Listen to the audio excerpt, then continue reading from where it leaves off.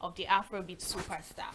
So Savage was in the news earlier this weekend for a reason that is not as exciting as the one at her London performance. The murder of one was in the news after her estranged husband T. Bliss called out her manager Vanessa for overbooking her so much that she doesn't get to spend time with their son Jamal. But that aside, let's take a look at this beautiful moment where she spotted her teacher in the crowd at the concert. Upstairs. I had a child. Hey. Okay. So Mr. Shaw, I need to look for Mr. Shaw.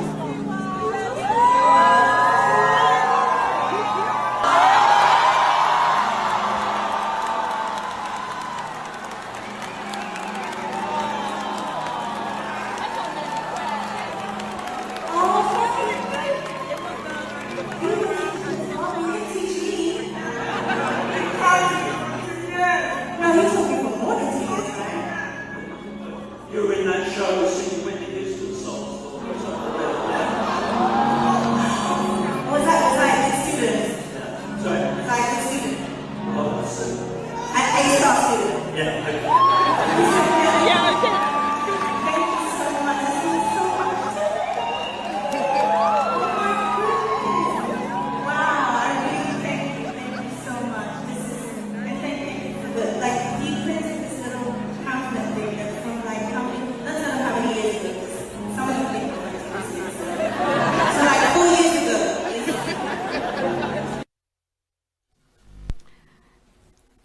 So you can imagine the excitement in the crowd. I mean, if I should see my basic science teacher, maybe while I'm performing on stage or doing some sort of a red carpet or something, I would be so happy and proud because, of course, she too would be proud of me.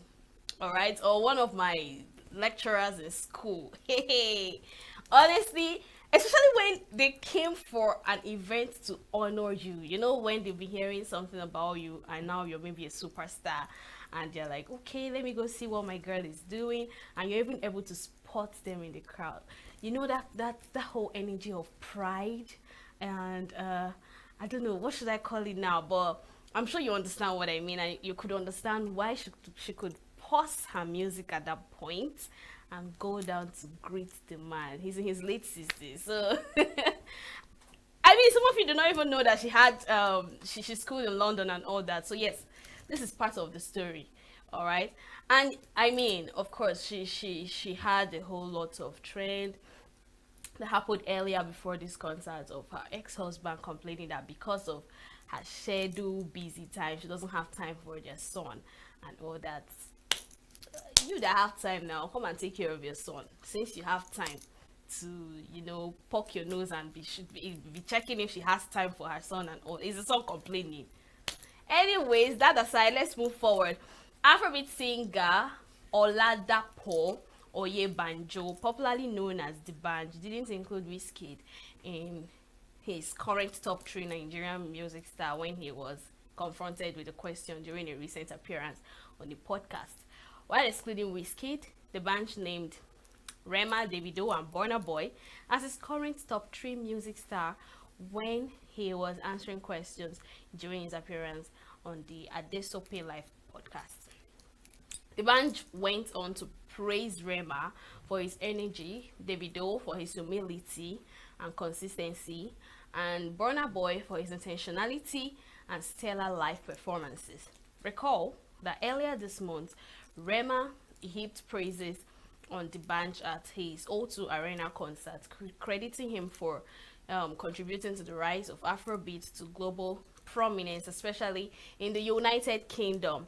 Rema identified the Banj as one of the first people to take the Afrobeat sound to the United Kingdom, saying he paved the way for his generation of artists. Now the question is, why did he replace Wizkid's Rema? Wizkid used to be you know what they call the trio, the big trio when it comes to music in Nigeria. Is always Davido, Wizkid, Burna Boy, and all. We have the fourth, the fifth, and the sixth. Then they tend to start calling the female artists and all.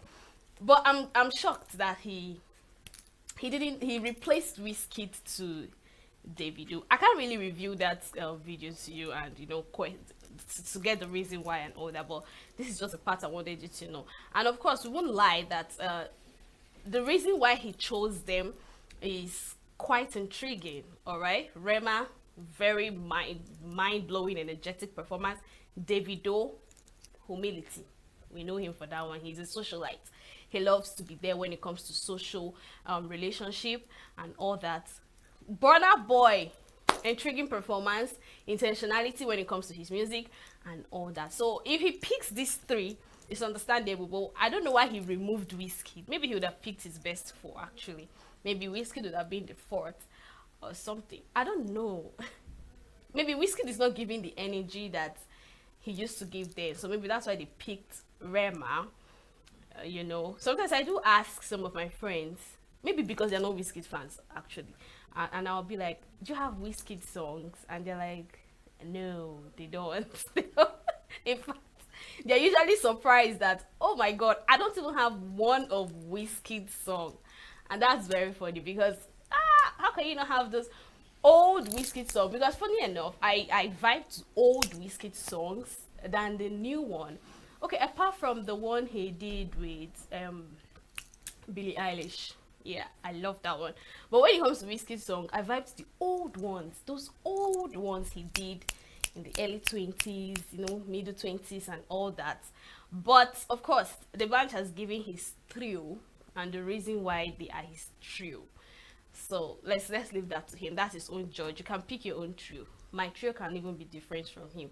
I might be picking Thames, Irasta, Tyler, name them, Yemi Alade and all as my own trios. Everybody has their own choice. We shouldn't start judging him for that. Let's move forward. Nigerian singer Davido Adeleke, popularly known as Davido, has announced that he will no longer be performing alongside Mary J, Bleach and 50 Cent at the latter's concert in London, UK. The concert, which is part of 50 Cent's Legacy Tour, is scheduled to be held on July 3rd at the Tottenham Hotspur Stadium.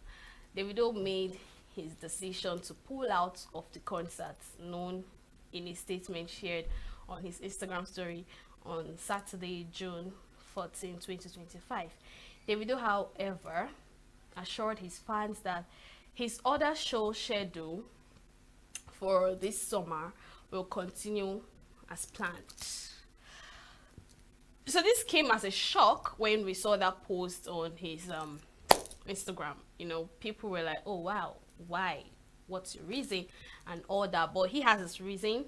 I think he wanted to do more of Africans or something, because why exactly did you remove 50 Cent? Because this is supposed to be part of his tour, right? So, but he has his reason. Let's not question him. It is his concert, it is his thing, it is his career. He has his reason, but we, his fans, we are keeping our fingers crossed to know what the reason may be. And of course, he's trying to keep integrity and all that. Let's keep our hopes high to see why he removed 50 Cent Bilge out of his list of artists to perform at the tour.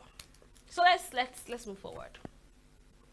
Famous Nigerian media personality Daddy Freeze has replaced embattled podcaster Nedu Wazobia for the Honest Bunch, announcing the change on its official Instagram page.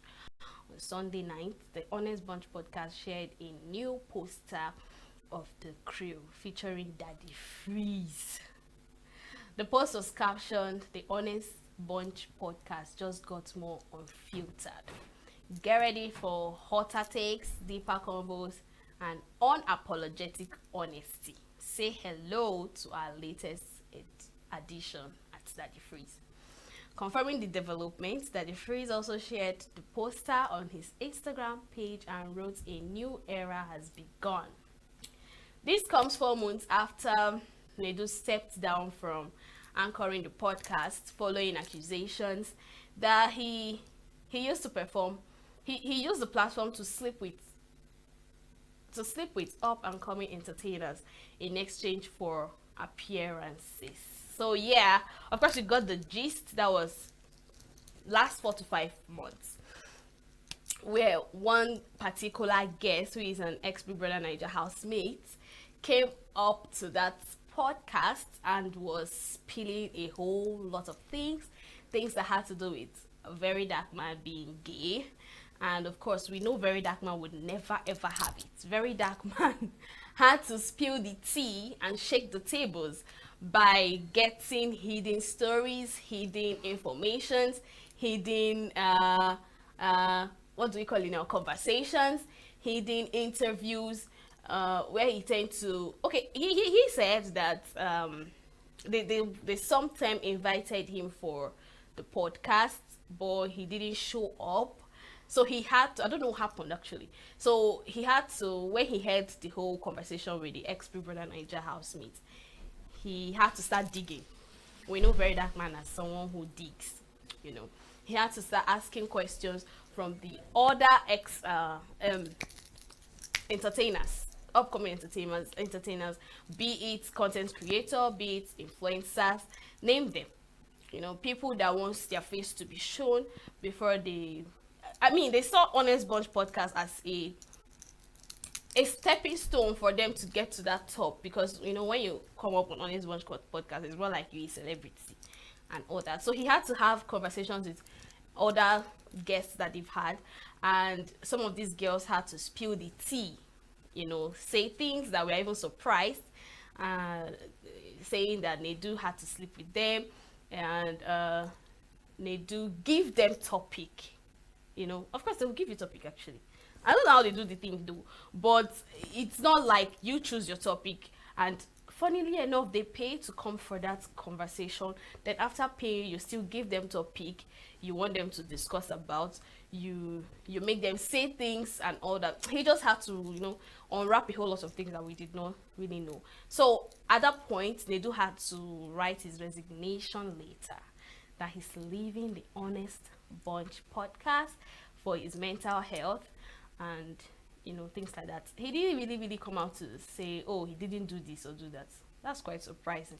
But yeah, he had to drop his resignation letter and but right now we have Daddy Freeze. Anyways, let's see what's coming. Like he said, this is a new era begun, and according to their caption, Honest Bunch podcast unfiltered. Let's see what they're bringing to the table. Maybe more bad news. We don't know. Let's move to the foreign scene.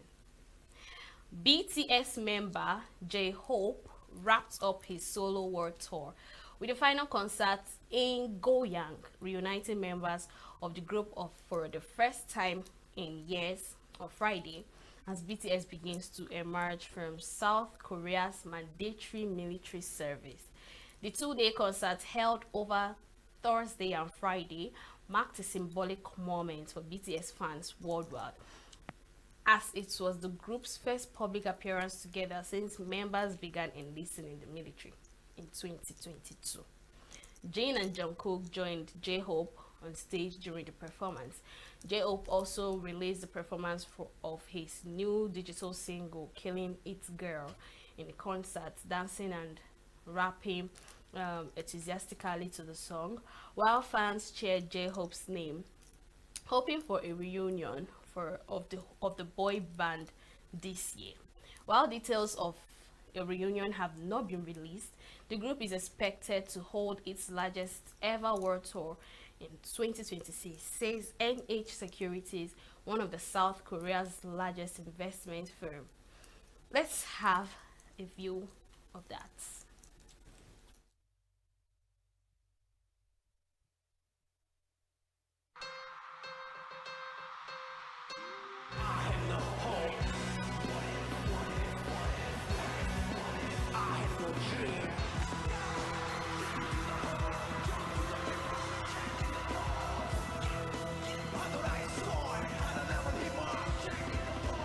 Final. 온 세상의 결이 너와 애결이 향이 결이 너미 가득한 결이 주는 우리 결이 Wherever where we would know Every time I run Ladies and gentlemen, just enjoy it. This love can't get far, ever falling. Reach you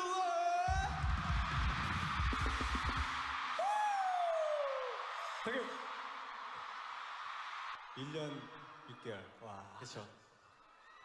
되게 많이 보고 싶었습니다, 진짜.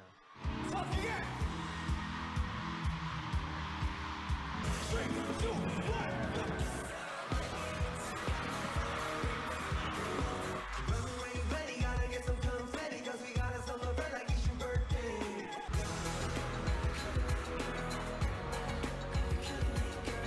개념만 동안 물 같은 이 신을 참관하며 바꿔나기 이 내공이 이제는 반응할 때 여거 지워지 말하기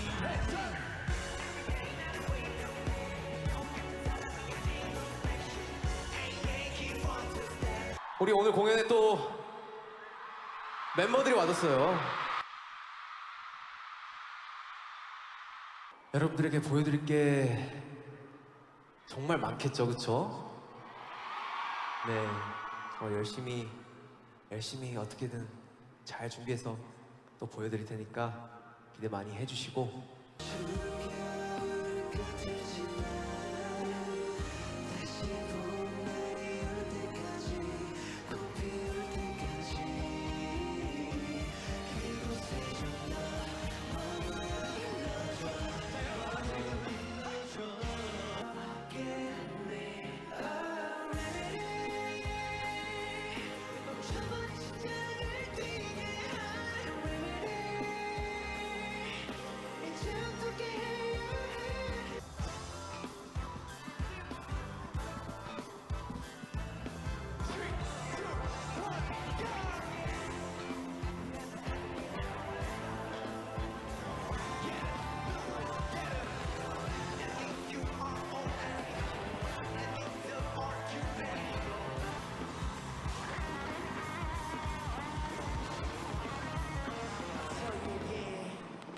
Never ever give it forever. Say it again.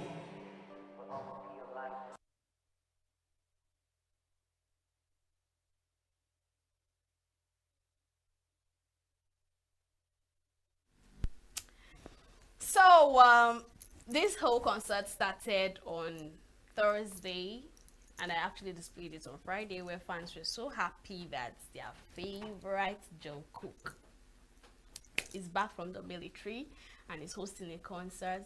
Like I always say, it's my younger sister that is always interested in this Korean thing and all, and Korean lovers and all. I'm not really a fan. I just know Jungkook because he's so popular even in Nigeria. But my question is, why are they actually going to the military?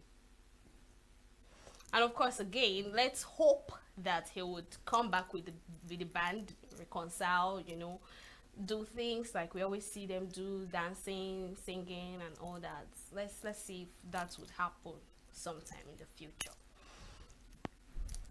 Dancers, musicians, singers took to the streets of La Paz, Bolivia, on Saturday for the traditional festival of the Great Power Grand Poda.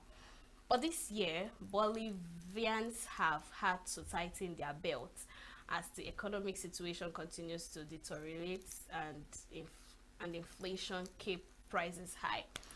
The landlocked natural country is facing its most acute economic plight since the global financial crisis, with foreign currency reserves sliding on stale energy production and exports, which have stoked political unrest and protests. The parade is a folkloric celebration known as the Lord of Great Power and fuses Catholic and indigenous beliefs. It has been designated by UNESCO as an intangible world heritage and brings together tens of thousands of dancers dressed in traditional clothes, musicians and performers The festival, deeply rooted in Aymara culture, is seen as a symbol of status and economic power, but Bolivia's economic woes has taken the shine off this year. Let's move over to the last story. Blind box toy maker Pop Mart, which has been freezed sales worldwide for products related to its ugly cute Labubu character, opened its first jewelry store in Shanghai on Friday, June 13. The jewelry concept store called Pop-Up sells accessories adorned with its top-selling character, including Labubu, Molly, and Skull Panda. While Chinese consumption remains subdued in the face of prolonged property downtown and uncertain macroeconomic future, Pop Mart's affordable and adorable toys have remained a high demand both at home and abroad, driving its share price up over 200% to date this year. Investor Zhang Zamin, a 34-year-old person who owns 100 million yuan in Pop Mart stores, flew from his base in the southwestern Chinese city of Chongqing to be at the opening to check out the new store type and decide whether to increase his shareholdings in the company. Zhou Xinghong, a 32-year-old customer from Shanghai, says the appeal lies in emotional comfort. She believes young people today are seeking joy and spiritual support over material possessions. Along with some Disney characters and other related to anime, comic, and popular game video, Pop Mart's characters are seen as fulfilling what has been called emotional consumption, which sees young consumers splurge on affordable luxuries that bring a little joy into their lives. At Pop-Up, prices start at around 350 yuan for charms or a simple silver ring, right up to necklaces adorned with metallic models of the character for 2,699 yuan. Most pieces are priced at under 1,000 yuan. At a traditional Pop Mart store, the blind box toy, the chain is best known for generally sell for 69 yuan and up, but consumers have shown a willingness to shell out much more for limited editions. Earlier this week, the Beijing auction house sold a human-sized Labubu figure for 1.08 million yuan. That's like $150,000, setting a new record and marking the toy's switch from craze to collectible. Now I don't know this has been trending on social media for quite a long time now, you know, especially my gender. They have this whole love and craziness for Labubu, a toy that is like this size, and it's so very expensive. 200 and something thousand naira. It's just like this, and it's something that you just hook on a bag, like a tote bag or something. Now you would see my genders unboxing this thing and shouting and crying, oh my god, it's so pretty, something that has a teeth that is like, I don't know. But let's take a look at this company and what they produce.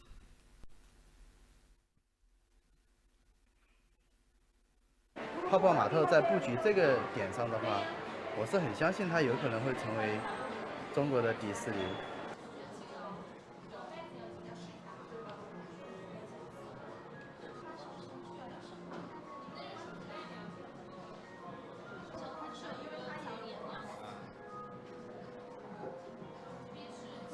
They, Pop-Up, are targeting young, trendy consumers who are likely to be primarily composed of fashion-conscious women.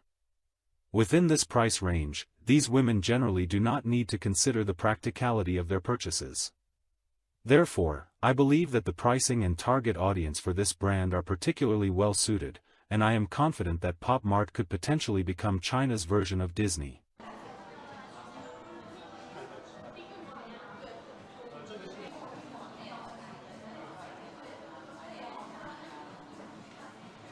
Nowadays, young people are paying more attention to psychological needs.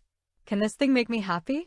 Can it bring me some spiritual support, that is, strength on a spiritual level? That's what we truly need to pursue right now. Ever since the pandemic, people have come to realize that things like houses and cars may not be what we ultimately want in life.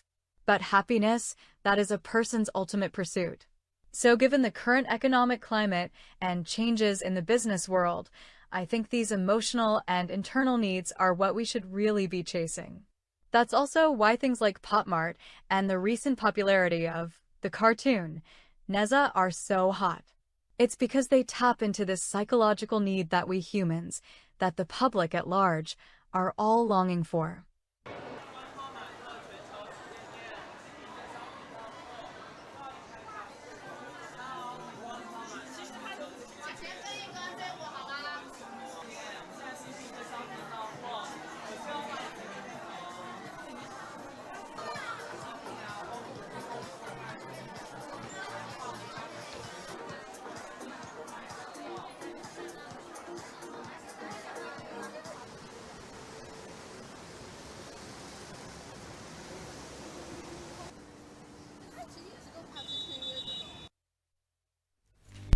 Now back to my question.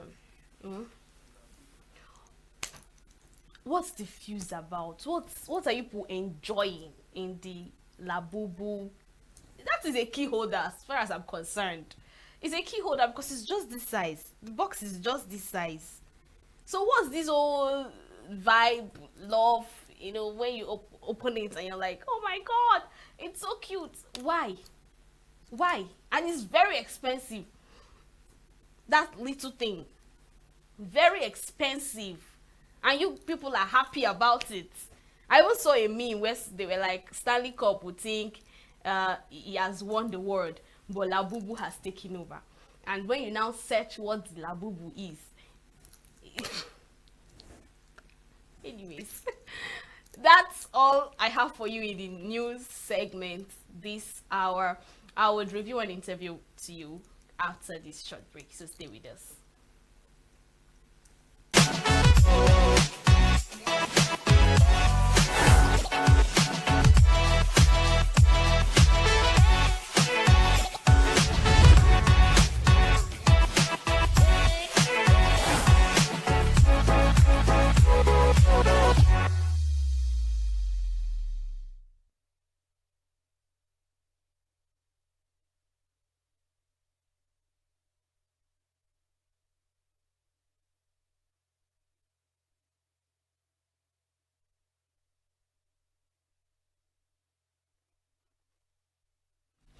All right, so I had an interview with Amy Breakthrough. He's a gospel artist. I met him at Sophia's birthday and we got an interest.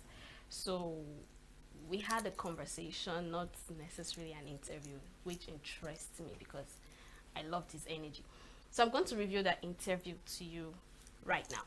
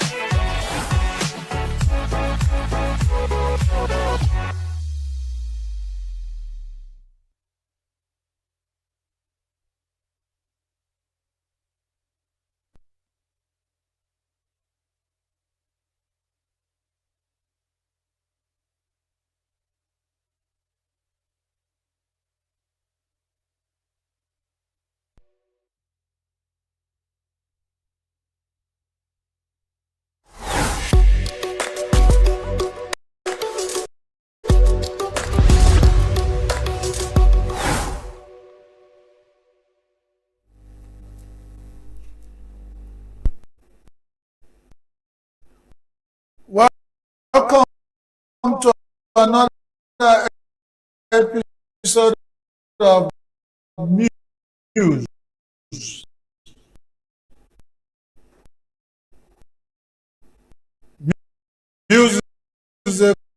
content of signature television.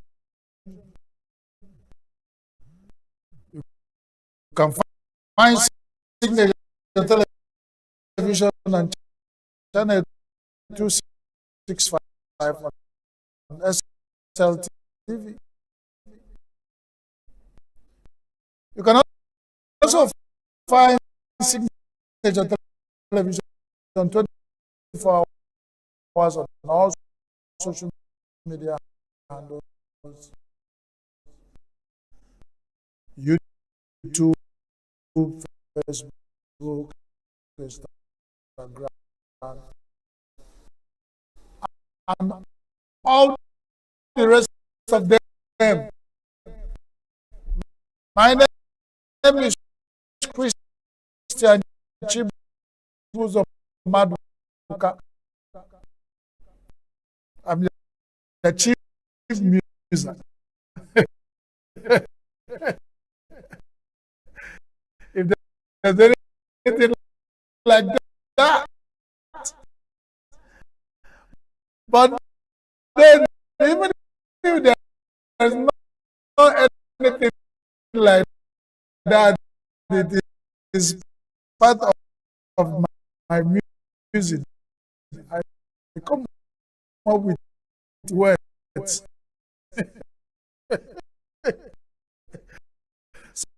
So just give it to me. If I come up with words that you can align with, please do. If I come up with the one you cannot understand, please ask your neighbor.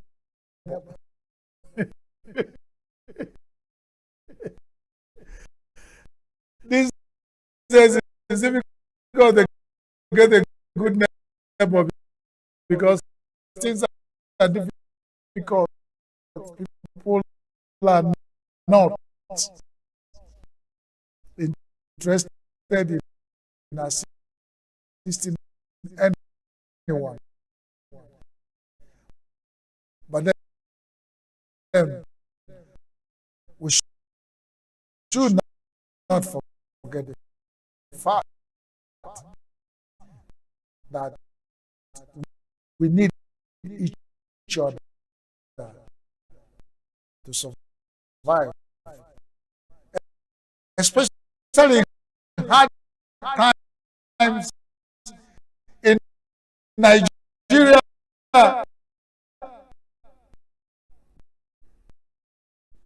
This is even the best time we need each other to survive. So, what do you think? We need each other to survive. But that's how I come in today's episode of the news. So let's muse together. I am here to your guests who normally invade your sitting room uninvited. So if it's my the language of my people, say, "Na give them well to swear." Okay. Oh, the first episode we're going to look at looks insecurity in Southeast Nigeria.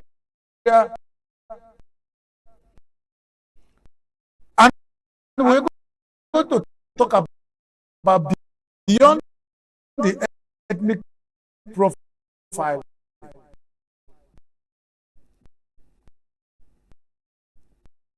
There is insecurity all over Nigeria.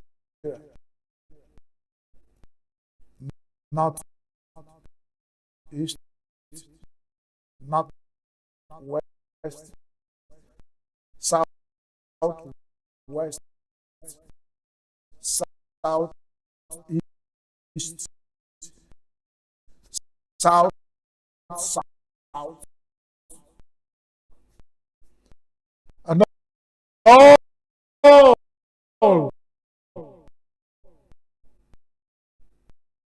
areas of Nigeria.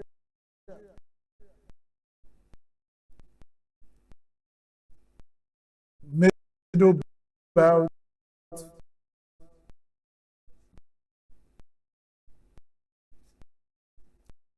I don't know what region that one belongs to. Now, it seems that there was so much killing that went on in Yaweleta,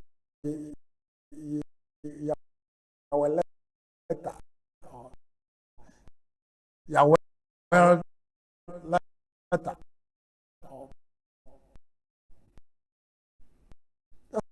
That's part of me. I don't want to bite my tongue.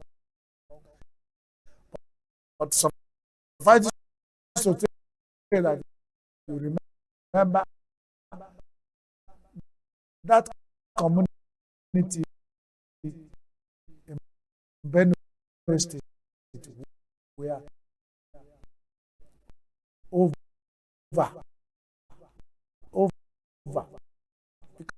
because that's the word. Even the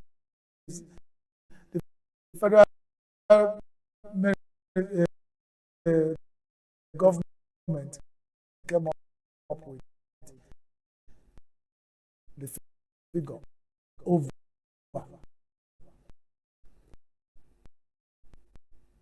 They didn't tell us exact anything that it could be. So, like since it's over, I still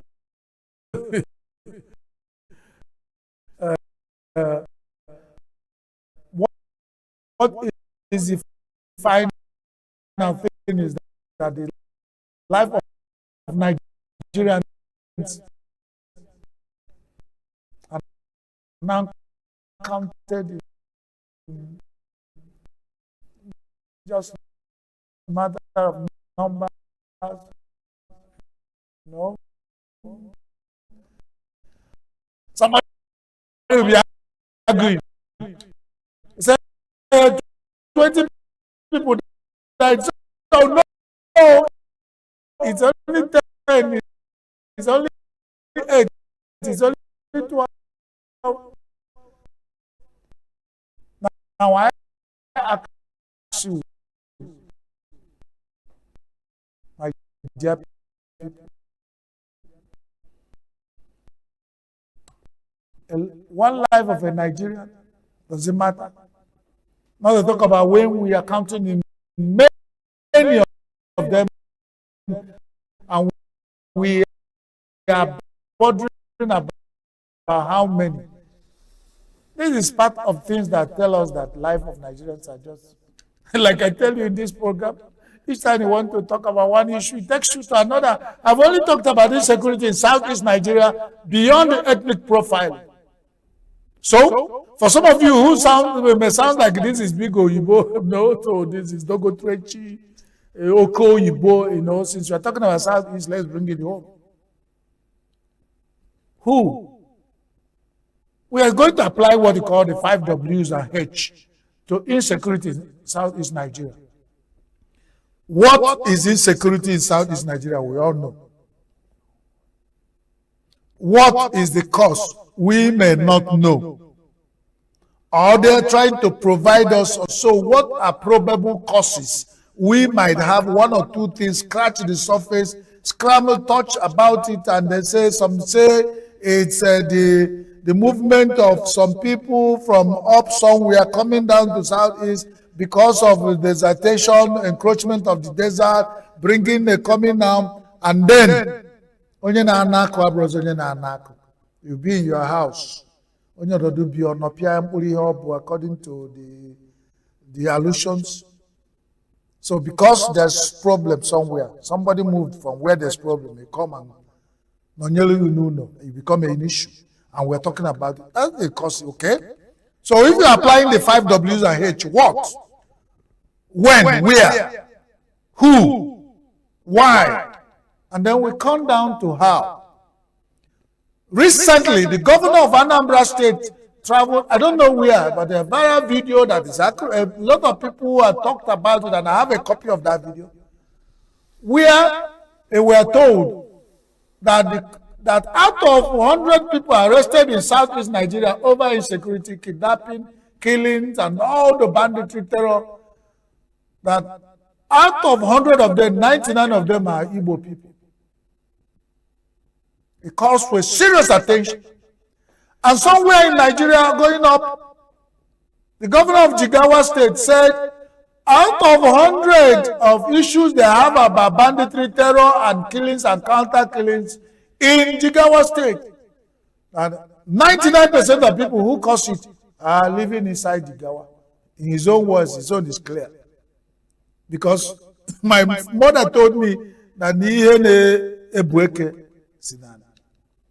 what makes a python to big grow from tiny baby python to big one is on the earth. So meaning that whatever kills Ede, it starts from the west. So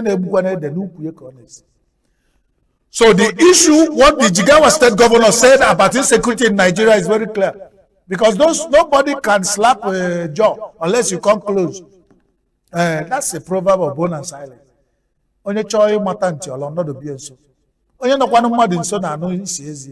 These are as one to muse on one, another one is coming. But that's not what we're talking. We're not here for proverb lessons.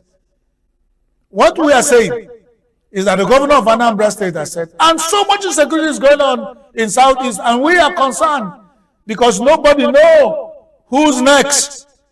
And the governor of a very powerful state in Southeast Nigeria has said, that actually it's the Igbos that are actually killing themselves, and they are profiling a certain ethnic group in Nigeria as the cause. And that's cause where I come in. I want to talk about it. Now we say, what is the cause of ethnic, terror killings and counter killings in Southeast? Who is involved? Who is caused, or who caused, and who does it affect? Who benefits on it? So when we finish with all the what questions, we go into who, and whom questions. So who benefits from Southeast insecurity? How does it, okay, who? Yes, we're still on who. Who costs? Who benefits? When we leave that, when does these insecurities take place? At night? In the daytime? In the morning, in the afternoon? Is it around the clock?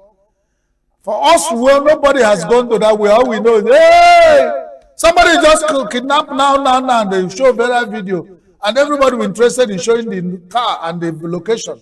And that's it. At the end of it all, what happens? We don't know. All we know is that ransom are being paid. Ransom are being paid to some people.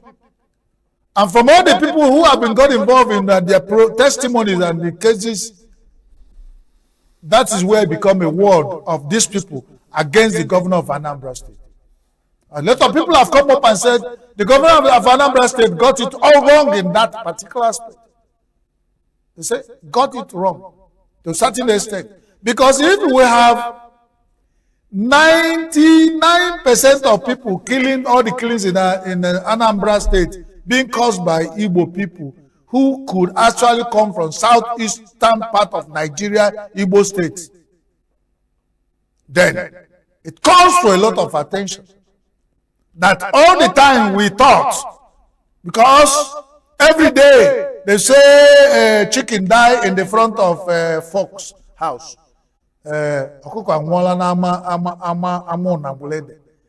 Yes, every day chicken die in front of Onambulede's frontage. Fox is Onambulede in Igbo land.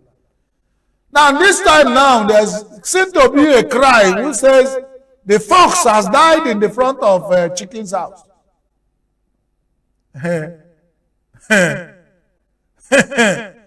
Anybody, any town that they find themselves missing one by one, they're not talking and they're laughing and probably playing politics. They're not go, when they miss finish, they're not going to trace them. Nobody will trace them. Is it political?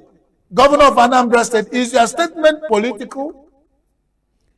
Is it true that all the killings and banditry happening in Anambra State is caused by Igbo people? Are you sure? So what happened to all the classical cases of header farmers clash that we hear? What happens to the millions and millions of people who have been kidnapped and ransom paid, and this ransom were paid to some people they could identify?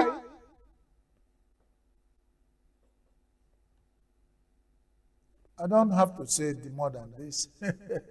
All I want to say, is it true that the southeastern governors want to play political correctness on issue of insecurity in southeastern Nigeria? I'm only asking questions and I come in peace. Is it true? I work with the media, I'm in the media sector. Certain things we hear and we want to confirm. I'm asking. If you know the answer, you can provide. Is it true that all the killings and counter killings happening in southeast Nigeria are caused by the Igbos? If it is true, the Igbos got it wrong there, because they cannot knock on the door and turn around and ask who is knocking on the door. That's my question. Now, if it is self-destruction, then who did this to the southeast Nigeria? There are so many questions we need to answer. I am not here to answer these questions, but I am concerned citizen of Nigeria, citizen of my community, citizen of southeast Nigeria, without apologies. So, if there are issues that are happening in this place, and I need to ask questions, I need to ask. I need to ask our governor, they are the chief security officers. If that is true, then if what Soludo said is true, Governor Soludo, Professor Charles Soludo, the executive governor of Anambra State, you don't make such statement and you went to people in diaspora and say it. Is it true? Is it true? Is it true? That's where I stop it. Until that question is answered, we will continue to ask that question, Okay, so without wasting time on that, the next topic we are going to look at says ADC Coalition Platform. ADC, Coalition, All Democratic Congress, Political Coalition, the prospect and challenges. Before now, nobody believed that will be a coalition that will work out in Nigeria. They sounded like the bookmakers had written and mentioned the book. They make their book and have written it and it's all true. But suddenly, we find out that certain things are starting happening. You know why I look this way? Certain things seem to be. The hunters have become the hunted. And then some people will say it's too early to begin to ask questions, the prospect challenges, and Onye a na-eje nne na-ada asụ ntụ. Something they say that you are going to be the star that will appear in public for people to come and watch you. And when they come there, they are cleaning dust and dust out of your clothes. And people will say, is this true? Now I want to say ADC platform at the top. A political party, usually before now, you hear it doesn't even get to the next 20 political parties that you mentioned their name. ADC came up and offered the platform and said, if this platform is what I will offer as a sacrifice for the house to still maintain some semblance of democratic compliance in a democratic society, that I will be willing to offer my platform. And the man offered his platform. And then certain things began to happen. Certain things begin to happen. My pastor told me that God does not bless nothing. God blesses something. It sounds like political, Pentecostal preachers, God does not bless nothing. He blesses something. So start something and ask for God to bless. So the ADC political coalition started something like joke. They asked God for help and they started building. For anything you do not give a thought will not grow. If you have a small pimple sitting on your jaw and you start thinking about it and touching it, you start growing. You start growing until maybe along the line you beg for people to help you carry your jaw. And that's what he started.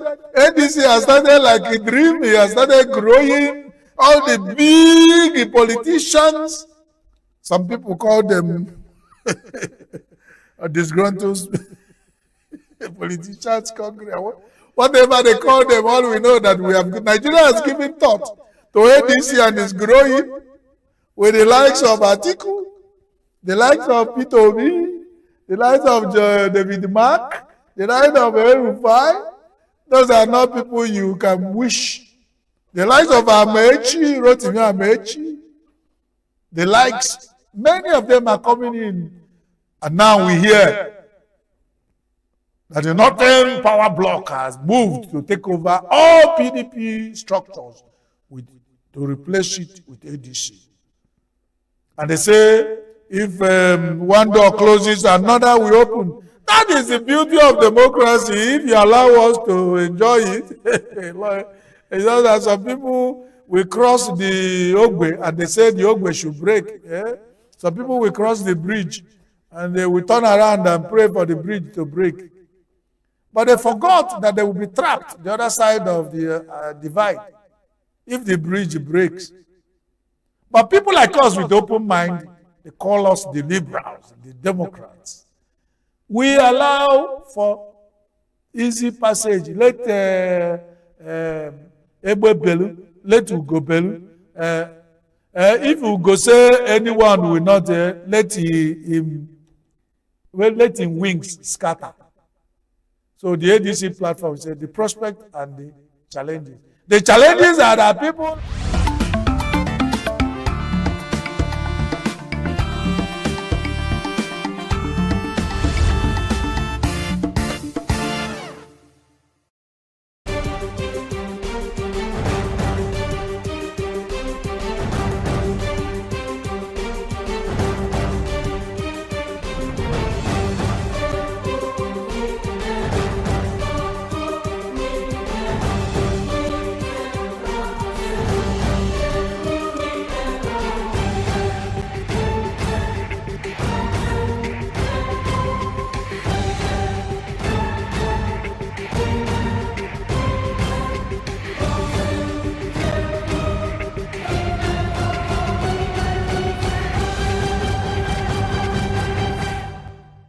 Hello.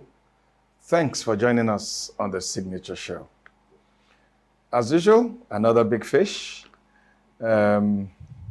Someone who has graced our homes. Sometimes we love her. Sometimes we hate her.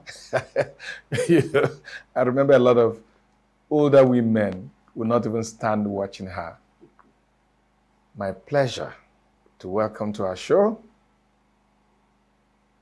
Patience Ozokwo, Mama G. Patience, you're welcome. Thank you. It's good to see you again. We come a long way. Yeah. Yeah, it's good to see each other once in a while. I remember those years in FRCN, Radio Nigeria. I still remember your wonderful voice. I still remember when you were in continuity and the wonderful things you did. But even then, a lot of us didn't know there was this other side of yours. So let's start from the beginning. When I spoke to one of your colleagues, Peter Doche, he said that when people say, oh, I became an actor or an actress from my mom's womb, that he was not very comfortable with it because this is something, yes, you come with talent, but then you have role models and all that. So at what point did your mom or your dad or your auntie see that you had this special talent in you? I didn't even know they saw anything in me until I ventured into the industry. And my younger brother was in the US, and my elder sister was always on my neck. You stop going there. People will give you bad names. Those who are acting, they don't have good names and things like that. I insisted that I was already enjoying myself, you know, just like I was enjoying myself on radio, and suddenly the retrenchment came, and it hit us very, very hard. It was like taking a child away from the mother's breast and things like that. But when this one came, it became a very wonderful substitute. And I started enjoying myself again. For my sister to now come and say, my eldest sister, say, you should stop. And my husband was very sick then, bedridden. I was the one running around, fending for the family, taking care of the children, and taking care of his medications and things like that. It was very much weight on me. So when she started reporting me to my younger brother now, who was in the US, and then that one said, sister, leave that girl alone. Is it today you discover that that's her she just discovered her talent? That's when I heard it for the first time, that it was a talent that had always been in me. Maybe from the things I did when I was in the primary school and secondary school, he now discovered that my sister has it. And now he's abroad. He saw people who had the same talent, the way they were behaving, and then felt, oh, we have such a person in our family. So when my elder sister came with the fact that I should stop, he said, no, I don't want her to stop.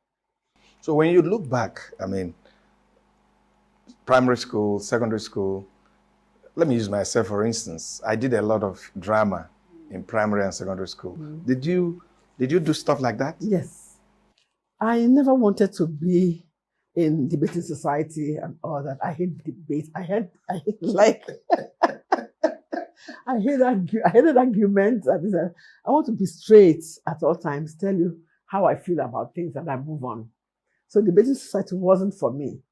But dancing and making people laugh, you know, was the thing for me.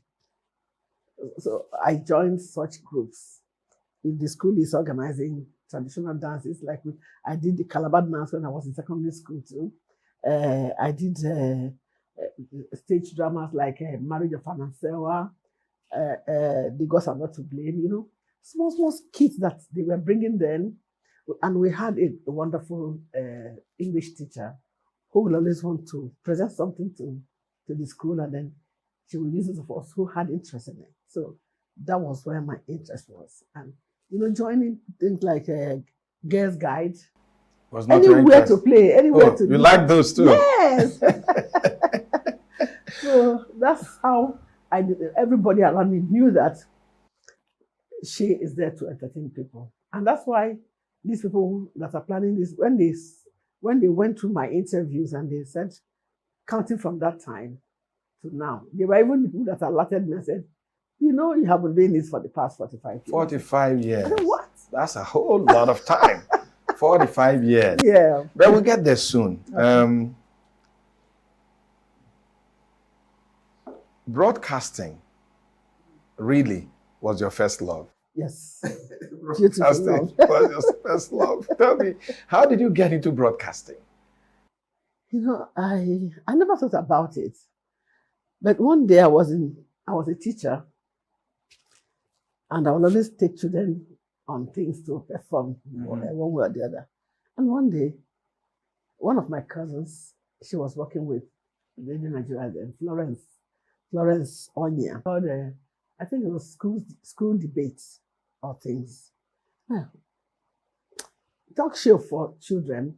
And she said, sister, you are in this. I said, you know, your cousin is always your sister in Igbo land. Sister. You came to this. I said, yeah. You are here? I said, yes. Okay. You are going to do something for me. I can't even remember the aspect of which she asked me to do for her. And I did it, and she was, wow, that was good.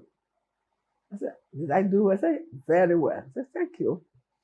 And then the next, she came to the school and took me and said, come and anchor my children's program in Radio Nigeria. It was a big thing for me, and I took permission from the school and I went. The next time I went, it was after school hours, and she took me and we recorded.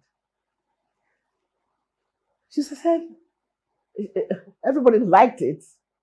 It was like you were a pro. Yeah, I didn't know what they were liking. I just go, so at the time, there was a problem in the office, and then they took me away from continuity and then sent me to produce, and they put me on Women and Children. I started producing Women and Children on Radio Nigeria. The manager came on and said, come here, you this girl. You know, I just love you with children. You made me feel like a child too. The way you blended with the children and everybody was so, he said he loved me, I should stay there. But me, I loved the continuity. When you were already in Radio Nigeria, yes, they moved you from continuity to Women and Children programs. To sort out some things. And every aspect of the listen that I went to, people were loving me. Until the retrenchment came, and I was retrenched. Yeah, I mean, I think I was already in the industry at that time. Yes, you had come. I had come into Radio Nigeria.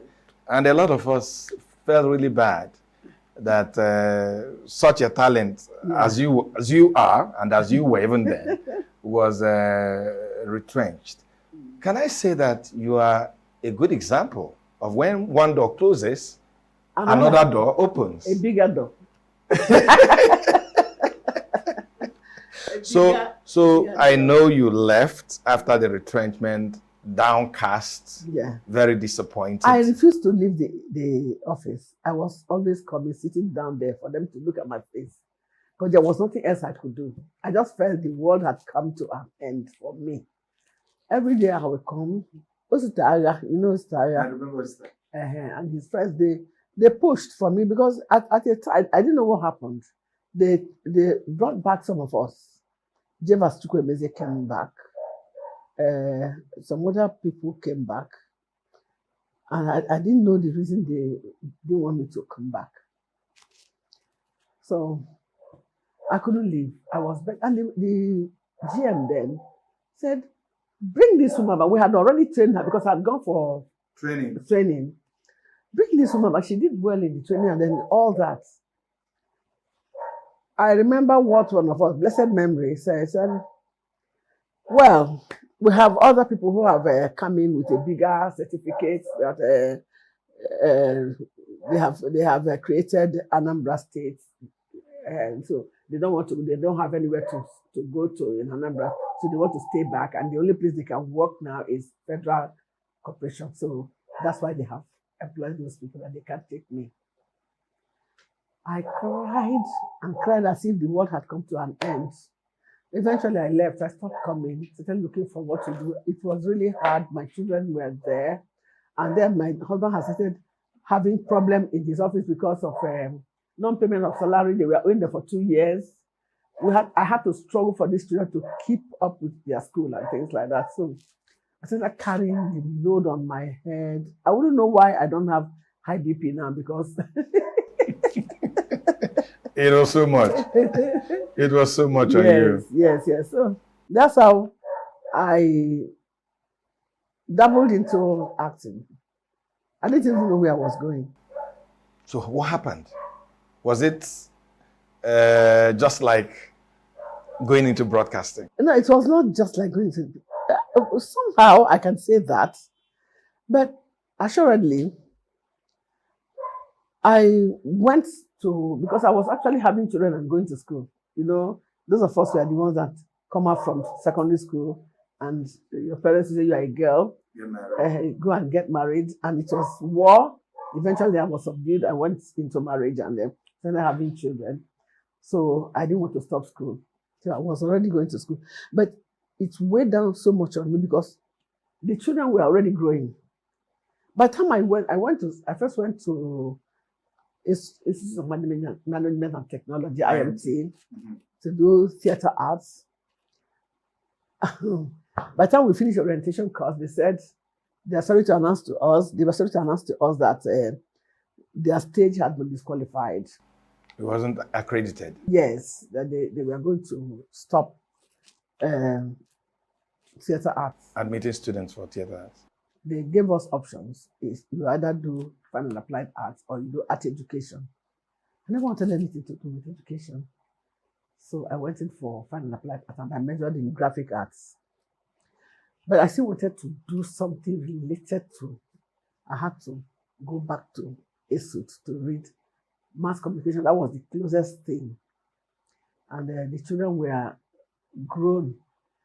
They were in the university, I was in the university. And their father was bedridden. He was sick for more than 15 years. Bedridden, not getting up, not doing anything. So, and all of them, because I had them like that, 1 year difference between each of us. I had to. I don't want to remember such things. No, please. Okay, no problem. I was in the class and my cousin in the class again called me and said, "Sister, we are going to break down. 4 children in the university and you are also in the university." I hadn't paid my own fees for after the first 2 years. I couldn't make up my school fees. My husband was sick.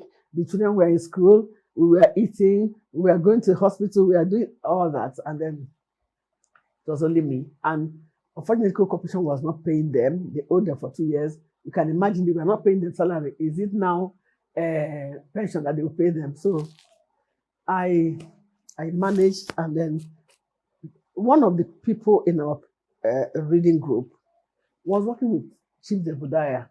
A very well. Chika Opala. So she now told me, I forgot that you had worked with Reading Nigeria. I know you know all these things before. That she could actually connect me to Frank. I said, with Frank, that with one of her friends. Yes. Hey. She now introduced me to Frank, who now introduced me to Chief Zebediah. So when they wanted to do an advert for Anambra State, because Anambra State, their children were just finishing elementary schools and they go into business. So they wanted to encourage them.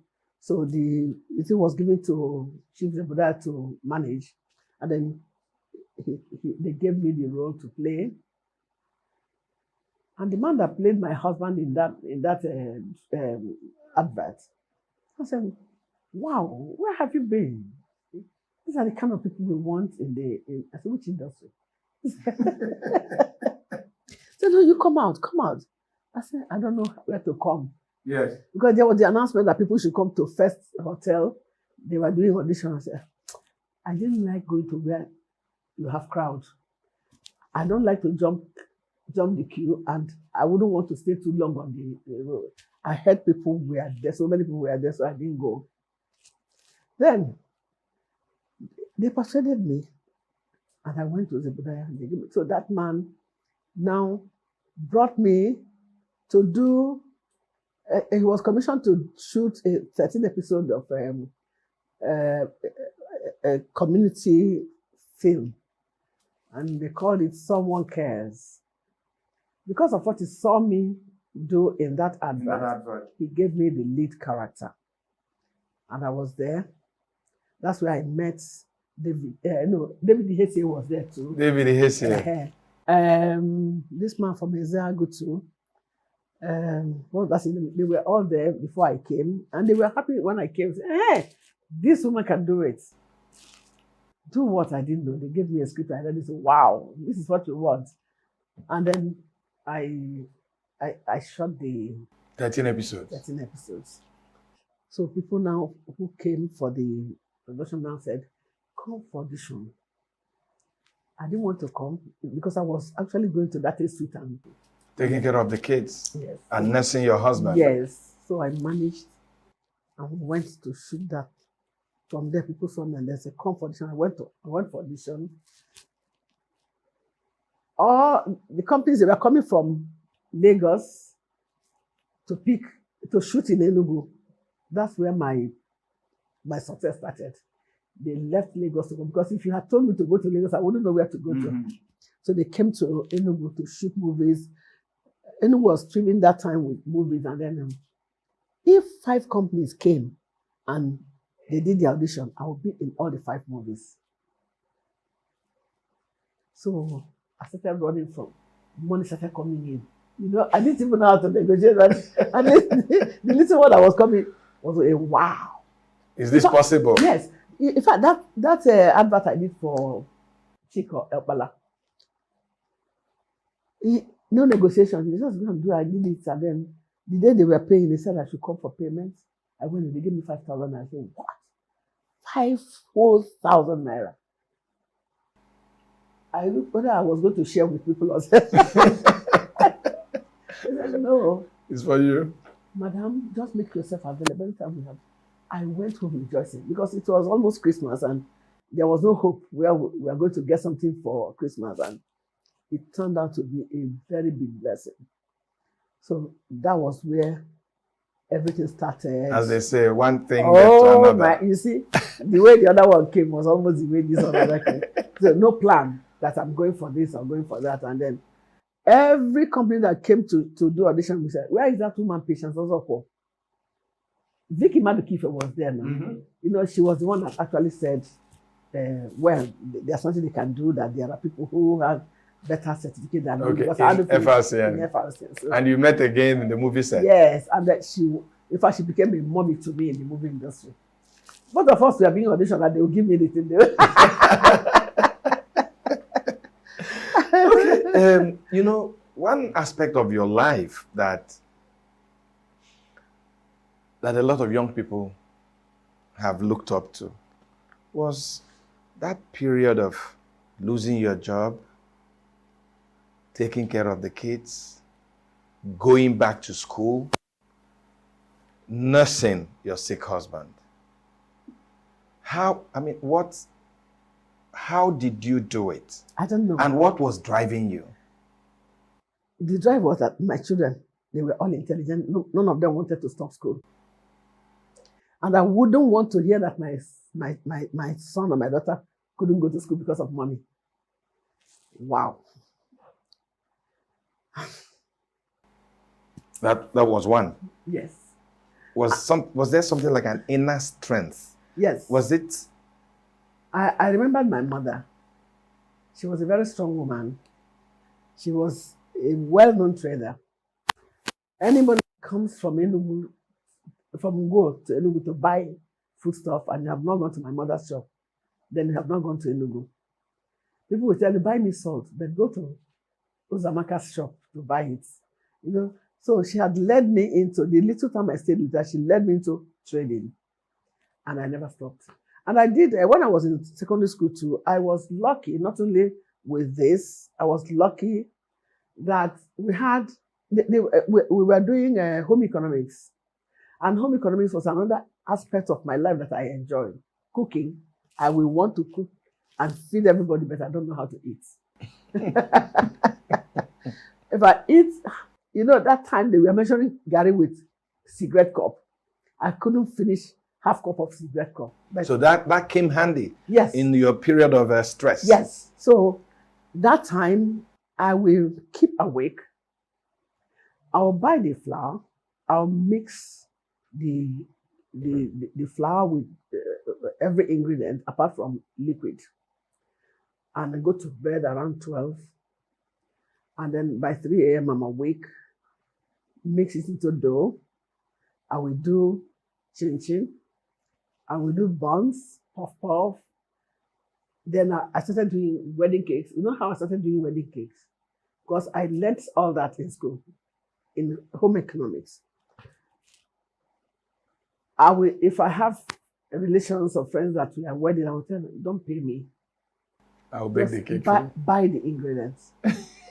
That was a smart marketing move. I will bake it.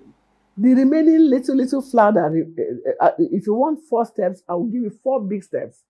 The remaining ingredients, I'll keep them. That's the profit I had. Nobody paid me for all that. And then I will set up the table, make it fine. People will, wow. Good. One thing is that anything I find myself doing, I do it to the best of my knowledge. I research, I watch others, and I learn from people a lot. I don't know it all. I don't feel I ever knew it all. I will keep watching, listen to people talk. I wasn't talking much then. I was kind of watching and listening to others. Mm-hmm. So those were things you were doing to augment. Yes. Whatever nobody ever gave me like, take this 10,000 naira, go and start business. No. But if I was able to get like 2,000 naira, I would look for something I will do with it that will give me 2,500. Before you know it, I will have up to 5,000, and it encouraged me. And each time my husband needed his drugs needed to be refilled, I will find money to do it. A lot of young women, I work with you, were such a pretty, beautiful, you're still a beautiful woman.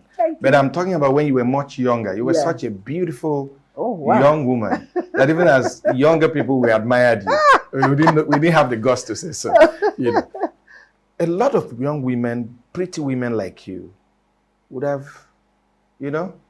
either killed. Because you were passing through hard times. Yeah. Your husband was bedridden. Yeah. And you were in need. Yeah. So what calmed you down? What was... from childhood, I grabbed the word of God. I grabbed the word of God so much so that the only thing you are telling me is, if I'm not doing all those things, then I'm in church. Oh. I was raised as an Anglican. So from Anglican church, I joined Scripture Union. So I never looked at the world. It was inculcated. I learned it from childhood that you should not sleep with a man that is not your husband and all that. So I lived with it. Even when I said at a time, let me even try and be like others, I couldn't. Because I wasn't so used to it. Yeah. I wasn't so used to it. Sometimes other people will tell you, you are killing yourself. Come now. Loosen up. Your husband is sick. We do this. I said, okay. They will tell me when we are going out. When it's time to go out, something brings me back. You just don't do it. But I enjoyed myself in the church. As a member of the Scripture Union, I was in the choir. I was in church choir, Scripture Union choir. I was a Bible study teacher and all that. So it really ate deep into me. So I didn't have the opportunity to be wild. And then your husband died? Yes. My husband died, and then a lot of people came and said they were going to marry me. But then my children were already grown. There was even a time I said I was going to get married because people were offering their hands in marriage. But, excuse me, with all these big boys, and I had 3 boys before the girls. Were they jealous? Yeah. The young men were jealous? Yeah. In fact, they called me and said, Mommy, please, we know you never had a wonderful marriage, but please, for our sake, we are grown. If you get married now, our friends will laugh at us. They will be selfish. There was a day we were shooting. We were shooting in Lagos. I was in the car going from one location to the other. My phone rang. It was one lady. She was what we call bloggers now. She was a blogger. She said, excuse me, is that patient? I said, yes. She said, we heard that you wanted to remarry. This happened, this happened. And now you want to remarry, and your children said no. I said, yes, they don't want me to remarry. No, they don't have the right. I said, they do have the right. They are the family that I have. If they say they don't want it, I live with my family. That's what I know from childhood. So leave me alone. How could you have made that sacrifice? It was a lot of sacrifice. Young woman. I didn't see it as sacrifice. I just saw it as something I should do. They don't want it, so why not? Yeah. And my children were, they were all over me because we went through the suffering together. When I'm on location, they're the ones taking their father to the hospital. All they need to do is to tell me how much for the drugs and money for taxi, because the only car we had broke down and all that. So I made sure I provided that one, and once in a while I rushed home because I was always on location. Like I told you, 5 companies came, they would put me, all of them would put me in their movie. So I was running from one location to the other from there, trying to meet up with demand. That's how I was able to even put up this house. Because we didn't have a house before my husband died. Oh. Yeah, we were living at a GRO extension. And then when they returned, even with the non-payment of the still returned them, they retired him, you know, we just left. I told him, let's go to the village. That's where we came to. And we didn't have a wonderful house in the village then. We started building here, 1 year, 1 block, that kind of a thing. So at the time, it just came on me. My younger brother came and said, sister, I know you. You can't be happy in this old house. The only thing you can do now is to. So I said, how will I do it? Where will the money come? First of all, he bought me a car. Your brother? Yes, to console me. I know you like good things. But I said, don't worry. If I can. One day my children called me and said, Mommy, don't worry, you have tried. Whatever you can't get now, we'll give you. You have spent so much time on us, we will give you. So I was looking up to it. My mind was, let me struggle and make sure that they are comfortable, because what I can't get on my own, they will give me. But all is now, they say, we can't even give you anything you have. You have everything by yourself. What will I buy? Yeah. I said, what will I give you now? I said, anything. Even if it's handkerchief, as long as it comes from you, I'm okay. Ha. It's been a journey. Oh my God. A long journey. Okay. Let's go to Nollywood, where you have become, forgive me, an oracle. You become such a figure that when the history of Nollywood is written, there must be a special place for you, no doubt. Let's talk about Nollywood. Yeah. The Nollywood you met, the Nollywood that you were part of growing, are you proud of it today? I am excited about Nollywood. Yeah. We started from nothing. These people, they didn't even have money to produce any movie. I know how many movies I did without receiving one dime. Yeah. So it was not every movie that you were able to get money from. They will pay you, don't worry, we'll pay you, and then later you won't see them again, you won't even see, all you see is the movies already in the market. One day I got myself prepared. I went to Uppy Wake. I said, I'm going to die with 2 people today. Pay me all the money you're owing me. I needed money for so many things. This house was skeletal. One of them, each shop I came to, they would say, Oganode. Each shop, Oganode. So one of them, Opie, called me and said, come, I know I'm owing you. And you came to collect money. I said, yes. I said, he said, sit down. I sat down. I said, you may not be able to collect any money today, because everybody has said that you have come to Uppy Waker, and they have all run away. I just stayed back because I have conscience, and I want to tell you that only better I don't have it. I will beg you to quietly go back. If we don't pay you that money, what the movies you did are making in the market is enough savings for you. I cried and said, when you finish crying, just wipe your tears and go home. That's what I did. I went back home without a dime. And then,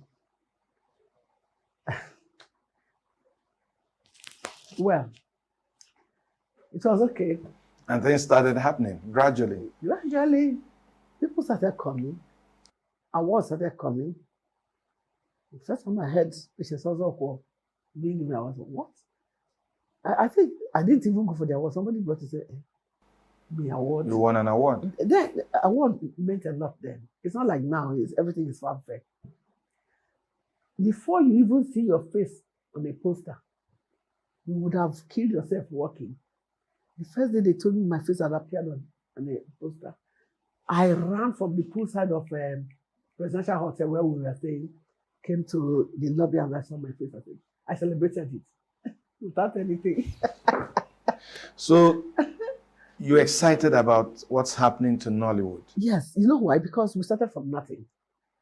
And for me, the rate of progress is big. Then it was during the time of Jonathan that he pumped so much money into the industry. And believe you me, that man really helped film industry in Nigeria. He sent a lot of our cameramen abroad, some to Jos, that film school in Jos, yes. Some to South Africa, on different camera people, producers, everything. And then some of us also went abroad and brought like Steph Yokereke. They brought New York Academy and they trained a lot of people in production and filmmaking, different aspects. And then things started changing. And the people have started now investing in the industry and we're getting better equipment, better trained personnel and things. So you can imagine the rate at which we have grown has shocked the whole world. We were just there and they gave us the name Nollywood. Yes. You know, we didn't competing with the other woods. Yes, we didn't fight for it. We didn't even apply for it. They just said no. From rating, we have seen that you people have achieved this, and then we call you Nollywood. We celebrated it. And then we have not rested since then. People are working so hard now to get things done. Let me ask. At the beginning. But you check it. The kind of pictures we had then and now, is it the same thing? Definitely not the same. And not the same thing. Definitely not the same. You see? So you can agree with me that we have come a long way. Yeah. I totally. And we are still not resting. I totally agree with you. We are still not resting. It's just that the Southeast here, we are finding it difficult for people to really invest. You know, the Igbos, they don't invest in what they don't know. Especially when one or two people have been deceived by some scrupulous people and they don't believe in investing anymore, they run away. And when you want to talk about, say, don't go there, these people are bad people. There are some bad people amongst us that when that you mess the whole thing up. Yeah, when you give them money to shoot a movie for you, that's when they remember that they have their rent that they have not paid. Or that their father has not been buried properly. Yes. Or they needed to get a wife. So they mismanage the money and they end up not bringing at least the rushes for you. Yeah, so a lot of people are scared. Yes, so it's affecting us now. Before you can get people who want to really... Before, marketers were not coming on location. No. They just give people money to go and shoot a movie for them. All they need is bring the master. But when we look at it, those that did what they were supposed to do have grown in the business. Yes, they have. Unlike those that were involved in this kind of... yeah, some of them repented and then they came back better. At the beginning, so many movies we were not paid for. I mean, they didn't pay you for them. When they paid, it was pittance, it was small. You're getting it? You're getting the big fees now. Oh, I can't even remember that there was like it was like I was paid millions. Because the resultant effect is that those movies fetched me in the heart of people. Yeah. They were able to see me, appreciate me. People love me so much. You can't even stop them from loving me. And because I don't. And some hate you too. Some For the wicked yeah, acts. yeah. You know what? Some who hated me. Eh? When they see me one on one, they can't help but love me. They will shout. I said when I see you, I will give you punches, but now that I'm saying, I just feel like hugging you. Can I hug you? You know, like I'm. But are you really saying that some of those wicked things are not inborn? I can't say for myself, but people are even people who went to school with me. You that worked with me, you think I could have been able to do what I'm doing now? They said, Patience, if anybody told me you would do what you're doing in movie, I wouldn't believe it. Because my mom sometimes will almost tear you off the TV set. But when she sees me, this woman. when they see me physically, they fall in love with me. How do you soak the appreciation of people? I mean, when you on the streets, you go to New York, you go to other countries, you go to African countries. It's amazing. You know what? If I go into a supermarket now and buy things, I want to pay. The cashier will say, "No, don't worry." When I look back, no. But somebody already paid. I said, "It's so much." I said, "Don't worry." I just thought. I mean, people love me to a fault. All those things, they know. At least people who have been with me have opened their mouth on social media and they have said, never knew she could do it. She's not like that. And our people are so they're enlightened now. But that was a little problem at the beginning. It was a little problem at the beginning, but I couldn't stop what I was doing because my aim and objective was to interpret every script more than anybody else could. Let me ask you, how did your kids, when they were younger, how did they react to some of the roles you played? They were going to location with me. So they knew it was make-believe? Yes, they were going to location. There was a day we were shooting in the market here in the village. I was abusing people, fighting people in the market. When I threw one woman on the ground, we were fighting. By the time they said cut, I got up. I saw my friends and they were just like this looking at me. Are you really the one doing this? Oh my goodness. Naturally, I fight for people. Even in the industry, you bring food and you want to treat this because they are extras and if you don't give them, I say, no, I'm not eating except you give them food. I fight people's battle for them. So a lot of people know me with that. And maybe they would have talked to people on the street and I've met with people and, I've met a lot of young producers and young actresses who have shared stories of, oh, I want to be a producer. I have a film. I don't have money. And they say the person to go to is Mama G. How are you able to do that? When I meet these young ones, I want to invest in their life because I learned from early days that investment in human beings is greater than investment that you're seeing. My mother spoke it in my language. She said, Oyi, Maria Owa. What does that mean? Oyi is good things come back to life. It can be reincarnated. That if you do a good thing today, you will gain from it much later. So I would help them.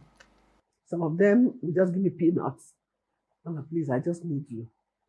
I said, this might feel, I know, but I don't have it. Sometimes I just shoot it. I say, use it and pay others, and I'll go. Let me talk about the values in Nollywood. Here you are, as you were talking to me, you said it's not the money. Why is it not the money? How do I reconcile that with today's young actresses and actors who hinge everything they do on Naira and Kobo? I learned, I came into the industry and I studied the system. From what that man told me in the market, I now discover that there are other things we can do in this industry and make money. If I could shoot movies for them and they didn't pay me, and still I'm alive today, that means I can help others tomorrow and still not get paid and still make it. Because you don't know where the movie is taking you. Some movies just come out and they become bang in the market. And then the person will always come back and say, thank you. Mama, you didn't take money from me to shoot. And I said, the movie sold so much. I said, okay, what do you want to do? I want to shoot another one. Then they'll now pay me. And pay you well. And pay me well.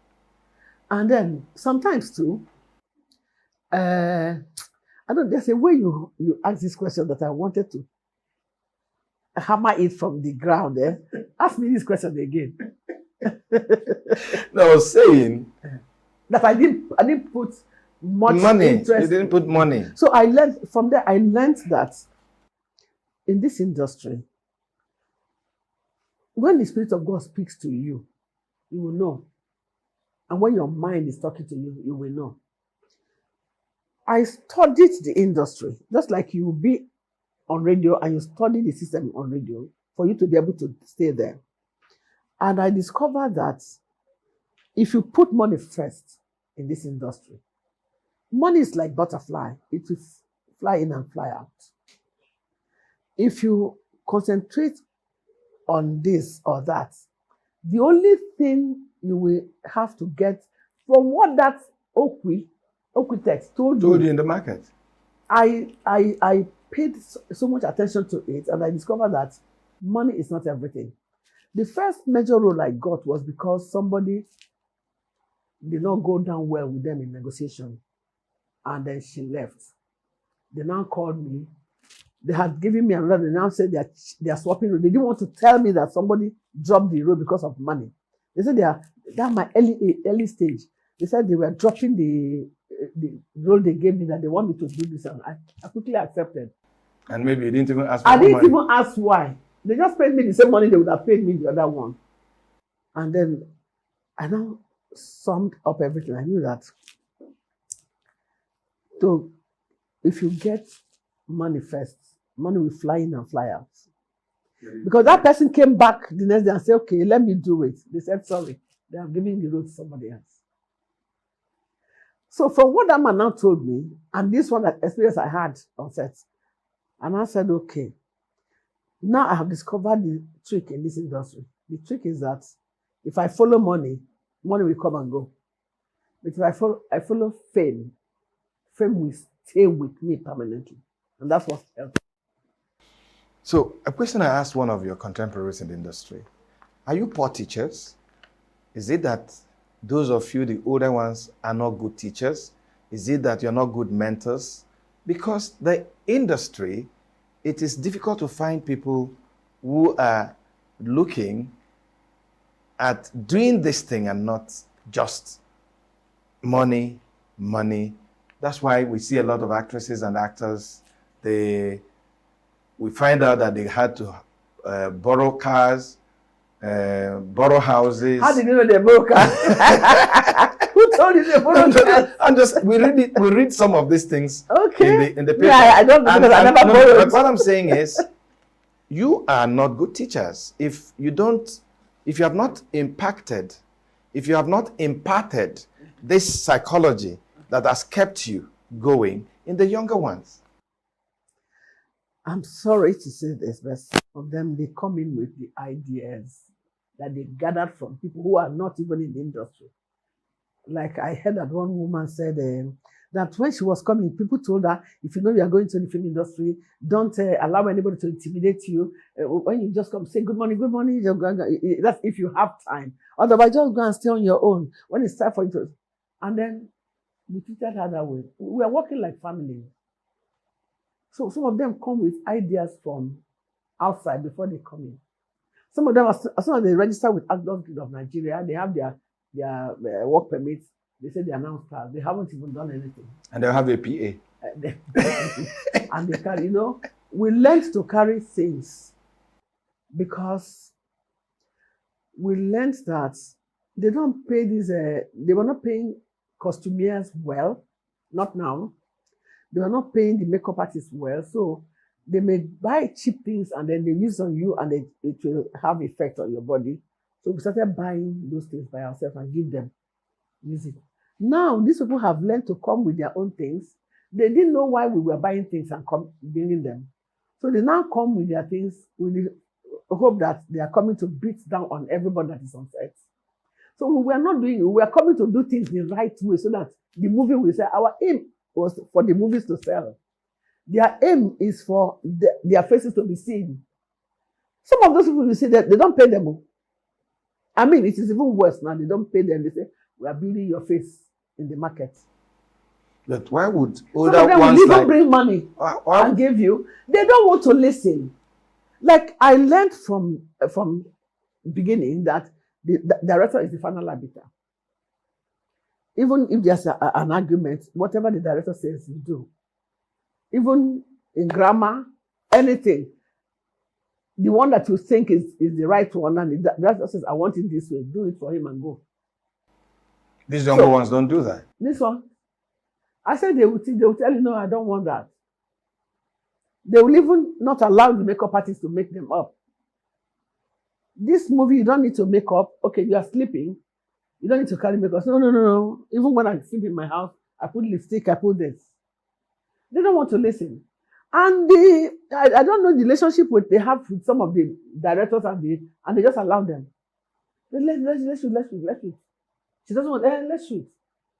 But I know some older directors that raised us, and they managed last lot to do Imasu, Bodemerowa, Chika, Ono, a lot of them.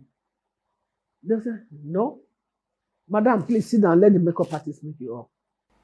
Because the makeup artists have been briefed on what they want to achieve. It is the work of the makeup artist to make you up, to go with the story.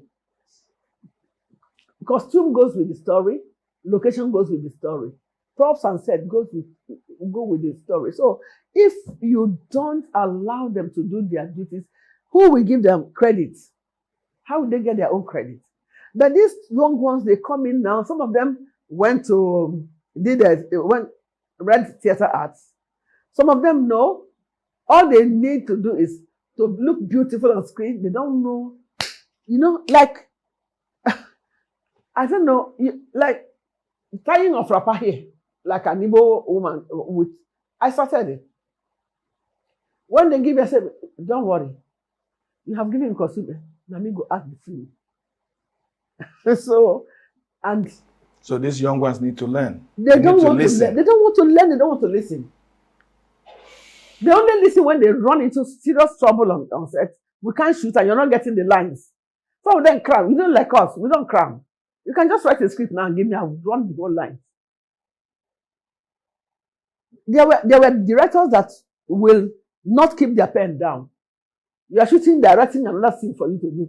So if you cram, you would have crammed yesterday, isn't it? But if you come and they write one now for you now, you can't say, I can't shoot it. Give me time.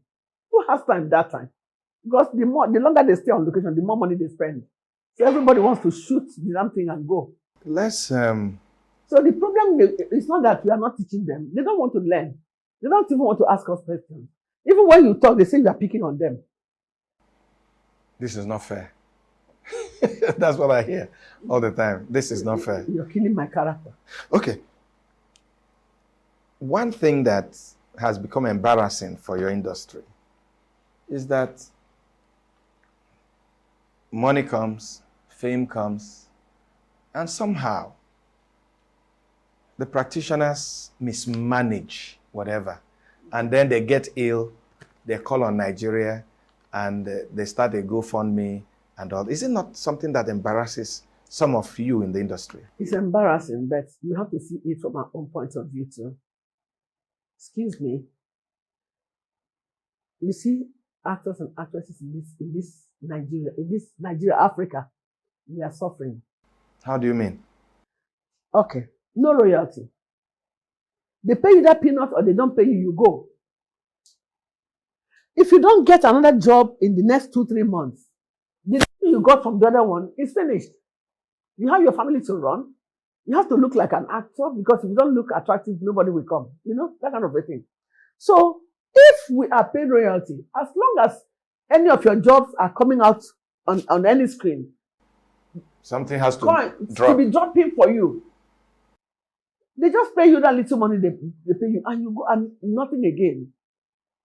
That's why you see us running from one. Why is the industry not engaging? We are struggling. You need to engage those that are supposed to make sure that this happens. The National Assembly, the people in government. Over years, I told you it was a good luck that started building on these things to bring about. It was cut short. But right now, if I get my phone now and show you, you will see that we now have committees that are looking into it. In fact, this present president that is finishing his tenure has done, I mean the Actors Guild of Nigeria president, Emeka Rollers, he has done so much, and we are working on, I'm even a member of the bylaw committee. We are trying to bring out modernities whereby these things can work. Why is government not listening to us to make us start having royalties and things like that? The musicians, they have been able to sort themselves out. Our own is still difficult because the producers, most of them, sponsor movies from their pocket. So he who pays the pipe and tells the tune. So government has not started looking into it, and then we discovered that they said we are not a union, but we are a guild. So we are trying to see how we can transit into a union, so that government will now start looking into us and investing in us. That was what that president started, which he didn't conclude before he left. So it's like we are starting afresh now to work on it. By the end of this month, we would have finished our job and submit, and then we'll come on a round table and then discuss with, because the industry is made up of different guilds.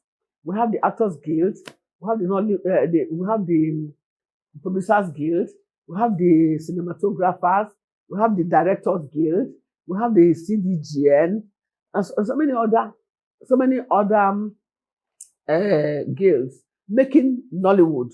So we are working on it. Especially since that boy died in the river. That's Junior Pope people, and others. Yeah, it was not only Junior Pope that died. There were 4 or 5 of them that died.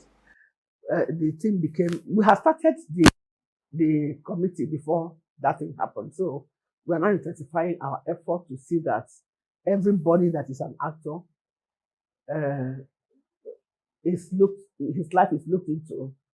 But the reason these things happen like that is that there is no royalty, nothing. You don't get anything. So when you are past your prime, yes, nothing happens anymore. Nothing happens, and even when you are still in your prime and you don't get a job frequently, before you get another job, the one they gave you has finished. So that's why we always run into trouble. And then with the kind of work we are doing, it's difficult for you to combine 2 jobs, like do some businesses to go with it. And these days, if you have a business and you're not there to look into it, people will run it down. I know how many things that they have run down for me. I had 3 outlets, food outlets, like a fast food outlet. They were all run down. So you see, that's why we have not been able to shout. But those in the industry, knowing that this is how it is, can they be a little more organized in managing their resources? Why wouldn't you say those people will make the content? Why wouldn't they do something for us? But I thank God that Iroko TV today has given some of us health insurance coverage for something. That's what they should be doing for us. You understand? So they only do things for you when they need you. When Iroko was starting, he brought some of us. We did shout out for them. They paid us and they started. But later, is it not when they bring a movie and say, Mama, we need you in this movie, that they pay me? So that is the problem we have. If we have royalties, some of us would be begging for money. Anyway, it's good you talked about what is being done, to regulate. Sorry, I'm going to thank also all those companies that have, like Glow. Glow has been wonderful to us. MTN, Glow, especially Glow. Glow will always use artists, both musicians and actors and actresses. They'll just pack all of us and give us good money to come and be ambassadors for them. They will sign us on for like 2 years. Glow has done so much for this industry. I'm telling you the truth. You want more people to copy their example. Yes. In all this, in all the trials, in all the struggles, in all the successes, what has been that guiding maxim, that guiding principle that has kept you? It's the word of God. I'm so scared of it. I don't want to stray in any of them. If he says do this, I do. If I read the Bible and I see in the Bible that you don't need to do this as a child of God, I will run away from it. No matter how much it's going to fetch me. When you look back, I mean, the kids, the success, someday, when we don't see you here again, what will you want to be remembered? What legacy do you want to leave behind? I want to leave behind the fact that my children will never derail from the worship of the true God. I want them to continue in this our race so that if by God's grace I make heaven, I'll see them one-on-one when I get there. And in another 10 years, who are we going to see? Patience also. The same one and only, Mama G. G for General. Thank you. Always a pleasure. Thank you. My old friend and colleague. Yes. Thank you for watching.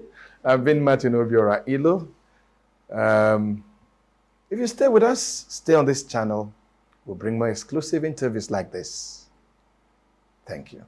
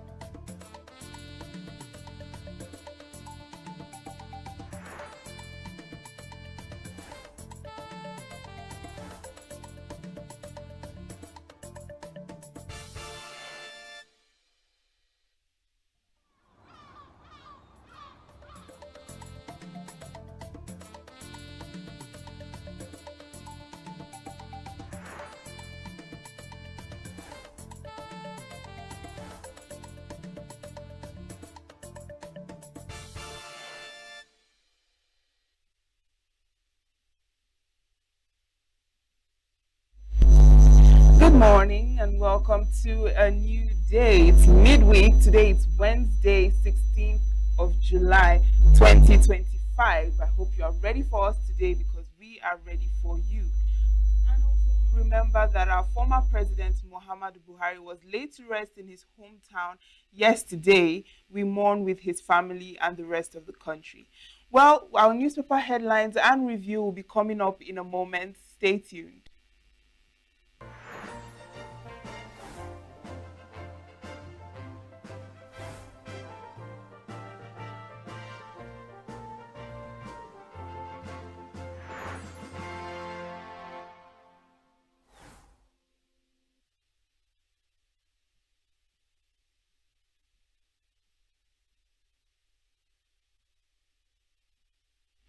It's time for our headlines this morning. We'll be starting with the business day. Now, on the business day, we have Nation mourns as Buhari is laid to rest. Buhari championed social housing but left deficit untouched. All right, we have 6 universities, MTN, NDA, 16 others dump grid over blackouts. All right, still on the business day. All right, that is it for the business day. We have rising investor confidence fuels new manufacturing investments. You can find that on page 31. Now I'm moving over to the Whistler.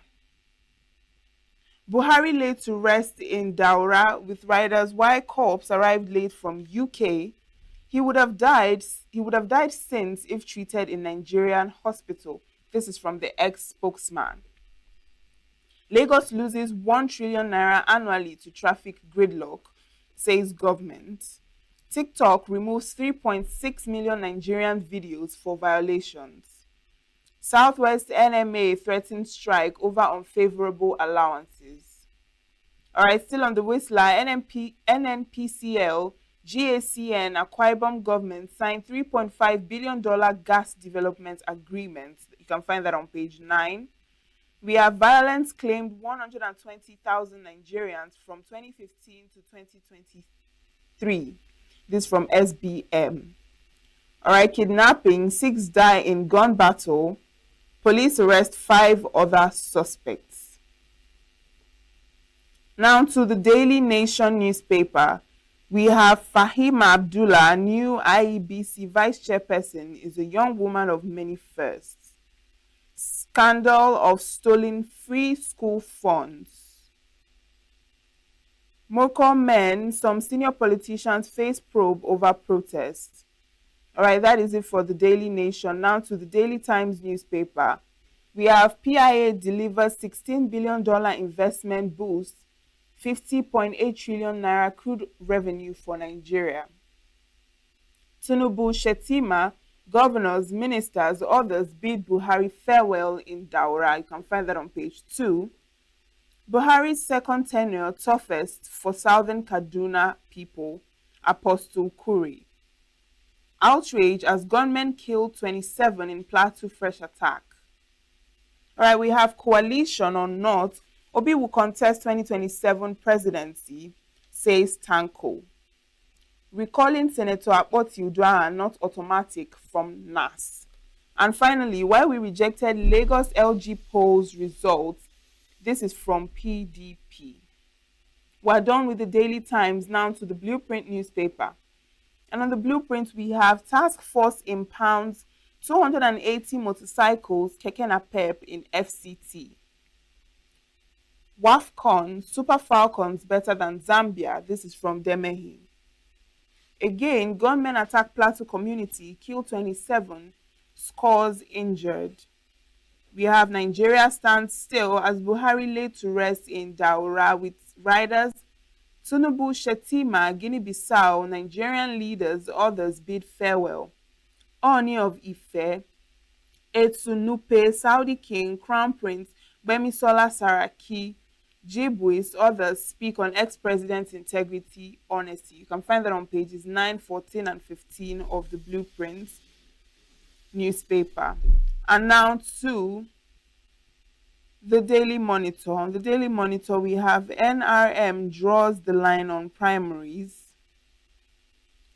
All right, and we have Uganda's elites and their pursuit of foreign birthrights. 20 officials named SHS 19B education scandal. Poachers become protectors of animals. All right, and now to the Matrix newspaper. On the Matrix, we have NMPCL, GACN, Akwa Ibom government signed $3.5 billion MOU on gas industrialization. With Ryder, deal signed South-South's commitment to driving gas industrialization for shared prosperity. Reduced visa validity for Nigerians, presidency finally opens up. Decision was based on current rate of visa overstays by Nigerians. We have ex-APC chairman John Oyegun joins ADC, blames ruling party for Nigeria's woes.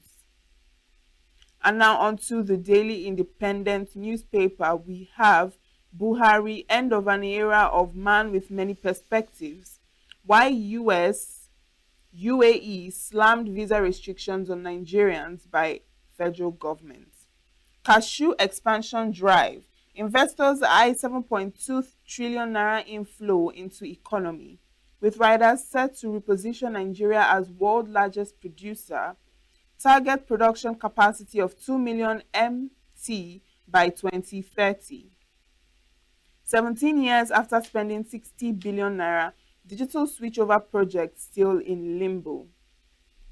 All right, Dangote urges wealthy Nigerians to invest in the country, says he defied odds to build $20 billion refinery. And finally, Ondo government firm to sign MOU on establishment of oil refinery. Moving over to the Daily Trust newspaper. On the Daily Trust, the headline we have is on how Buhari was honored and buried. And we have APC education and the digital future. All right, that is it on the Daily Trust. And now to the Punch newspaper. On the Punch, we have marketers protest as Dangote moves to crash cooking gas price. Awujale's burial frees Yoruba kings from ritual slavery. This is from Oluwo on page 26. Still on the burial of President Buhari, we have final salute. Nigeria bids Buhari emotional farewell, with riders Tinubu, Akpabio, service chiefs, governors pay final respect amid tears. Tributes. Daura stands still as Katsina Airport records over 130 flights. Osibanjo ex-governors join African leaders, Saudi King, Prince, mourn Buhari. Nigeria's oil output soars above OPEC quota. North Central states mobilize joint security to crush bandits. And finally, over 420 federal roads completed or in progress. This is from the federal government. And now to the Nigerian Tribune. On the Nigerian Tribune, we have gunmen kill 27, destroy farms, burn several houses in Plateau community. We have visa overstay, respect immigration regulations of host countries, FG tells Nigerians. All right, we have the Patriots All-Inclusive Confer begins in Abuja, with riders delegates set to discuss future of constitutional democracy, plan to draft People's Constitution. You can find that on page 4. Now moving on to the Guardian newspaper. All right, on the Guardian newspaper, we have Dangote faults capital flights, insists on investing in Nigeria. Leaders, friends, politicians unite in stately farewell for Buhari on page 6. Lawyers bicker as Ibas inaugurates boards, commissions. Senate declines Natasha's recall, insists no binding order. Nigeria meets OPEC quota first time in 5 months, falls short of 2025 benchmark. TikTok restricts 211 million offensive videos, removes 3.6 million from Nigeria. And finally, fresh Plateau onslaught claims 20, injures several. That is it on the Guardian newspaper and on our newspaper headlines this morning. And it's time for our review. As always, Chris Maduka is in the studio. Good morning, Chris. Good morning, Uche, and good morning, good people of the world. All the good spirited people. Yes. So mostly on our headlines this morning, we have the burial of our former president. Yeah. Yes, yesterday in his hometown, Daura. Well, we joined all the people of the world who came to sympathize with Nigeria to bid farewell to our ex-president, General Muhammadu Buhari, as he was laid to rest yesterday in his hometown, ancestral home in Daura. We join everyone and pray that God will show him mercy and that the angels of heaven will continue to sing him to sleep. Amen. There is so much when headlines when some say laid to rest, some people say multitude of tributes. I can only say Nigeria, if Nigeria could now, we have all bid Muhammad Buhari farewell. Let us allow him to rest so that Nigeria could as well rest. There are so much issues. Nigerians cannot rest even when the dead man is resting. The people are pounding several opinions, and then just like sometime it was a tagline with Nigerian Senate. Could Nigeria allow Muhammad Buhari to rest? At that time, it was, could the National Assembly allow the poor people of Nigeria to breathe? Because he has come, he has done his own bit, and he is gone.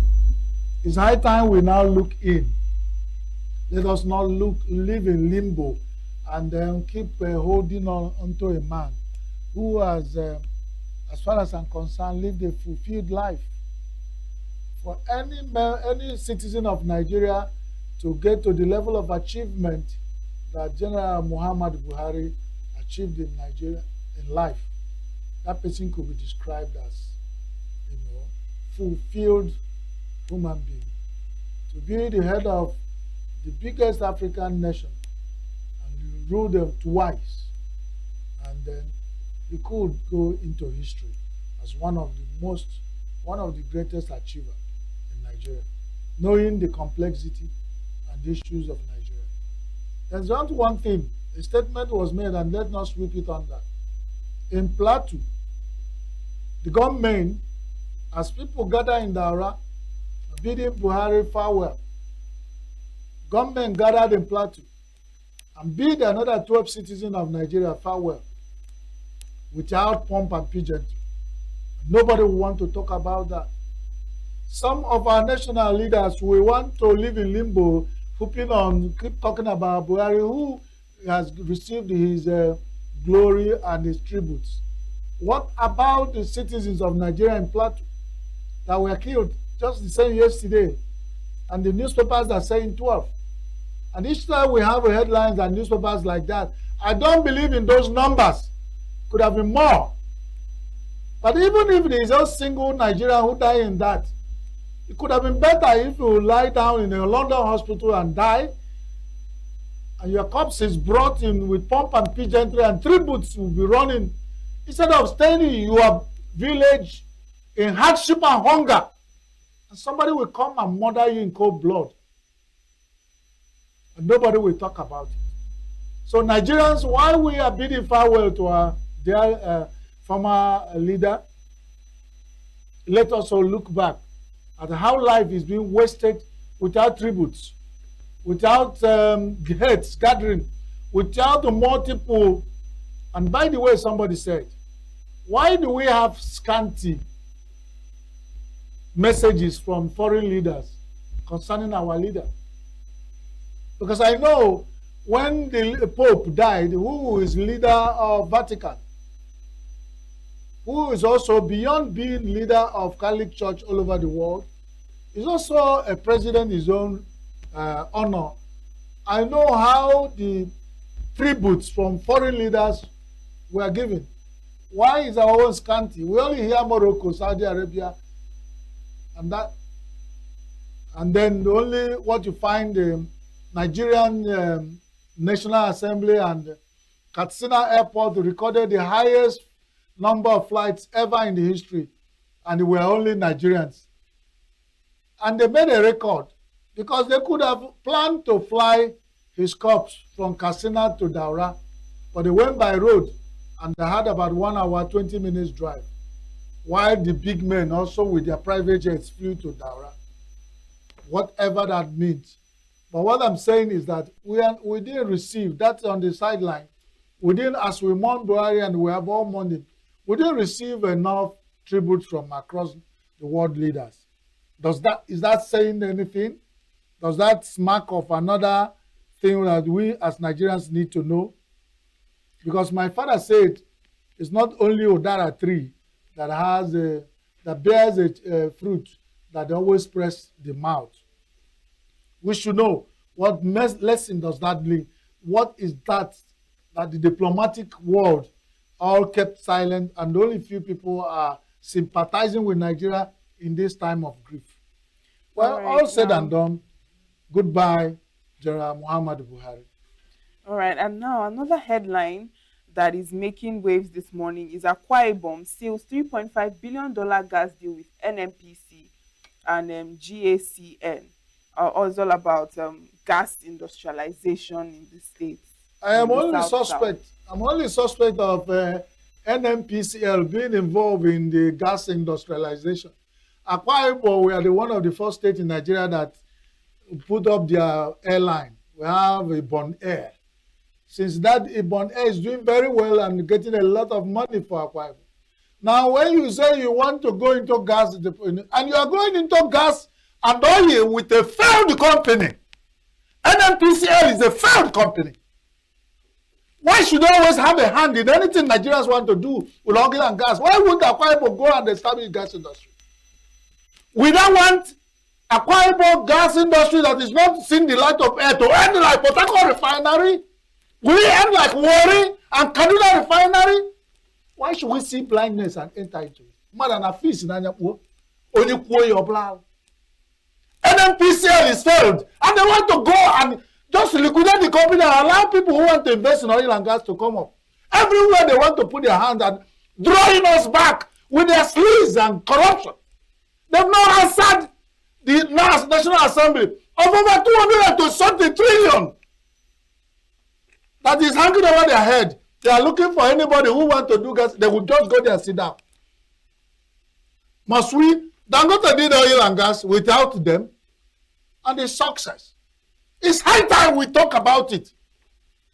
They should, anybody who wants to invest in oil and gas should think about people. NNPCL, he says, it cannot make anybody go further. You just see a fair, if they are doing successfully well, you say, what are we learning with them? Why should they come and do oil and gas for anybody? That's my opinion. But you know, Dangote is an individual. Akwa Ibom is a. It is still when Nigeria is running an airline. Doesn't Nigeria own an airline that on paper? But Akwa Ibom and ENUGU State are running airline. Are they not government? That's what I'm saying. There may be something I do not know. Uche, if you know why I must go into oil and gas with why every state will go with NNPCL, tell me. I'm so that the people that kept us where we are. Unless somebody tells me NNPCL is not what is making Nigeria buy oil. Now they say, okay, on the other side, there's Dangote want to crash cooking gas. Yes, he does. And then the marketers are saying no. These are people we see. Nigerians, you don't know where your problems are. Who are the marketers? Ipman, Ipuman, I don't know what they are. Somebody said they want to make our life better, and they are crying foul. That is the people we are living in this country with. And they will come around, throwing money around, and we will be suffering, and they will smile into the bank. See what they are doing to Dangote. Each time they want to touch on the price of this, meaning they know what they are doing. These are people you want me to sit back here. Anybody who wants to go into oil and gas to help the life of Akwa Ibom people, you must go with those people. All right, let's look at, on the Daily Independent, we have this headline on cashew expansion drive, and investors are eyeing 7.2 trillion naira inflow into the economy, saying that Nigeria is the world's largest producer, and all of that. I when they say it, and they say in 2030. Yes. That's how Nigerian project always come. We remember Housing for All, 2020. 2020, Nigeria went into the bush to live. We now have herdsmen live in bushes, no house. We have even people who have house, their own has collapsed, no single house. Let nobody be deceived with this 2030 Nigeria become cashew. The world is going nuclear. Nigeria is coming to become highest developed oil in 2030 in cashew. And they want us to be happy. When the world is producing aircraft, Nigeria in 2030 will be the highest world producer of cashew. In 2025, you want me to be happy and I have children who want to work in cashew plantation. So, gentlemen, and if I tell me what I'm reading newspaper headline, and that's what they told us. So, all the young Nigerians get ready. It's you have job in cashew plantation. Nigeria is working too hard to make money. And the investors are eyeing. Why are the investors not eyeing oil and gas? That people are messed up. Let them come and invest in oil and gas. Where there's money. I'm talking about wheat plantations. Where are they going? So the one that already inhabited by herdsmen, are you going to close all the houses and build cashew plantations? What are they talking about? 2000? No, I don't know. So all right. maybe I'm not here, but once it's good. Nigeria, congratulations! In 2030, you will have the biggest oil cashew plantation in the world, and our youth will have job. Is it not good? Well, you might leave your job here and become a newscaster of cashew program. You can call it cashew production program on Signature TV in 2030. And you know why I'm even worried is that this is all what they tell you and keep us busy talking. Yes. That 2030 will be there. God will keep you alive. You will review the newspaper here and tell them, where is the cashew? All right, and it seems on a good note, we are seeing that Nigeria has met OPEC's quota first time in 5 months, and falls short of 2025 benchmark. That is good. That is good, because the contract for the crude oil theft was renewed, and that's why we could. And this is meeting OPEC quota. If you meet OPEC quota, that's the question I keep asking. Let NNPCL, let Nigeria oil and gas sector tell us how many liters of crude oil we produced. And we made the quota. How many? Let them quantify it in data. This is number we made. This is the number we didn't make before we met the quota. They will only deceive us with these figures. Since Nigeria struck oil, how many liters of crude oil have we produced? How many were stolen? With the one that were not stolen, where was it? What did you do with it? Nigeria is a joke. And this joke, some jokers who know how much to joke better will sit on top of Nigeria running the comedy. And all of us are smiling. Somebody is not telling the truth. That's smile and say, they're not telling you. You gather 240 million Nigerians every day. You tell the lies, and we move on. Like they told us this lie this morning again, that we have met up. What does that mean to our life? If you meet OPEC quota with the oil increase in the price in the market because of some crisis in the Israeli, Iran and all, they were told that the price of oil goes a bit. They kept mute. Nobody told us that this is how much that came in. But I know within that few weeks of that crisis, oil sold more than they are telling. If oil want to drop, hey, no, it's everywhere. Oil is selling $200, $20. That's it. When they go to $200, they won't tell us. And how many you sold to bring in $200, quantify it and say, gentlemen, so that it will be good news. You don't just tell me good news on paper, because I still remain here in hardship and hunger. No effect to our lives. If we have met our quota and it's made our foreign reserve and intake to rise, and you tell Nigerians, yesterday we had 1 naira, today we have 2 naira, expect, and in you are just giving us half truths. Meet OPEC quota. So, if you don't want to meet OPEC quota, if it does not touch the life of Nigerians, it's total false. And that's figures, and political figures, and political economic figures, and they'll keep giving all these figures, deceiving us and all. Yes. That's right. Now, another worrisome headline I'm seeing here.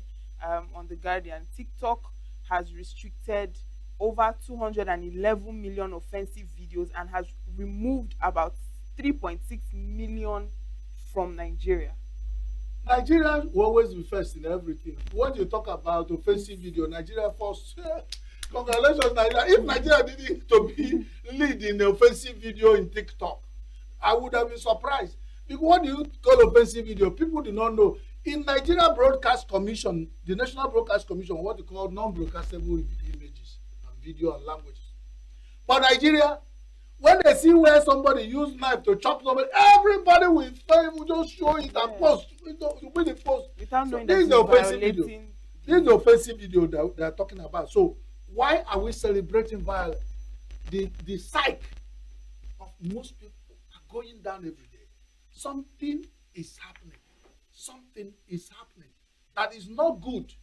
Why are we doing this?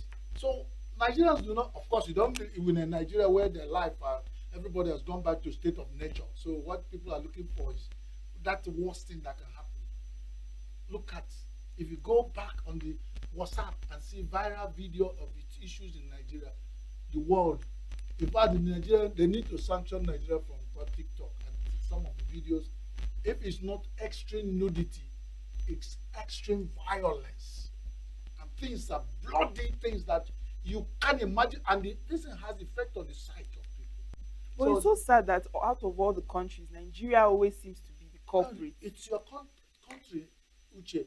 And the Gen Zs, when we were small, if there's a dead body here, none of us will pass that road. If they say somebody died in the neighborhood of the village, we can't pass that road for the next 1 week to go to school. But these days, go to the city and say, somebody died there. You see young people running there with their phones to go, and so we have lost it somewhere. So, what I say, any time, any group of people, any community, we always develop the kind of life they want. So, Nigeria, if this kind of life, everywhere there's negativity, you win the first one. Let the leaders of Nigeria, they are interested in 2027.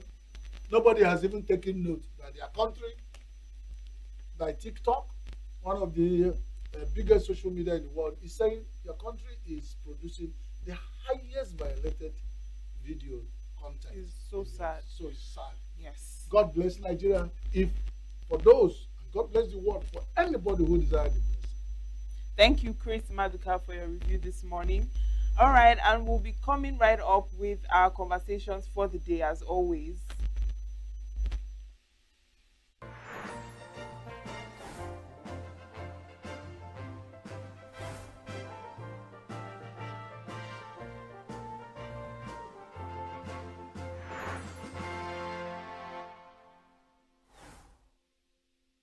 Every second, every minute, every day, news is breaking, events occur, and there are new developments. At Signature TV, we follow these stories objectively, bringing all sides without bias, explaining the complex issues, breaking down the numbers, and investigating the issues behind the news. Anywhere and everywhere, near or far, wherever the news is, we will be there. Signature TV. News in your pocket.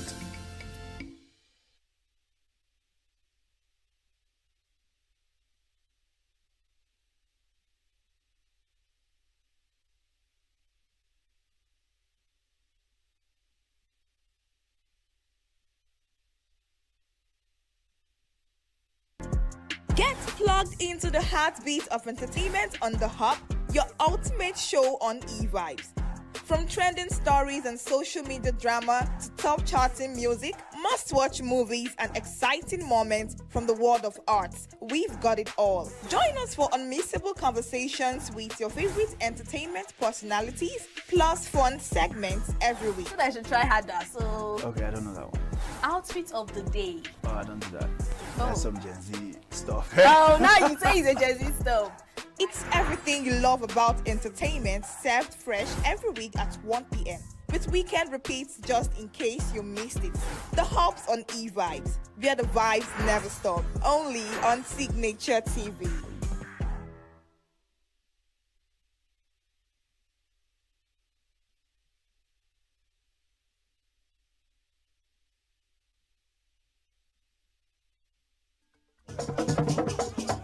With a population of about 36 million people, the Southeast is awash with stories. Every day on Southeast News, we tell the peculiar story of the Southeast and her people. Our Southeast should be the Silicon Valley of Nigeria. Their successes, achievements, and daily challenges. Do you have a Southeast story to share? Community achievements and challenges, completed and uncompleted projects, bad roads, water scarcity, erosion, flooding, insecurity, or even disagreements? Bring it on to Southeast News. On Southeast News, no story is too big or too small. Southeast News. Let's tell our story. Showing on Signature TV every weekday at 4 p.m. WAT, 1600 hours GMT.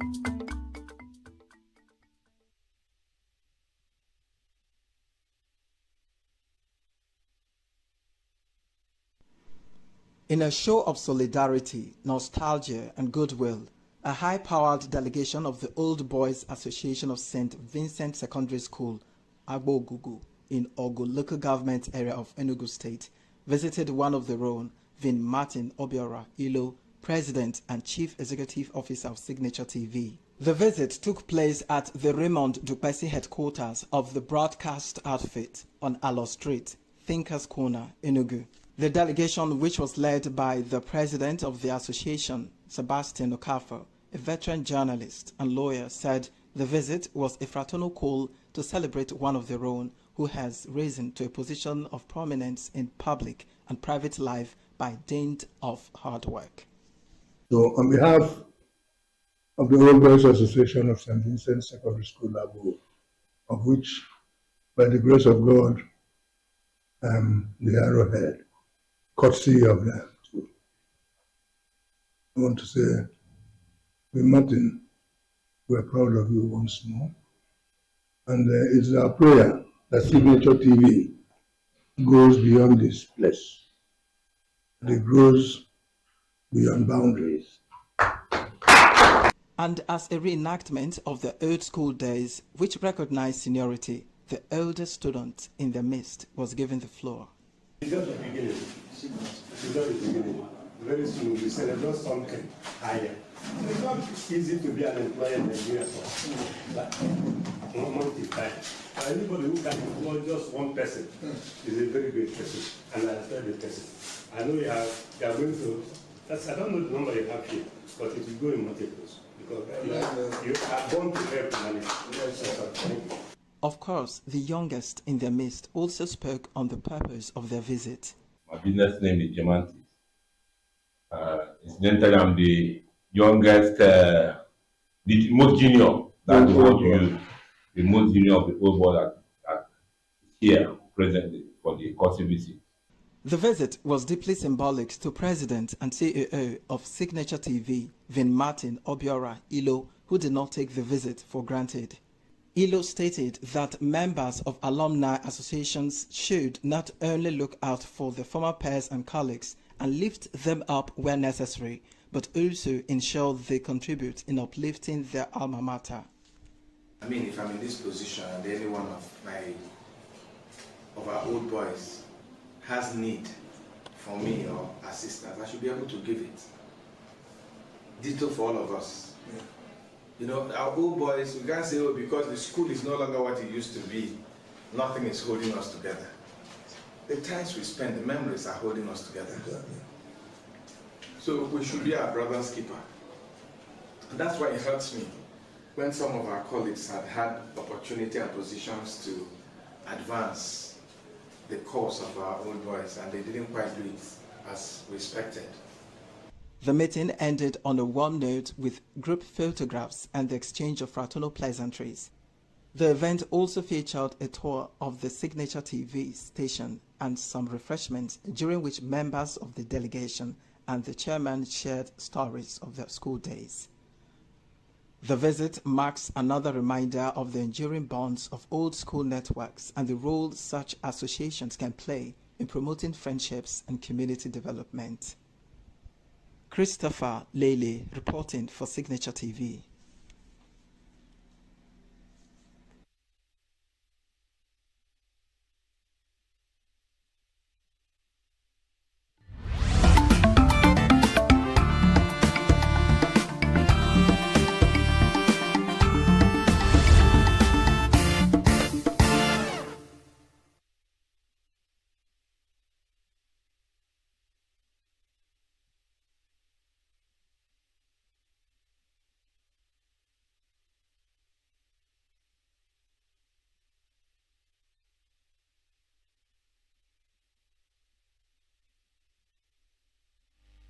Welcome back. Thank you for staying with us. Now, with Nigeria's aging population and the high costs of medical services in the country, we are seeing that a lot of people are now turning to elderly support services for, the elderly and the retirees in our country.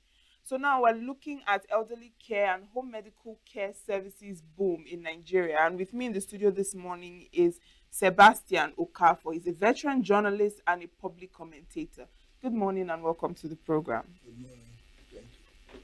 All right, now before we start with our conversation, we know that the country is mourning the death of our former president, Muhammadu Buhari, and he was laid to rest yesterday in his hometown. Now, upon hearing the news of his passing, how did you receive it? What was your reaction to his death? Well, personally, nobody rejoices over the death of one. I felt bad. But the other way around, I said he has come, he has played his time, and he's gone. So I simply said good night to him. Okay, and what about, the reactions? A lot of people have mixed reactions.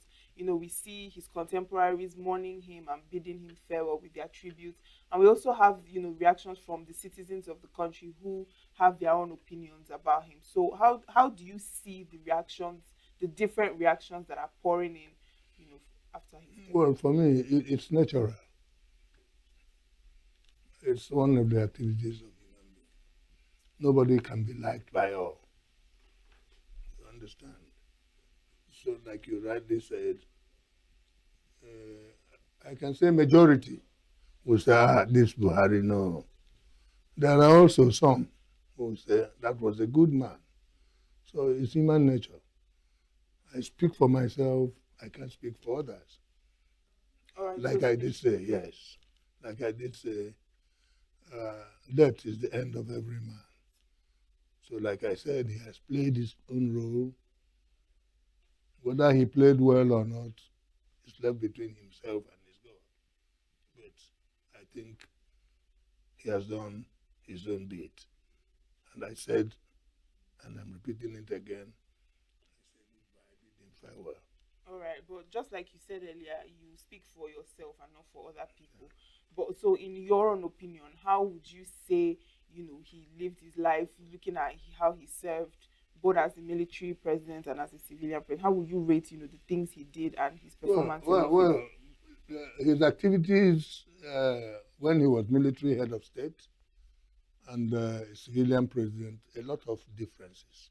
He was a young man as a soldier. He came with all the vibrancy of the youth. I remember there were a lot of good policies he put in place. And Buhari was not a talking type. It was Idiabo who was talking and talking. You understand? But I think as a military president, he did well. But as a civilian president, if you ask me, I can, if it is percentage, I can give him 25%. Because a lot of people suffered, a lot of people cried, especially security. Security was a problem. A lot of accusations packed on him. And he never spoke to say, no, what you want to talk? I don't know. He just kept it to Gorbachev and other people. So, a lot of differences between his military era and his civilian era. All right, so now let's look at the issue of the day, which is on elderly care and home medical care services boom in Nigeria. Now, first of all, why are we noticing or witnessing a noticeable increase when it comes to home medical care services in Nigeria? Well, I may be right or wrong, I don't know. But I think government abdicated a lot of its responsibilities. You understand? What happens here certainly is not what happens abroad.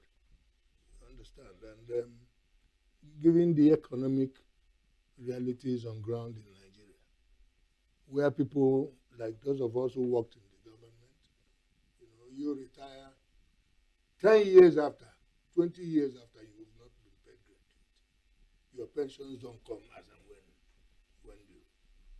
So if for example, at the end of the day, nothing good comes from the services you render to your fatherland, you understand? You now see that you now resort to help from outside. And that is why I think a lot of individuals are getting into private care and things like that. Those of us who were lucky to have children, who are a little bit not well off, disposed to assisting us. That's the only succor we have. Otherwise, no. Many of us are dying in their beats. All right, but you know, looking at our society, we are Africans, we are Nigerians. Traditionally, you know, caring for elderly people was mostly a family responsibility, just like you mentioned, your children. But it seems as if the children are no longer available to look after their parents, and so it is now going to medical care or having to patronize. No, but why is it like that? Still because of that education I told you. The roles are supposed to be interwoven. The children, the government.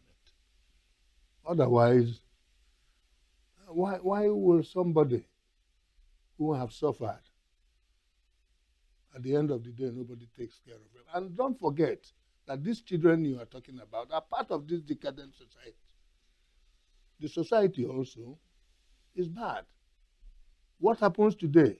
You see a small boy at the age of about 20, 21, the labors of his father, long time ago. He grows up to sell the same building his father suffered to build. At the end of the day, he buys a bus, a shuttle bus, what they call shuttle bus, these small buses, leaves the house, goes to somewhere and becomes a tenant. 3 months after, the shuttle bus is gone. He lost the bus, he lost the house, he lost everything. So it's part of societal problem. And when you lose hope from that angle, you now see that when you are nowhere, you must look for some other place. And that is government. In civilized economies, government has a role. Okay? We are talking about, you said Africa. I said no. There are a lot of countries in Africa that are better than what we do here. The little boy in Burkina Faso is doing wonders.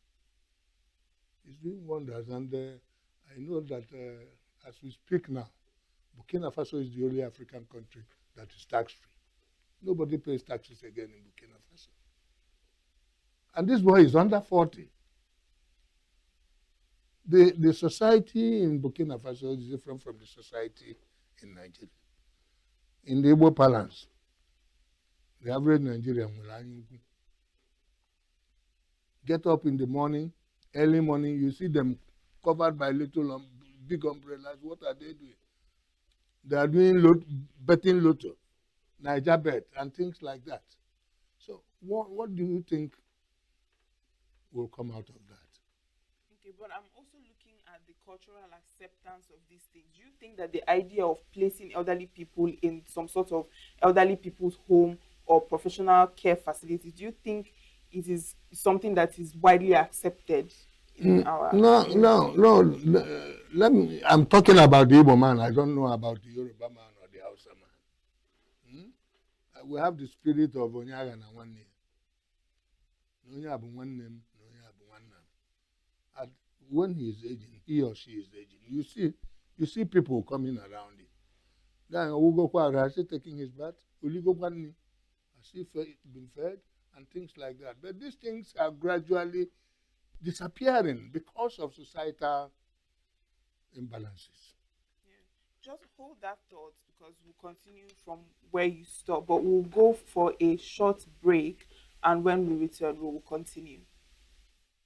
Every second, every minute, every day, news is breaking, events occur, and there are new developments. At Signature TV, we follow these stories objectively, bringing all sides without bias, explaining the complex issues, breaking down the numbers, and investigating the issues behind the news. Anywhere and everywhere, near or far, wherever the news is, we will be there. Signature TV. News in your pocket.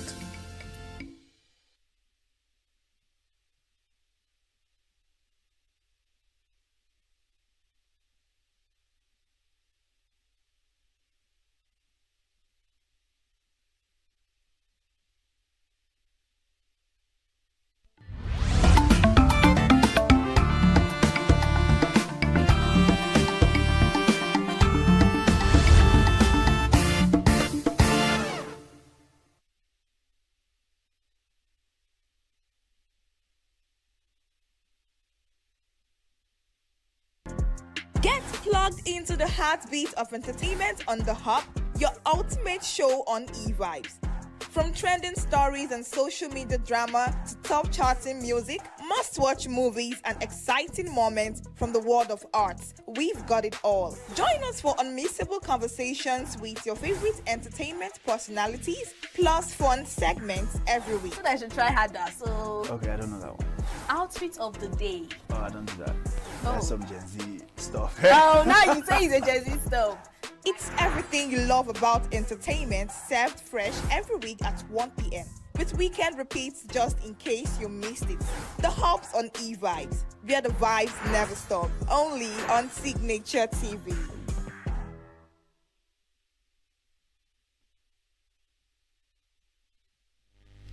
Welcome back. We're still with Sebastian Okafor talking on elderly care and home medical care services boom in Nigeria. Now, before going on that break, we're talking on the on elderly care being culturally accepted in our area. So please continue. Well, like I was saying before the short break, the Igbo man has the culture of Yaya na 1 year. One population explosion today, what they call civilization, whether it is right or wrong, whether it is beneficial to us, is eroding a lot of these things. I remember when I was a child, when we were growing, you see an elderly person, man or woman, in your village. The village people are taking care of that such person. When you see any somebody will make sure that he or she takes his or her bath and things like that. At the end of the day, when he bids farewell to us, it's also going to be a joint something. You understand?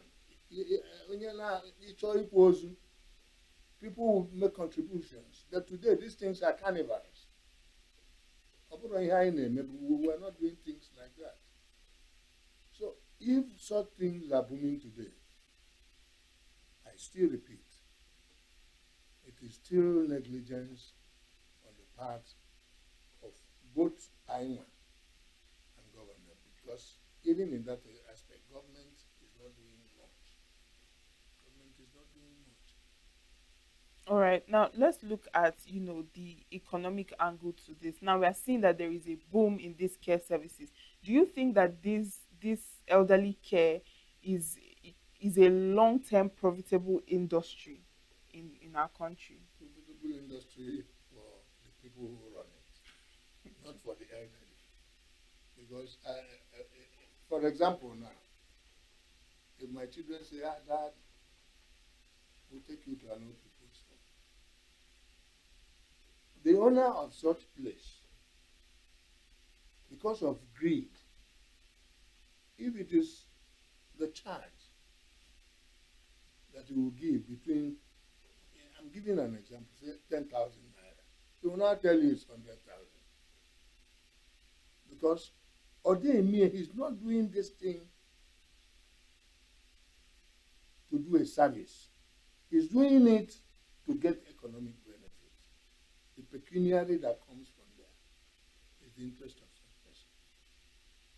until we realize that we have veered off from a normal, known cultural acceptance of who we are and what we do, the type of life, the better for us. So I don't think it's something it benefits the owners. Oh, it benefits the people who run the place, not the elderly. the person being cared for. What kind of food do they give them? Maybe I'm in my home, my children give me a lot of things. I take milk, I eat good food. When I go there, they now give me a kanda, what they call pomo. I know that pomo does not give me anything. Okay? And upon that, you pay heavily. So our problem is greed.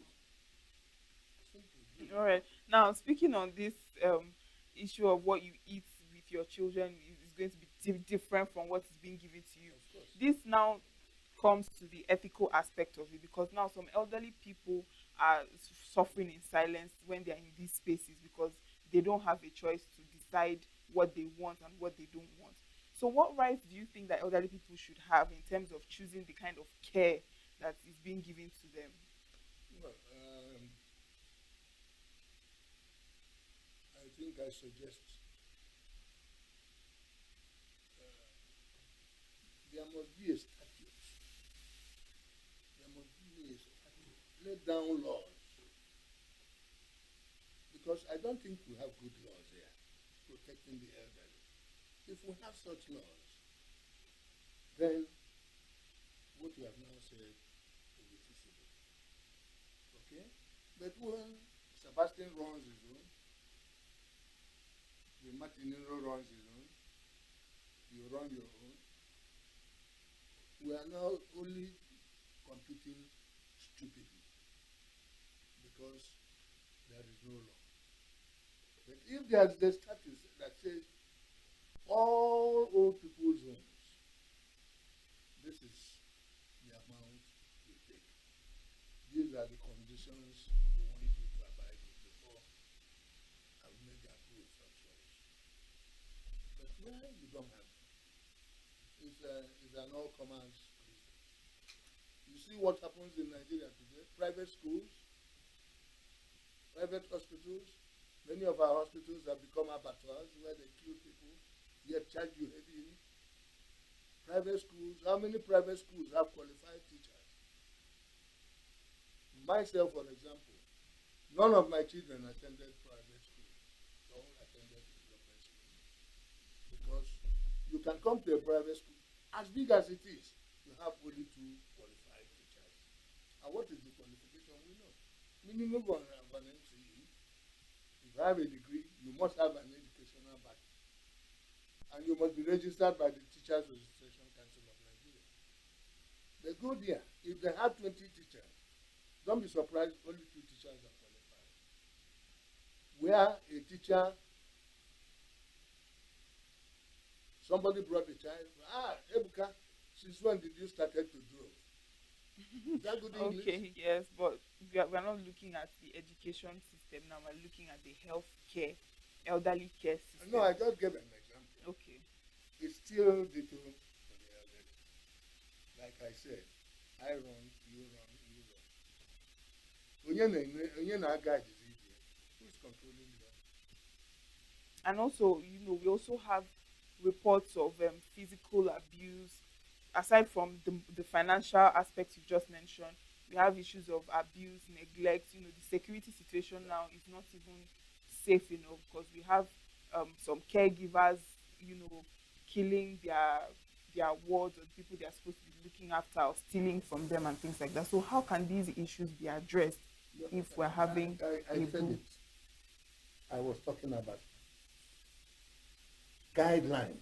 Guidelines are laws. It's one thing to make laws, it's another thing for it to be followed. Let's think. Make the laws first. Make the laws first. As we are sitting here, if there are no laws guiding broadcasting, we won't be here. And we can stay in this studio and abuse people anyhow. But since we know that there is this statute, we must guide our statements, guide our speech. So let there be those laws. And then we'll talk about implementation. Conscience is an open wound, and it's only truth that heals it. If you know that if you do this is offensive, you won't, in the first place, conscience has guided you because we are afraid of that law that is there. So let's have the laws first. Now, let's turn it the other way around, because while we are making laws, care services to follow, we should also, we also know that there are some elderly people who are the abusers of their caregivers and who are, for want of a better word, problematic, or, have so many issues. So what about the people who are giving care to these elderly people?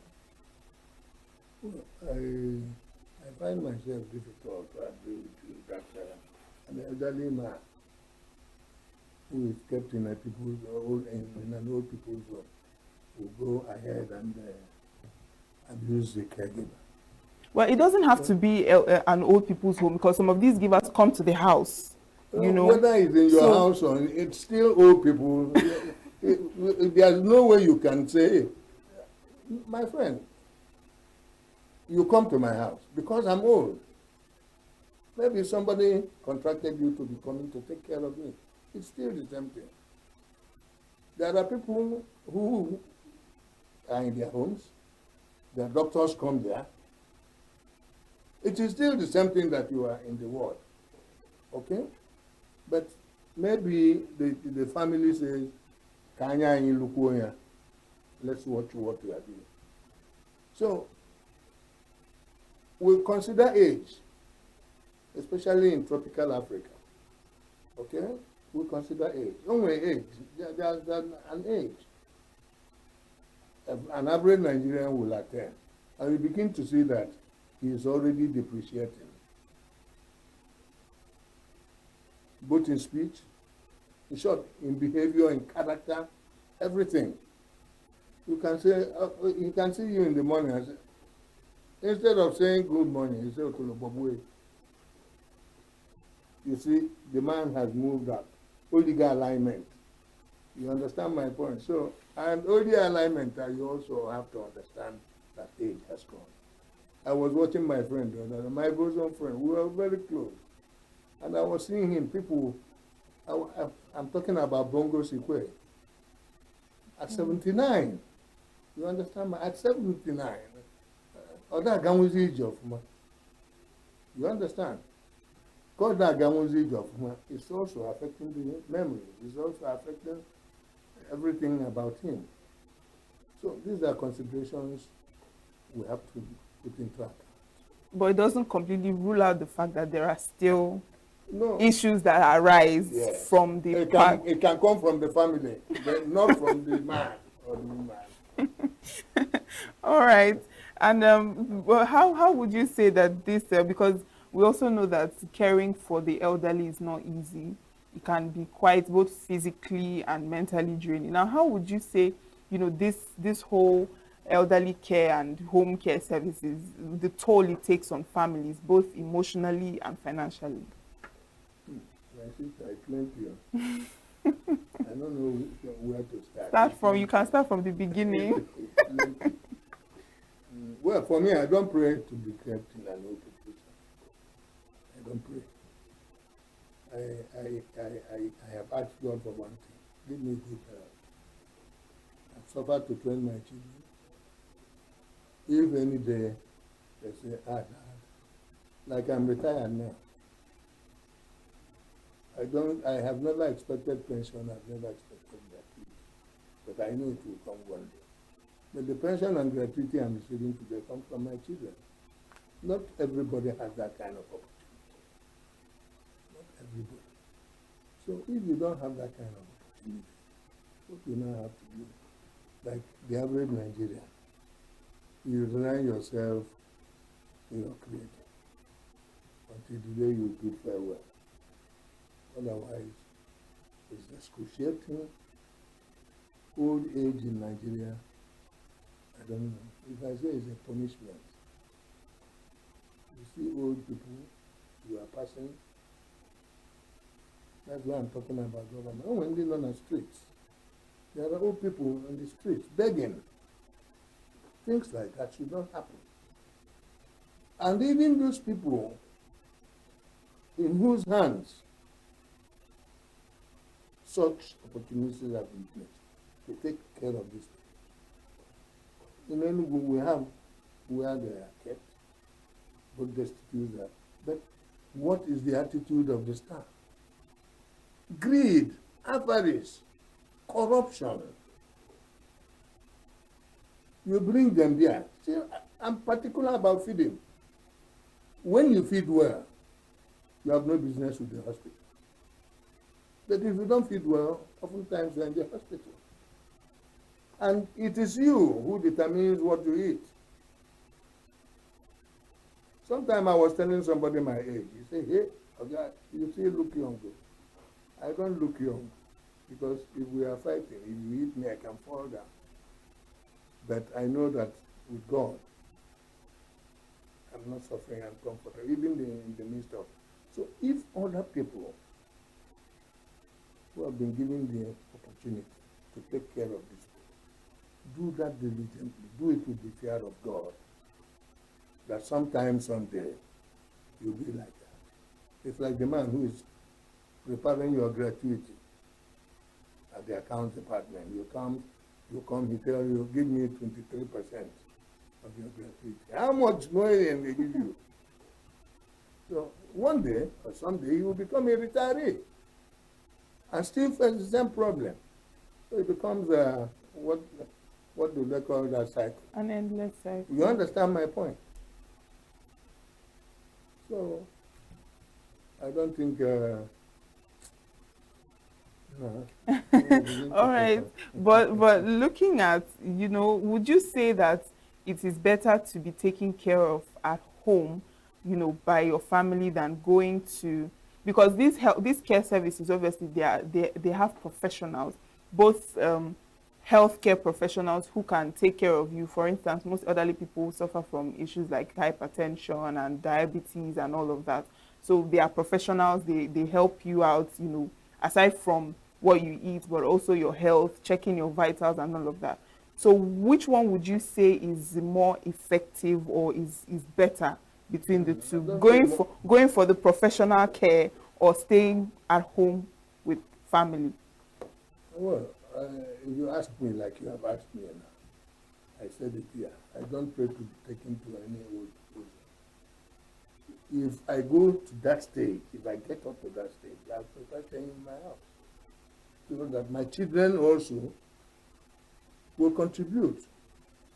They're already contributing, but let them see what happens to their father. I did say when I was talking here, what quality of food are given to them in that room? What kind of water do they take? If I mess myself up there, how do they take care of me? And things like that. And in our culture, in our attitude, not culture, in our attitude, we have problems here. We have problems. So I would prefer, and I think it is better, if your children have the resources to bring these professionals home, better. Not going there to stay. The toilet they use there, you don't know how clean it is. The bedrooms and things like that. These are things you put into account. So if I'm paying you 1 million naira, I know what I'm paying you. All right, now do you also think that technology has a role to play when it comes to helping out with healthcare system for elderly people? Well, I think you are right, but in Nigeria, I never see them. I never see them. That's my answer to that. Well, there are advancements. There is AI now, and other advancements in technology. So, do you think it can help? Intelligence and things like, yeah, that can help. But in Nigeria, I have not seen it work. There is no law. There is nothing both technology that the Nigerian cannot circumvent, to his greed, to his selfishness. So this AI you are talking, don't be surprised that when the chiefs are done, you will begin to get disappointed too. Because the Nigerian is the smartest person in the world. Criminally smart. So whatever you do, you will want to, this cup now, you will want to use his hand to break this cup. And after breaking it, you will also put it back. Not properly refilled. So that when you now come to carry the cup, now you break it. Okay. And we also see that, with the growing influence of, Western lifestyles, we have everybody's busy now. Do you think that modernization is weakening, extended family system when it comes to like family taking care, apart from children, your immediate children, other extended family like nephews, nieces, and the rest of? Permit me, I use Igbo sometimes. In Igbo land, I am retired, I'm in my village. I came from my village this morning. I woke up by 4 because I knew I was coming to Signature. And my area in ENUGU is not ENUGU town. I came into ENUGU before 7. Okay? Modernization, in the course of my discussion here. Ndị ọcha wetara anyị ọma, wetara anyị ọjọọ. Ọkwa na TV ka anyị nọpụta. When we were growing, television stations start by 4. I worked in the NTA. You understand? Yeah. So you wait for the time, na TV and you run to get time. So modernization, civilization, and all the sons, they have not helped us. They have not helped us. Even when I know that, like I said before,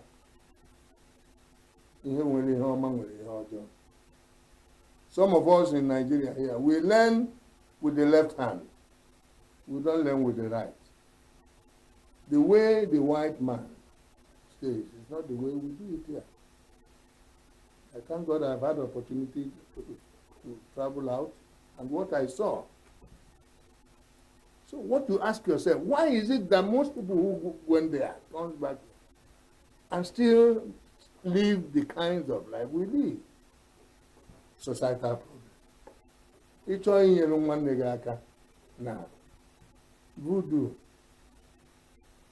poison, and things like that.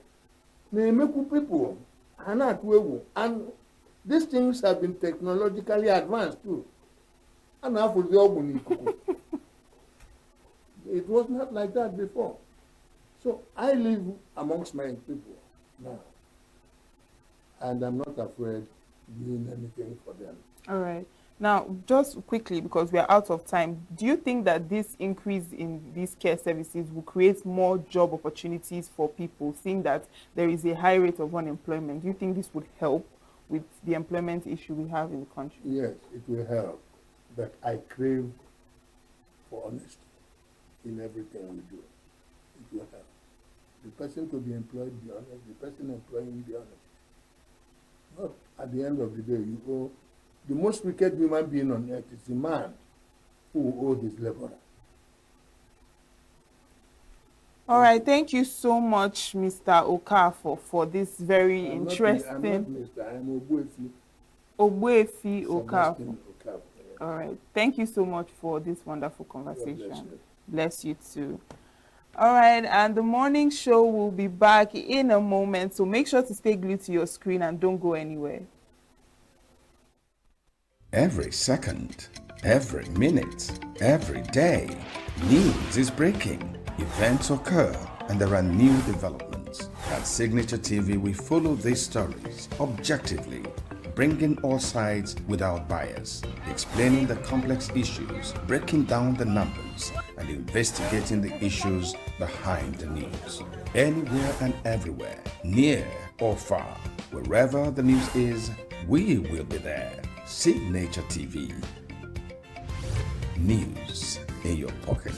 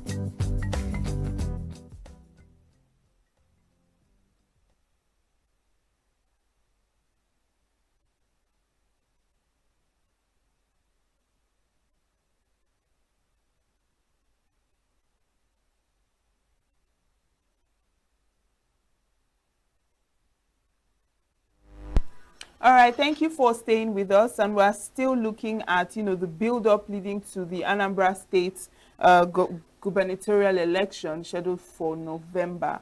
Now, joining us via phone call this morning is Elder Ugochukwu Ugweje. He's a political analyst. Good morning and welcome to the program.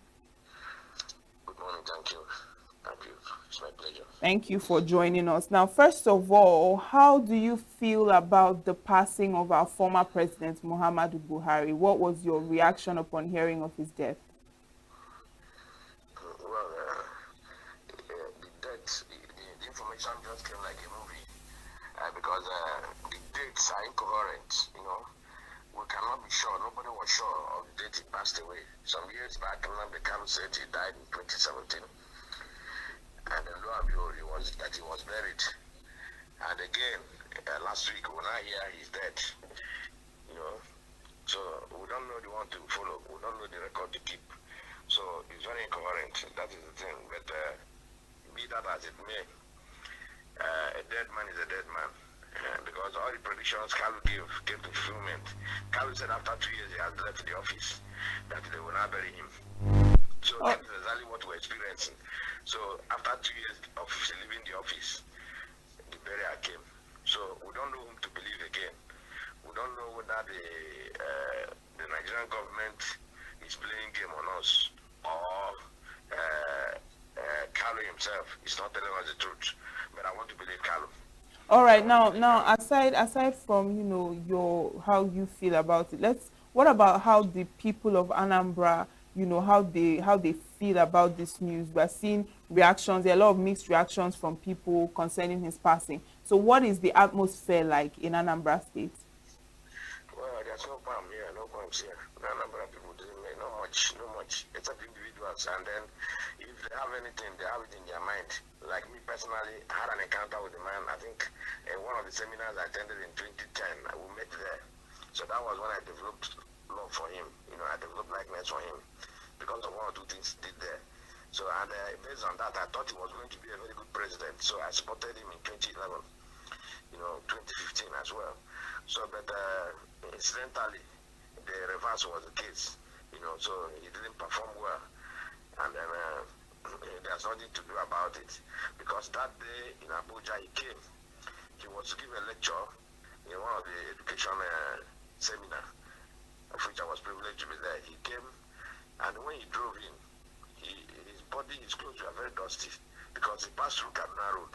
Kaduna was not bad then, but he came in on time, a little bit on time. And then he said he apologized for not coming a bit earlier the way they expected him to come, and then told the organizers that he equally will leave to another meeting. So the organizers on their own, they now planned to step down the FCC man that wants to speak so that he can now speak and go where he wants to go. So when they asked him to take over the podium, he said no, that he wants to take his turn, that he's waiting for his turn, that he cannot take another person's turn, that if the FCC man that is ready, let him go and deliver, that he'll wait, no problem. So the audience will clap for him, and then we remember war against indiscipline. We chanted war against indiscipline in that hall for him. And then me, I picked interest in him. When it was his turn to deliver his speech, midway he began to cry. He said Nigeria does not know what he has in mind for them. All right, so that is what you remember former President Buhari. But incidentally now, after all said and done now, it was a disappointment. So nothing good came out of his administration. All right, so now let's look at Anambra State and the build-up of the gubernatorial elections scheduled for November. Now, what is going on? What is the current political atmosphere in the state? Anambra State, a lot of things. You know, Anambra is a unique state. When you talk about the both states, you don't, Anambra, their own thing goes different. If you count back to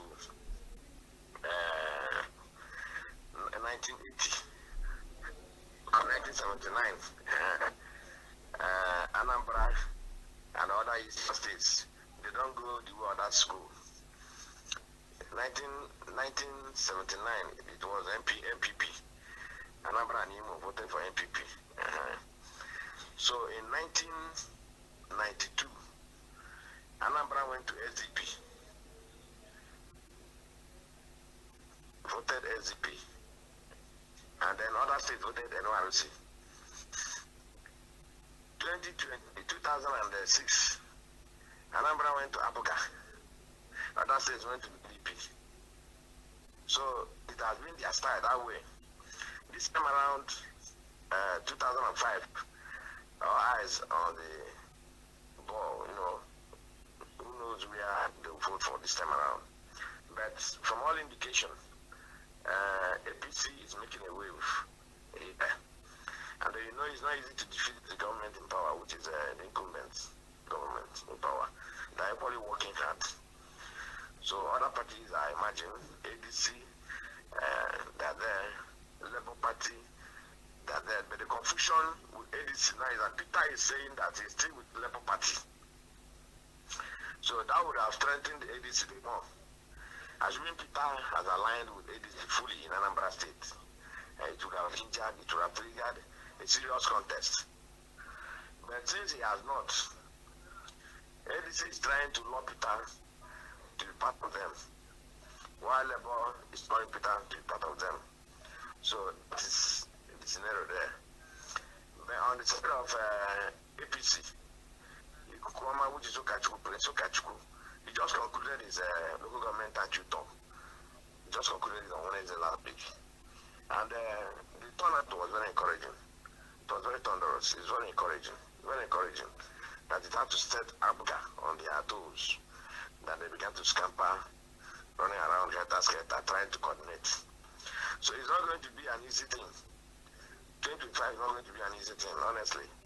But we believe that the best candidate will emerge. Yes, and just like you mentioned, you said it's quite difficult to unseat an incumbent. Now, currently, how do the people of Anambra feel about the performance of the current government? Do you think that Soludo still stands a chance of winning the election? Yes, his government is characterized with a lot of faults. People are looking at Anambrans are looking at Soludo based on what he said he is and the credentials he came into governance with.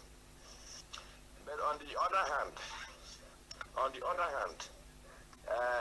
he's not matching his credentials with what is on ground. You are a professor of economics, university professor, and touts are everywhere, roaming the streets, terrorizing people. Nobody nobody guides them, nobody controls them, nobody cautions them. But these are people that have confidence that with you as a professor, that is Uhuru, everything is going to be well. Things will walk in line. Now, doubts everywhere. Using them to generate revenue, using them to check people's sex, and a lot of things, even the new vigilante group, by indirectly converting them to their police, trying to use them as police for Africa, and all those things. These are not what's expected of an education. You have to walk in line with the tools of the Constitution, and not minding your interest. So these are the areas people are raising eyebrow. You see, like in the market setting, you took over the administration of the market from the people that owns the market, and then install your own personal aides, making them their caretaker or market committee. It's not supposed to be that way. It has never been that way. Allow traders to choose their leader. Allow traders to make their choice, manage their market, the unions, manage their market. But because you want to make revenue, you now instituted that illegality. So these are the things that the people are looking at. These are the things that doesn't give people joy. Yeah, freedom of speech, freedom of movement is not here. These boys terrorize people, even small boys, young boys. They sit them with phone, they collect their phone, they check whatever they want to check from their phone. If they have money, that person is in trouble. That is not what is expected of him. So we are looking at being a professor, that things will flow in line. There should be orderliness, decorum in the state. But it's not that way. So the decision is the people that will decide what will happen. All right, now let's just very quickly look at INEC, and how would you assess their readiness for this election? Would you say, when it comes to the full timetable and guidelines for the election, how is it looking like with INEC? What's your take? INEC, for now, they're doing voters revision of voters register, and the days are numbered. I think it will end up on the 17th. It's the shortest period. The publicity was not enough. They didn't give enough publicity. So I don't see them as people that are serious. I think they want to create an avenue for their staff to make some money. Because when you are choked with time, you have no option than to begin to lobby, trying to grease their palm. Whereas it's not supposed to be so. In a local government, they just bring one or two machines.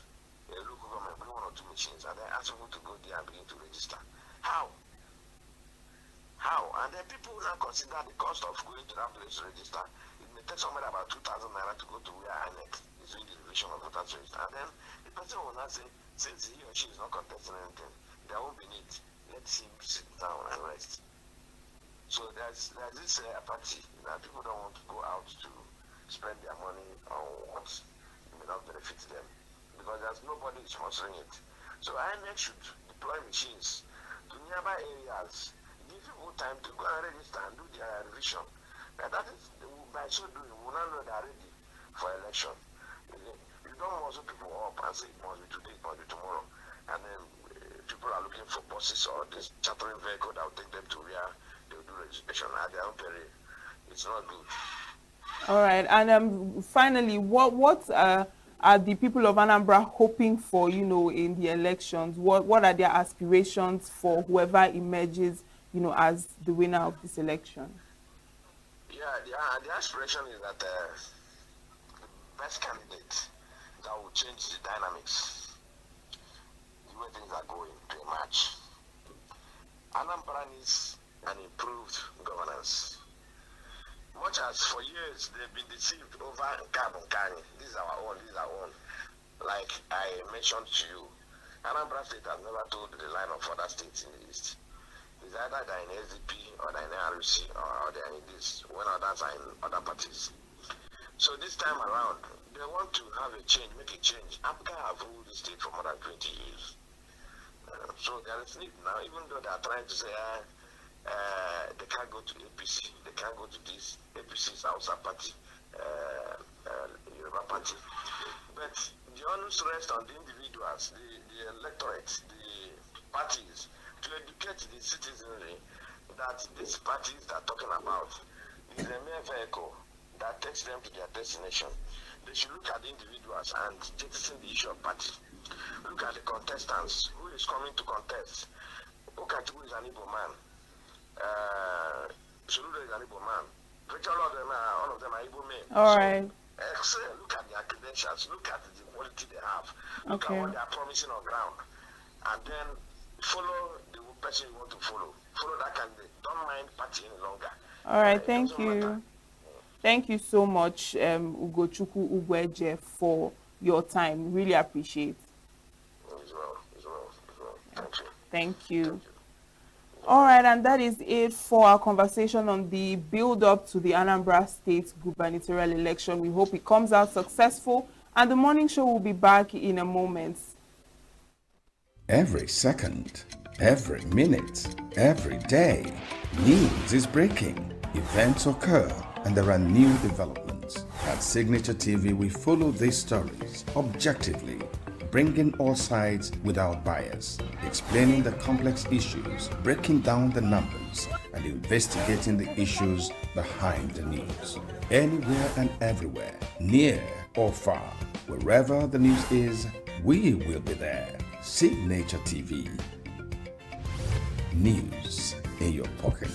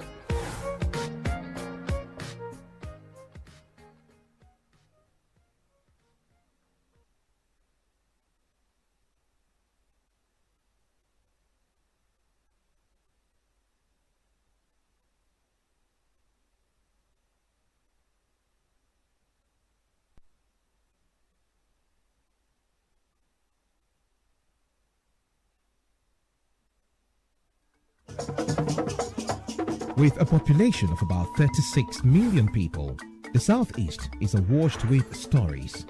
Every day on Southeast News, we tell the peculiar story of the Southeast and her people. Our Southeast should be the Silicon Valley of Nigeria. Their successes, achievements, and daily challenges. Do you have a Southeast story to share?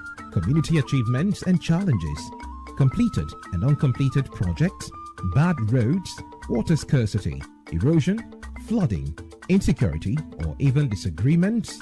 Bring it on to Southeast News. On Southeast News, no story is too big or too small. Southeast News. Let's tell our story. Showing on Signature TV every weekday at 4 p.m. WAT, 1600 hours GMT.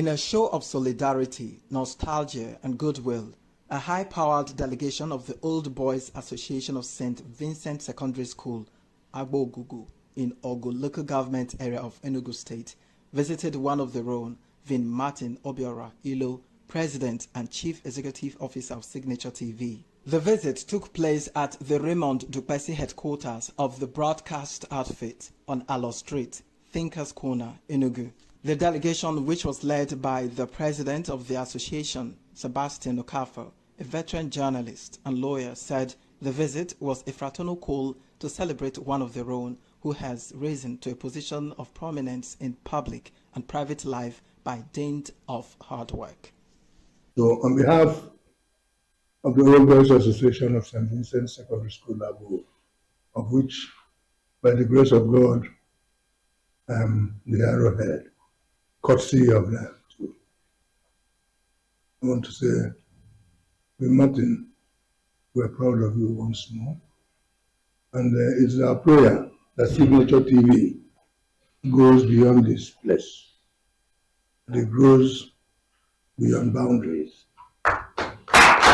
And as a reenactment of the old school days, which recognized seniority, the eldest student in the midst was given the floor. It's just the beginning. It's just the beginning. Very soon we celebrate something higher. It's not easy to be an employer in Nigeria, but multiply.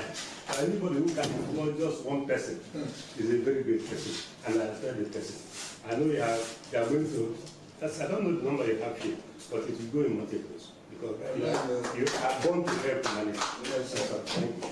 Of course, the youngest in their midst also spoke on the purpose of their visit. My business name is Diamantis. Incidentally, I'm the youngest, the most junior, that's the word you use, the most junior of the old boys that is here presently for the course visit. The visit was deeply symbolic to President and CEO of Signature TV, Vin Martin Obiora Ilo, who did not take the visit for granted. Ilo stated that members of alumni associations should not only look out for their former peers and colleagues and lift them up where necessary, but also ensure they contribute in uplifting their alma mater. I mean, if I'm in this position and any one of our old boys has need for me or assistance, I should be able to give it. Ditto for all of us. Yeah. You know, our old boys, we can't say, oh, because the school is no longer what it used to be, nothing is holding us together. The times we spend, the memories are holding us together. Exactly. So we should be our brother's keeper.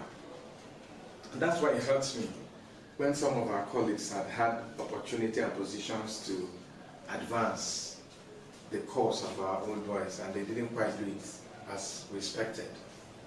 The meeting ended on a warm note with group photographs and the exchange of fraternal pleasantries. The event also featured a tour of the Signature TV station and some refreshments, during which members of the delegation and the chairman shared stories of their school days. The visit marks another reminder of the enduring bonds of old school networks and the role such associations can play in promoting friendships and community development. Christopher Lele reporting for Signature TV.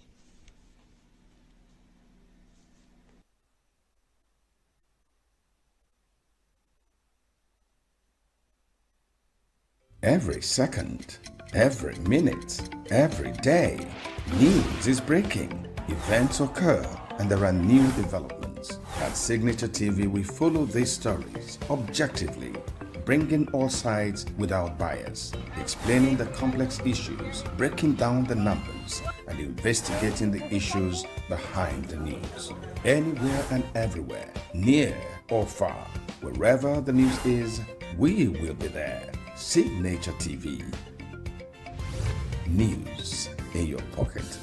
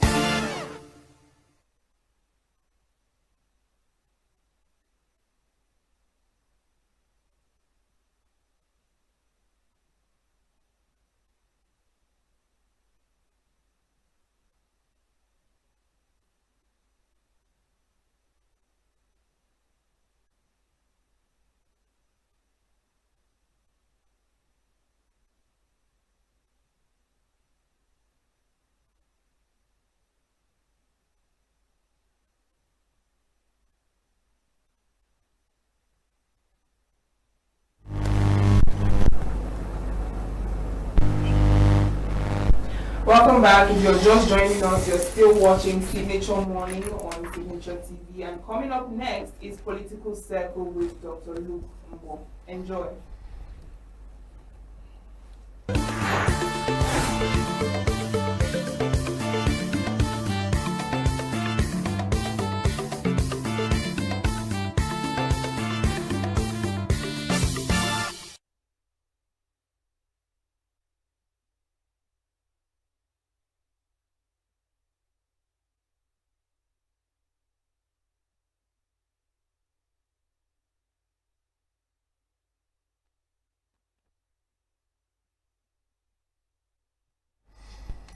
His Excellency General Muhammadu Buhari was born on December 17, 1942, and passed on July 13, 2025. He was buried on July 15, 2025. Flags are on half-mast all over the country. A public holiday was declared yesterday. Indeed, he was one of the longest-serving presidents in Nigeria, having served as Nigerian head of state from 31st December 1983 to August 27, 1985. He was equally a civilian president between 2015 and 2023, known as a principled man and a man of integrity. As we mourn him, our hearts goes out to his family, the people of Katsina State, and indeed Nigerians at large. Our topic on Political Circle today is Life and Times of General Muhammadu Buhari. I am Luke Mbo. Joining me today is Ozo Barrister Nnadiume Afokansi, lawyer, human rights activist, and a farmer. Welcome, sir. Thank you very much, Doctor, for having me. I'm also joined on Zoom by a very close friend and ally to General Buhari. He is also a one-time gubernatorial candidate in ENUGU State on the platform of Buhari's CPC, a foundation member of the APC and former Director General of the Voice of Nigeria, VON. I'm referring to Mr. Osta Okechukwu. I come to you also. Good morning. Good morning, Dr. Hopper. How did the passing of General Buhari come to you? Well, it's going to ask me that because I smiled a bit because the passing of General Buhari retired came to me just like the passing of any other human being, because rather than miss the man in death, we try to retrospect on what he has been, both as a military head of state for about 2 years or more, and as a civilian president for about 8 years. And I'll anchor my discourse in this matter on the submission of Matthew Hassan Kuka yesterday, when he said, well, let us forget Buhari's 8 years. Let us look at him as a Muhammadu Buhari. And he was a man with a Spartan spirit, very frugal, very uncorrupt, doesn't acquire a lot of wealth, doesn't believe in such things, and disciplinarian to the core. That is him as per Muhammadu Buhari, for Muhammadu Buhari.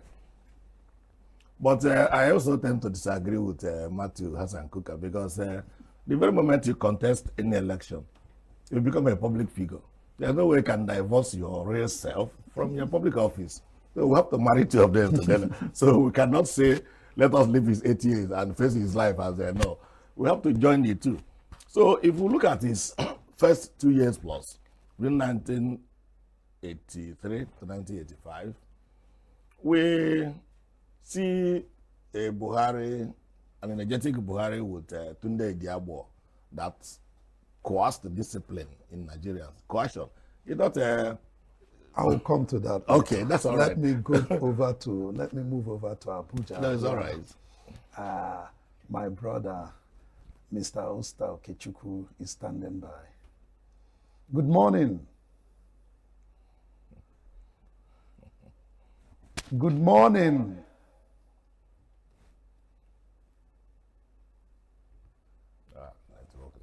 Good morning. I'm not hearing. Are you hearing me? Mute the audio. I'm not hearing you. Are you hearing me? No. Good morning, sir. Good morning. Thank you very much, Mr. Okechukwu. How is Abuja? I will thank God. We thank God. We are mourning our political father. I know. I'd like to start by asking you how the death of our former president came to you. We have gratitude to God that he lived an eventful and successful life. In all his public service, he put up the public interest above his personal interests and had done all he could to provide infrastructure when he was heading the PTF and when he became president. He paid attention to infrastructure and also defended the Nigerian interests by opposing the neoliberal policy. Mr. Okechukwu, please excuse me. You might have to adjust your camera. We are not seeing your face properly. You may have to adjust your camera. We are not seeing your face properly. Is it my camera? Yes. Now we are seeing you better. Yeah, good. You are very, very handsome face. Muhammadu Buhari devoted his life, all his true public service, to defense of the public interest. It was under his administration, under his headship of the NNPC, that Warri and Kaduna refineries were built. And when he came as military head of state, the struggle he had with the International Monetary Fund and the World Bank was that he resisted that he cannot devalue the naira and that he will not remove fuel subsidy. Unluckily, when he came back as a civilian president, the same storm raged on. Up to the time he left office, he insisted he would not remove fuel subsidy or devalue the currency. In spite of the hard economic condition that came within his time, but by the time he became president in 2015, the oil price was below $40 per barrel. In the next 2 years of 2020, there was the COVID. So it was a lot of challenges for him. Plus what he said himself, that how he wished he had 8 years when he was younger. So he did his best. He did the second Niger Bridge.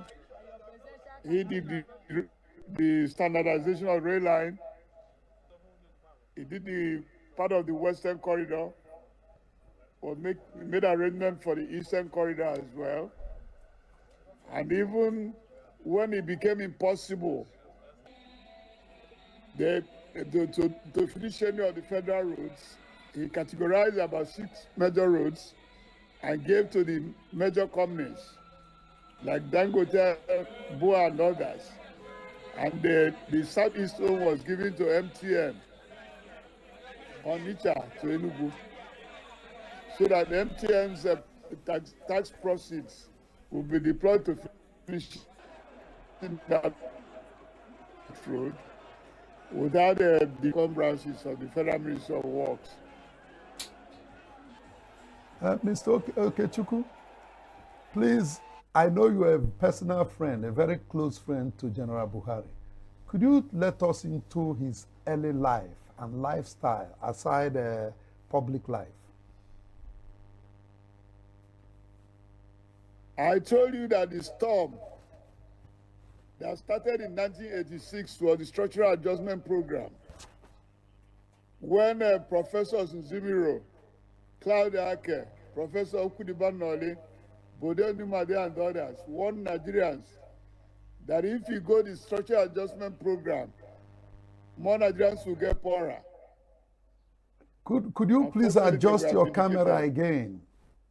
We are not seeing you properly. Adjust it a little bit.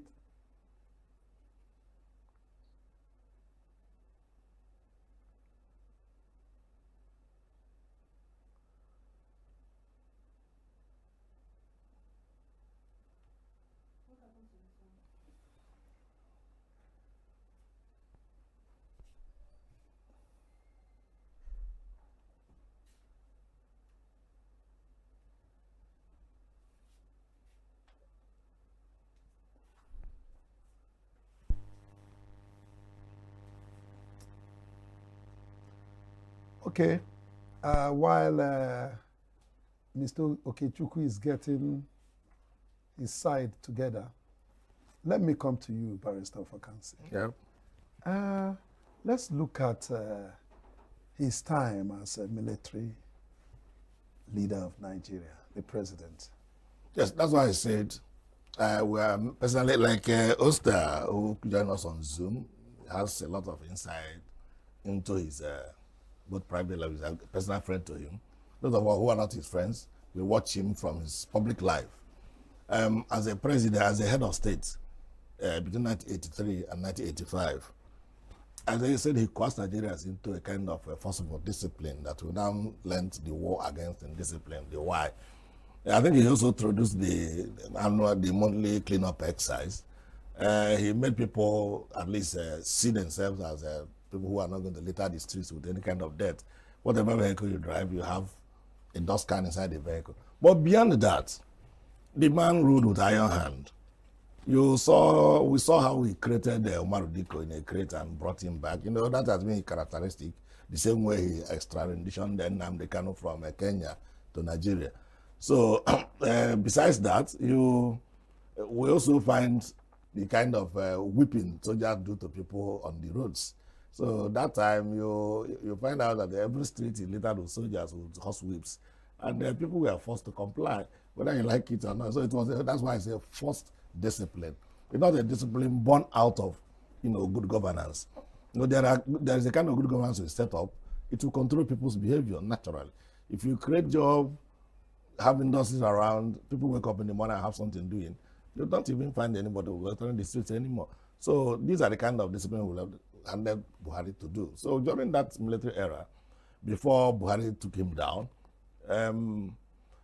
it wasn't the best for a lot of people in Nigeria. But then the underlying factor is that he sort of coerced a kind of discipline in Nigeria. Remember, he came in about 13 years after the war. The war ended in 1970 and he came in 1983. So about 13 years after the war, not much of a difference. And you remember, he was a general, he was a leader in the Nigerian army. But remember that during that time, he was working hand in hand with the late Brigadier General Tunde. That I said it in my intro. And things were like working. No, I said coerced. Whether it was working or whether it was working out of fear, it's a different thing. So it was a coerced discipline. People, but most of those things he coerced that time lingered on with us even up to today. Monthly cleanup exercise is still here with us from that 1983 date. The issue of queuing up in line for doing anything in Nigeria, he started it. Nigerians was a kind of disorganized sort of human beings. Wherever, if you say there is something to be given to people, everybody will keep on rushing. Buhari introduced queue. So people now queue for things and then line up and get, and that thing has remained. You see small boys say queue up, even if there is a fuel scarcity, people still try to queue up. Sometimes they may have chaos, but all the same, that culture he imbibed in us in that time still remained. So his military era was a mixture of both good and bad, but Nigeria needed that kind of forceful discipline at that time so that we can queue in, because it was like we came out from the war and it was a lawless society, so to say. Everybody unto ourselves, God for us all. So, but he came back as a civilian leader in 2015. Naturally, age has taken a toll. And like you see, Rasta said in his speech here, that he regretted he could have had 8 years during his military era when he was really very active. But then that was not to be. So he had that 8 years now. But within that 8 years, a lot of things clouded his regime. Besides the fact that he didn't even understand the economy anymore, the way the economy works, he didn't understand it.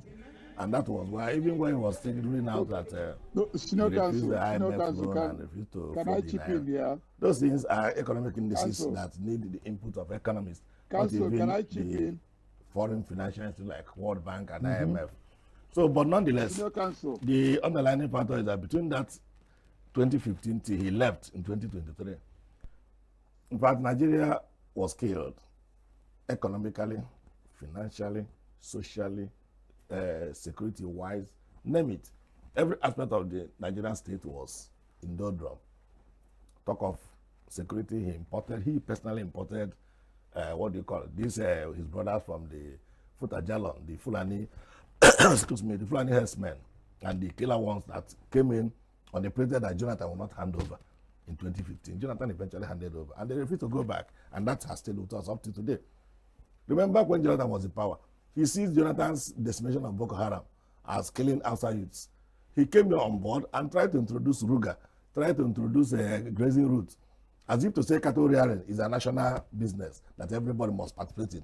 So these things are not, and he didn't hide his disdain for Eastern Nigeria. He calls us a small dot in a circle. We are a small dot in a circle. He also said that he did not expect him to give something he gave to people who gave him 90% of the vote, or people who gave him 5% of the vote, referring to the southeastern Nigeria.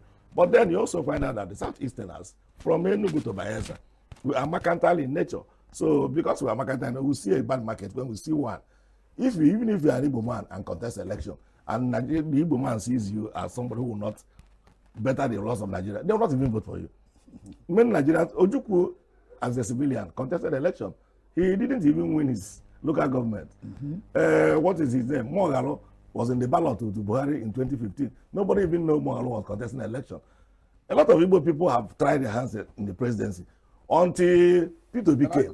But you also find out that when Abiola came, the Igbo man voted for Abiola almost 95%, because the Igbo man has seen Abiola as a veritable businessman who is going to turn around the states of Nigeria. So we know a bad market when we see one. Buhari was a bad market. If he has contested the election 1 million times, he will not get 5% of the vote in the Southeast. I think Osta, Mr. Okechukwu is back. Yes. Mr. Okechukwu, I was trying to find out how let us into the early life of the late president. I want to know, because you're close to him, how was his early life before he got into public office? Thank you very much. But before I come into that, can I try to look into some of the assertions of the senior counsel in your studio?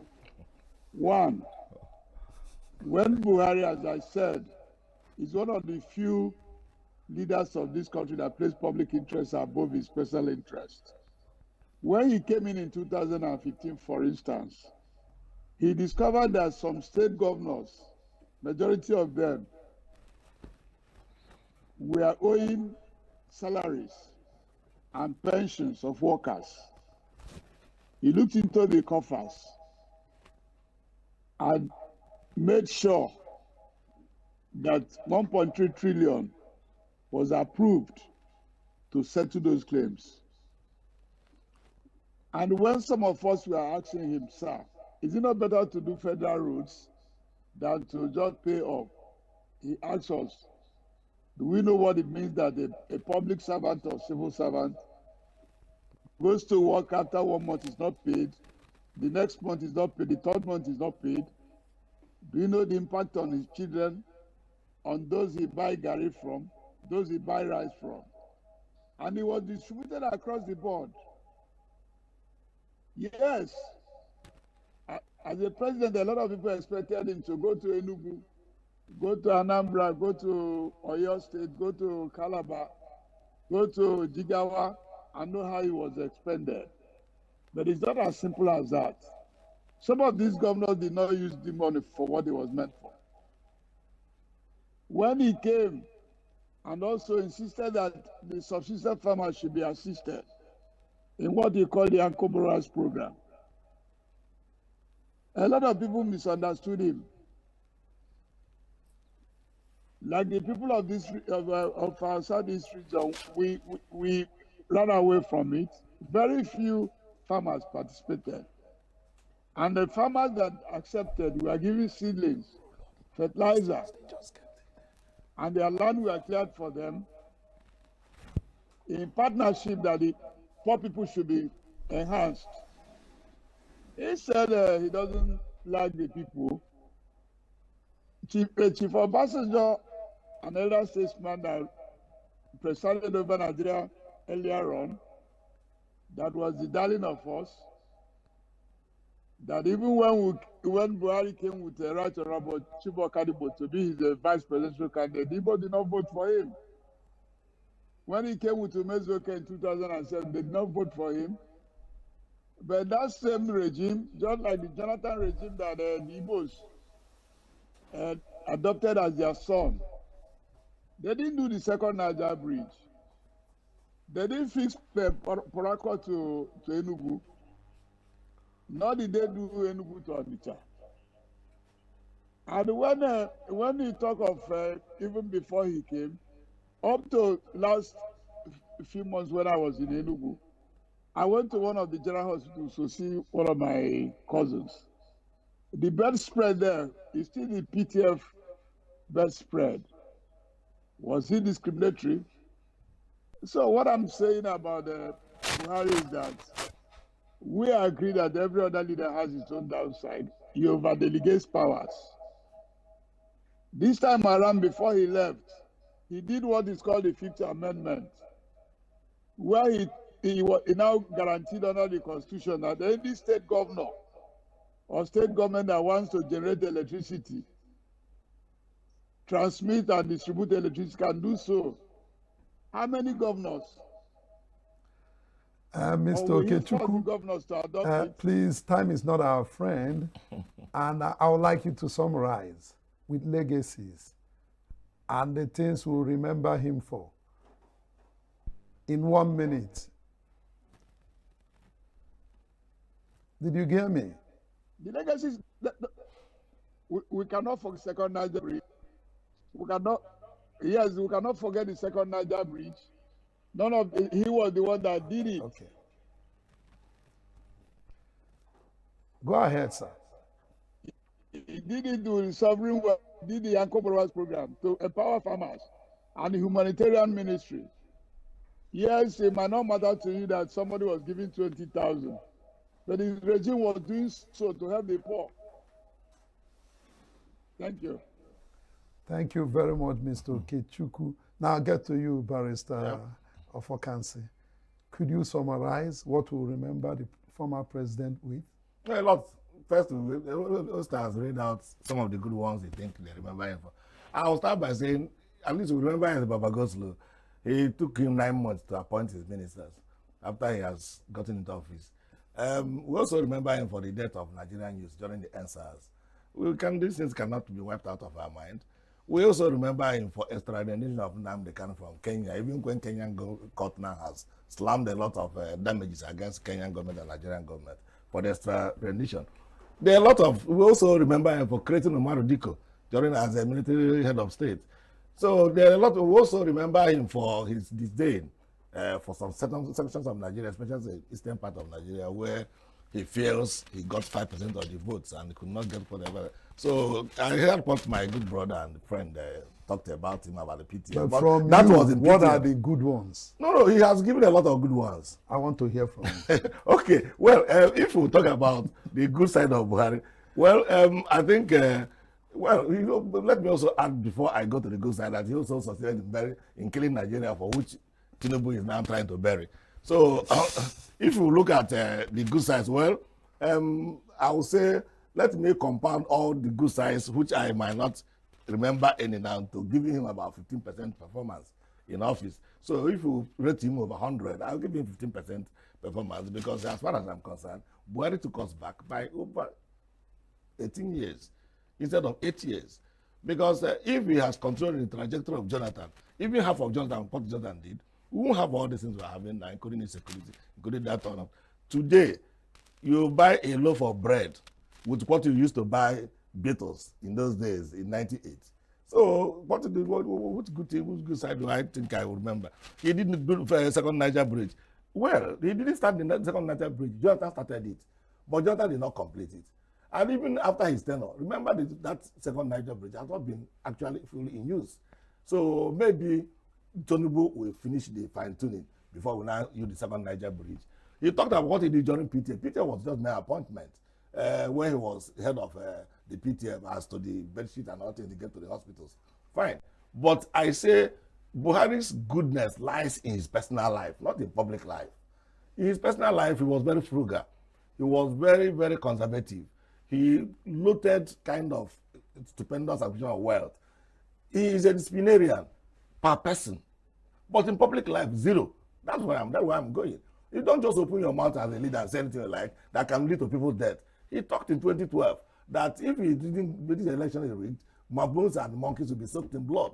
Some coppers died because of this statement, because people took to the street and was jamming everybody who was conducting an election. So these are the things you don't expect of a leader. So you don't in public life. I don't see anything so spectacular, wonderful. Buhari will be remembered in public life because when he came in 2015, a lot of contractors went back to site thinking it was the same Buhari of 1983. A lot of political officers ran away, only for the man to keep himself 9 months without ministers. Then we now know Napapa goes slow, so you know they do anything again. Thank you very much. At least you admitted that he's war against indiscipline with Tunde Diambo. I give Nikudo for that. Okay. We still maintain some of those legacies up to today. Also, yes. Thank you very much for your views. Thank you for having me this morning. And I would like to also extend my thanks to Mr. Osito Kechuku, former DG, Voice of Nigeria. On this note, I would like to thank you for being part of the program today. My name is Luke Mbo. Nigeria, we hate you.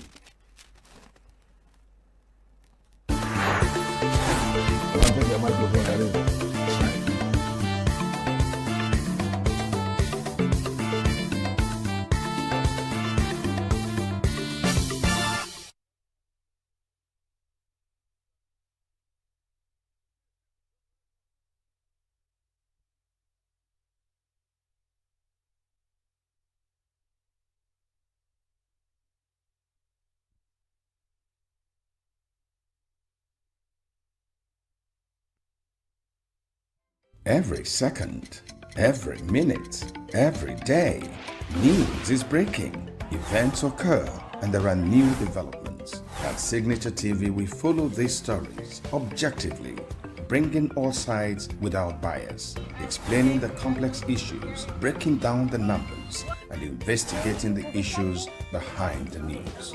Anywhere and everywhere, near or far, wherever the news is, we will be there. Signature TV. News in your pocket.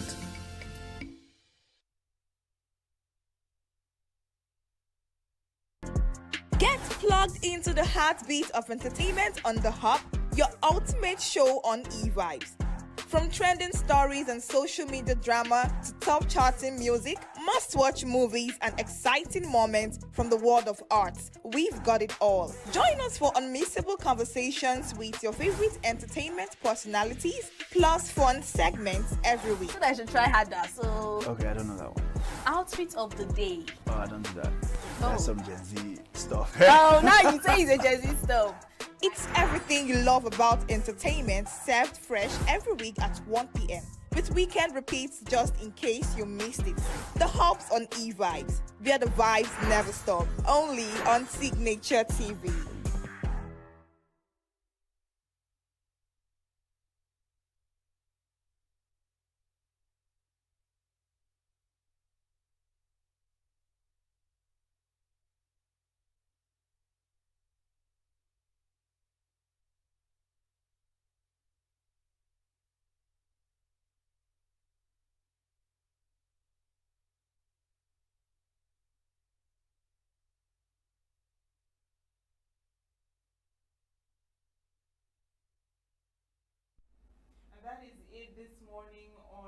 Signature Morning. Thank you for staying with us and for starting your morning with us. Remember, you can join our conversations by following our social media handles straight right now on your screen for our updates on the latest news and events happening around the world. I am Uchenna Chimbi Oloha and will be joining our Abuja studios for the continuation of the morning show. Good morning.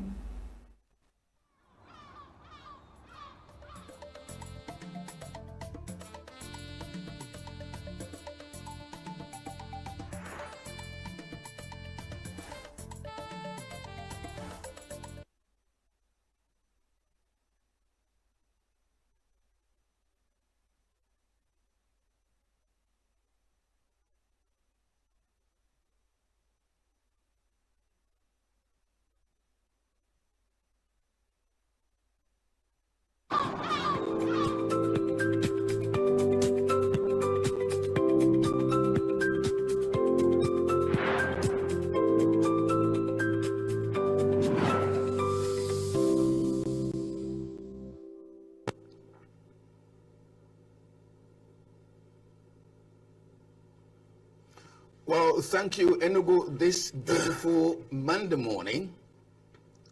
We thank you for holding the forts in the past couple of days. We've not been joining you, but this Monday, we have to join in from the Abuja studios. But let me tell you quickly, the Abuja weather is a little bit unconventional.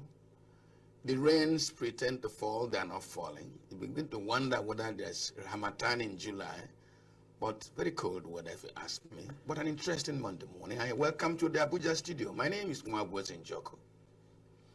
It is not always that we get into political contention, but this morning we just have to. There are developments on political turf, and the biggest of them is the emergence of a coalition. And that coalition says its main objective is to remove a government through the ballot box that is not doing well.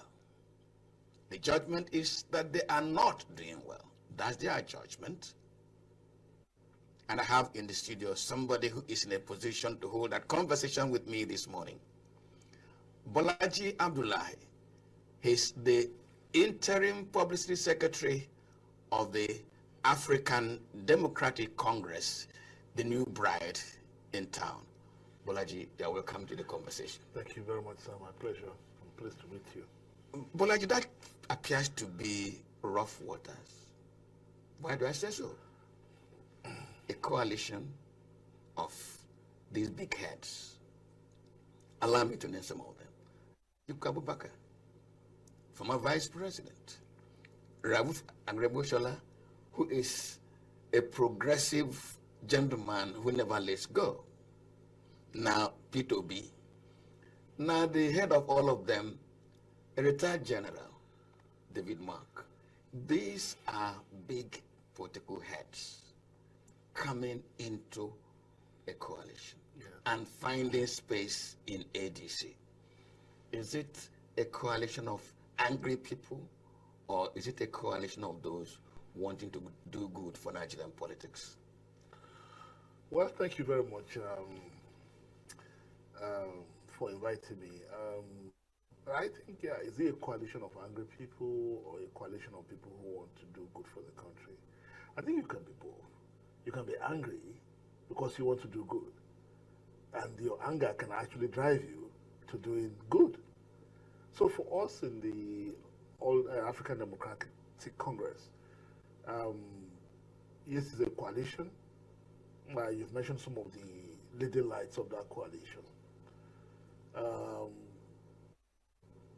What we're trying to do this time is completely different from what perhaps this is the first time that the kind of thing we're trying to do has been done in Nigerian political history.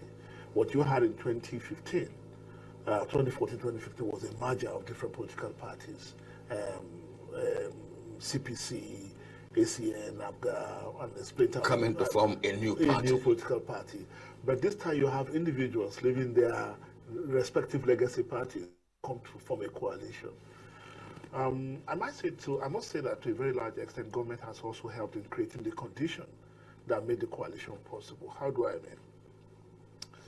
PDP is more or less comatose due to its own internal contradictions, which sometimes is also externally manipulated. Then you had Labour Party with its own division of factionalization, as it were. Then, of course, SDP, or recent one, and others.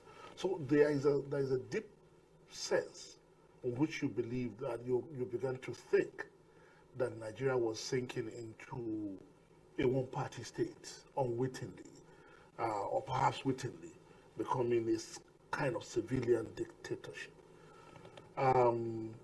This motivated the opposition rank to tell themselves that if we are not able to operate within our governments, make it impossible for us to operate within our political parties, then we need to find a way to come together and present a formidable coalition of opposition parties or opposition politicians, to slug it out against the ruling party. So to a very large extent, that's the foundational narrative behind this coalition. So it's early in the day. We are optimistic that it's a marathon, but we are optimistic that we can deliver on the foundation vision that has led us here. Now, one of the things every party tries to do is to sell its philosophy, its principles. Each of these eggheads I've mentioned have been baked, buttered, sandwiched in a particular political school. Yes. Now you're bringing them together. First, let me ask you, have you understood the political philosophy or the party you want to use in this fight, the ADC, or are you going to change its philosophy? Let me say, and thank you for that question. One of the questions I've been asked repeatedly is why the choice of ADC? Why didn't you choose other political parties? Why did you choose ADC? We say to those asking that question that we chose ADC because ADC has been the most responsive of the political parties that we considered. At the onset, we had two options. One was to register a new political party, which we are still doing. The other one is to find an existing political party that can accommodate all of us. We made a list of some parameters that we believe that the new party that we are going to go into, or the existing party that we're going to go into, must possess. And a fundamental one is that the party must be willing to allow us to mold it along the vision that we have. And what is the most critical of that philosophy is that from 1999 up till this time, we've watched what you could call the gradual decline of political parties as institution for aggregating political interest and disciplining its membership.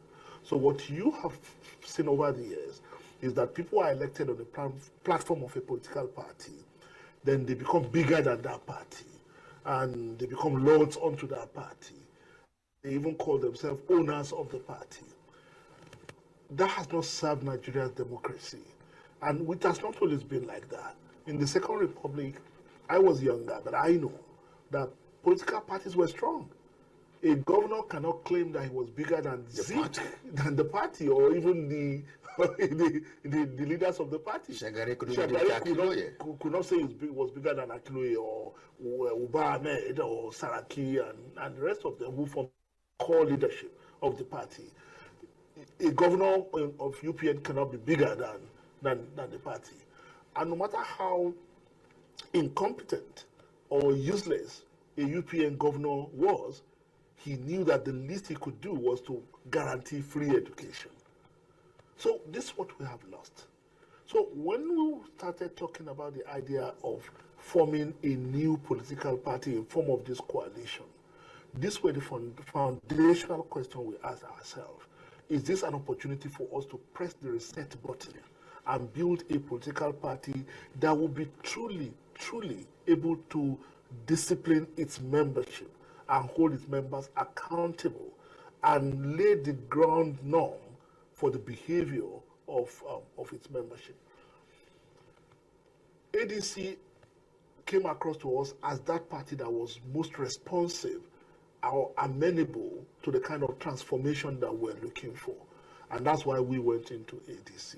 Now, with respect to the formative principles of the African Democratic Congress, which are the continental outlook, we are saying that in addition to whatever aspirations that that party had, for us, we are coming in to infuse our vision into that party. And that is why you can see that the choice of a Senator David Mark as the interim chairman was deliberate, in the sense that we now have an individual that is arguably bigger than any of these actors that you've mentioned, including the former vice president, in terms of what he has done and his accomplishment in this country. You know, so when you have someone like that in the driving seat, then you, as you mentioned, you have an Ogbeni Raufo Aregbesola. You can't go and tell Aregbesola that because you are a governor, you are now a leader of the party, or you want to bribe him to do something that is untoward, right? And with all sense of modesty, I think I've also set a kind of for myself that, you know, that I like to play by the rules. So we're trying. You can see that it is deliberate of the kind of leadership that is emerging, and that is informed by the kind of vision that we have. So, regardless of whatever orientation, like you've mentioned, sir, regardless of whatever orientation these individual gladiators are coming with, now they will have to play by the rules of the African Democratic Congress. And the party will be able to discipline their ambition, their interest, their predilections, their tendencies based on the rules that we have set. Yeah, because I read a material, today is what, Monday? I read a material on Thursday of last week, in which some members of APC, I have mentioned because it's a conversation, said that they be loyal to President Tinubu. I marked that statement, and I said, is it not the challenge of Nigeria's political party system? The tail wagging the dog. It's not the dog wagging his tail. Yeah. Now that you said, it's one of the things you want to rein in, so that's a big structure that disciplines everybody. Yeah. The candidate cannot be bigger than his own party. No, exactly the point. I just want to close my eyes and look at Atiku Abubakar, who, for instance, wants to be president. I'm just saying. Yes. And I look at Tambuwa, for instance, who wants to be president in 1931, and therefore who wouldn't fail to seize an opportunity to be a vice president now. I look at a Peter Obi who thinks that all the youth are around him and therefore he's entitled to a ticket. And the party is able to bring all these people in line and allow them to run through the process as prescribed by the party. Bolaji, have you closed your eyes and imagined this tough task? I see what you see. I see what you see. You know, if you don't have a predetermined agenda, your task is easy, right? It's only when you have an agenda, like I'm sitting here talking to you, or a David Mark or something that, okay, we've decided from the beginning that the whole of this thing we're doing is to deliver a particular person, then the job will be a lot difficult. But why we are confident is because there was no predetermined agenda. The party will set the rules for the game. And create the process. And get everybody to agree to the rules. Whoever emerges from that process is a product of the party. Is a product of the system. Is our candidate. We don't have, and in fairness to all these aspirants, this process has gone on for several months. Each time they have attended a meeting all of them sit on the other side of the table. The only person sitting on this side of the table is David Mark. And if any one of them had something to say, they raised their hands like any other member of the party. Of the party. You see, so even before we got to this point, we began to institutionalize that.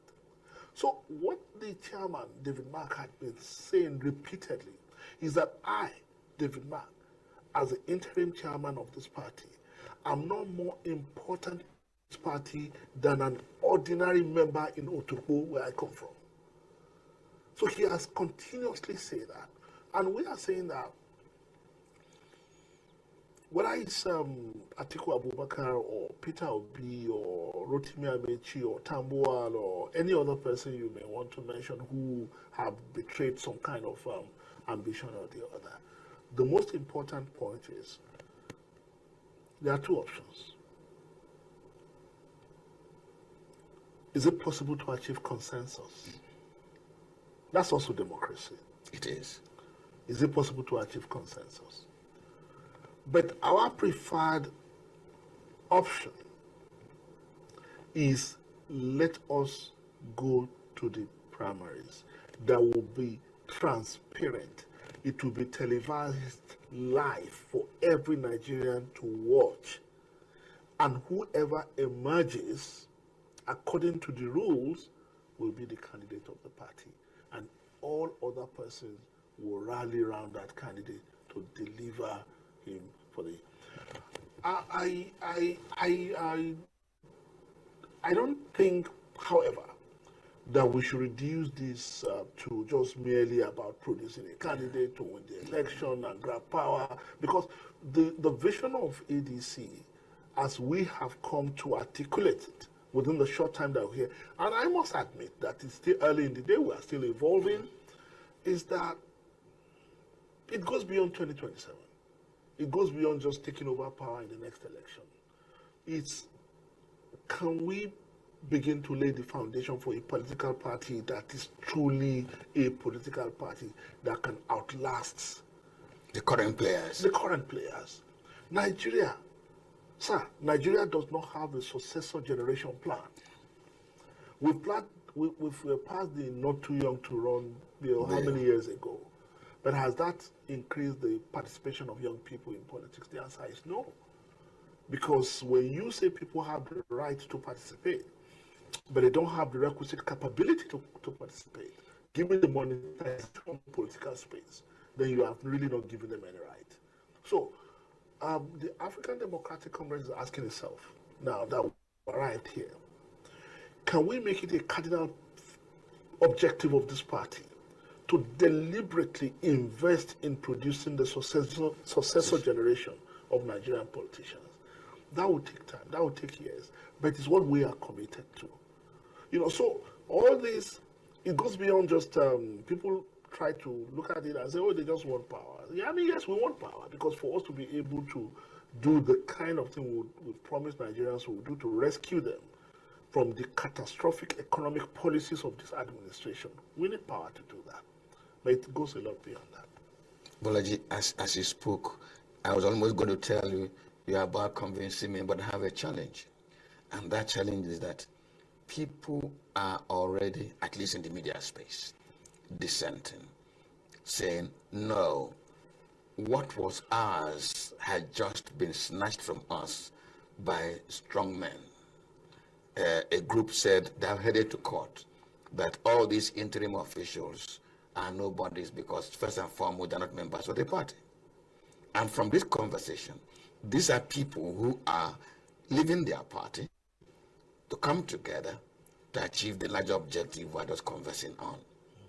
For this to happen, doesn't INEC have an input saying David Mark is now the interim chairman, you are the interim publicity secretary, Ogbeni is interim secretary of the party? There were secretaries before, were they are not. And there ought to be a process to make that change.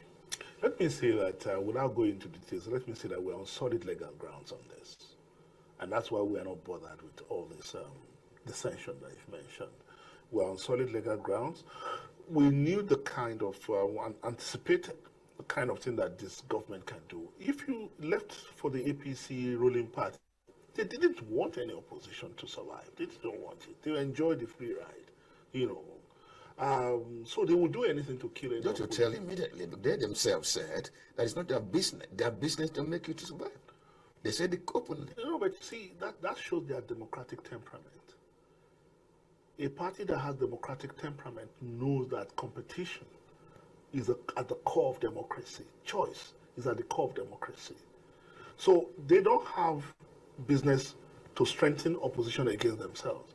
But they also don't need to be interfering and deliberately destroying, destabilizing, subverting opposition political parties.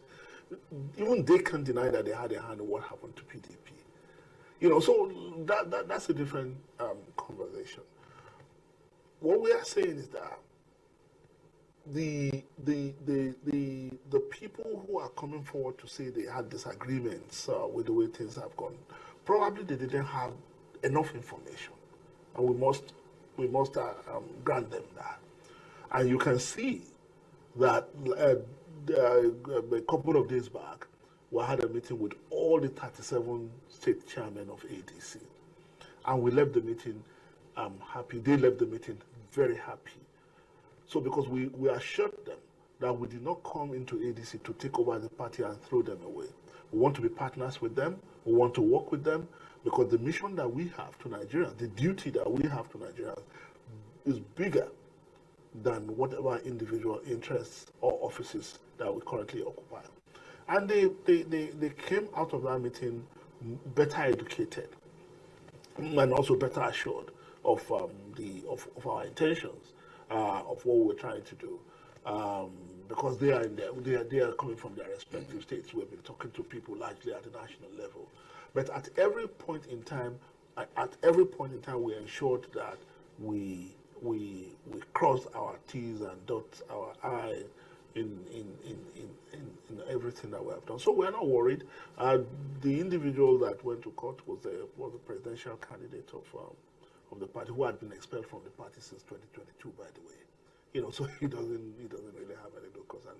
Even if he was not, he was just a candidate. The candidate is not a party, you know. So, but we are not troubled.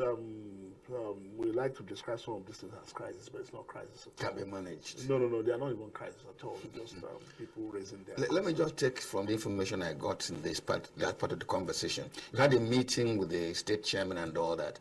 Are you likely to return them, or are you going to change? No, we've told them that they can stay. We told them they can stay. But if anyone is willing to step down to say, oh, there is a bigger person that I think can do this job better than me, some of them actually said right there that they'll be willing to answer. To buy into the new vision, step down for somebody because else. If you used to play in the Nationwide League, I'm using the analogy of the football now. We used to play in the Nationwide League, then suddenly you find yourself in the Premier League. So you have to ask yourself, can I manage a Premier League team when I used to manage some I tell yourself the truth. I can or I cannot. You know, so if you feel you can, and then no problem. But we are not going to force anyone to leave. No. Is INEC saying anything about the changes? Because at a point you asked the question. Anything you do that you don't involve INEC, and you don't have INEC in premature, then you're just wasting your time. That's why I said we are on solid legal grounds in everything we've done. INEC is aware of. Let me go back to the beginning of this conversation, because there's an issue I left for this stage. You know, I asked the question whether this was a set of angry politicians on a mission of vengeance to take power away, or whether they are come to do Nigeria good. Well, there's a way you can say angry, yes, but vengeance, no. You know, I cannot sit in front of you here and say that everybody in ADC has the same motivation. There are those who have come in motivated by the simple reason that they could not have something else to do. There are some that will be motivated that their parties have pushed them out, or they have no alternative. But I can tell you that there is a significant number of people, significant, and in the majority, significant majority, right? who are perplexed by the state that Nigeria is today, who are embarrassed as political elite. Because what has happened, flowing from 2015 with the promise of change, is that the failure of the political class to deliver on that promise has also created a situation where the political elite generally stand discredited in the eye of the public. And even as I'm speaking to you, there will be people listening to us and be telling themselves, we've had all this before. What is even speaking here? I was going to follow up with that. Yeah, I myself have a sense of deja vu that we've gone through all this before. So people will look at them and say, this cynicism of the public, justifiably so, is the biggest challenge that a party like ADC will have to face. How do we convince people that this is different? Because they've been told before that there will be change in 2015 and nothing has changed. If there has been any change at all, it's for the worse. From 190 naira, people are now buying petrol at almost 1,000 naira. From 460 naira to $1, it's now about 1,600, 1,700 to $1. If you earn 70,000, even if you earn 70,000 minimum wage now, it behaves like 7,000 naira. So these are real issues, and they didn't just happen. They are not inevitable. They were direct consequences of the catastrophic economic policies of this administration. So we're now coming on board and telling people we are going to be different. The only way we can be different is to ensure that people can now afford to buy petrol, is to ensure that people who do businesses won't have to spend their capital, burn up their capital, buying diesel for. So these are the things we are committing ourselves to. And I can assure you, sir, everybody within the ADC circle and leadership is conscious of one thing. This is probably the last chance that we have as political elite to redeem ourselves in the eye of the public. Because people, if after what happened with the APC, the ADC now is coming around and saying, look, we are going to do something different. If we don't do any differently, then we are making it impossible for anybody to come in the future and tell them the same thing.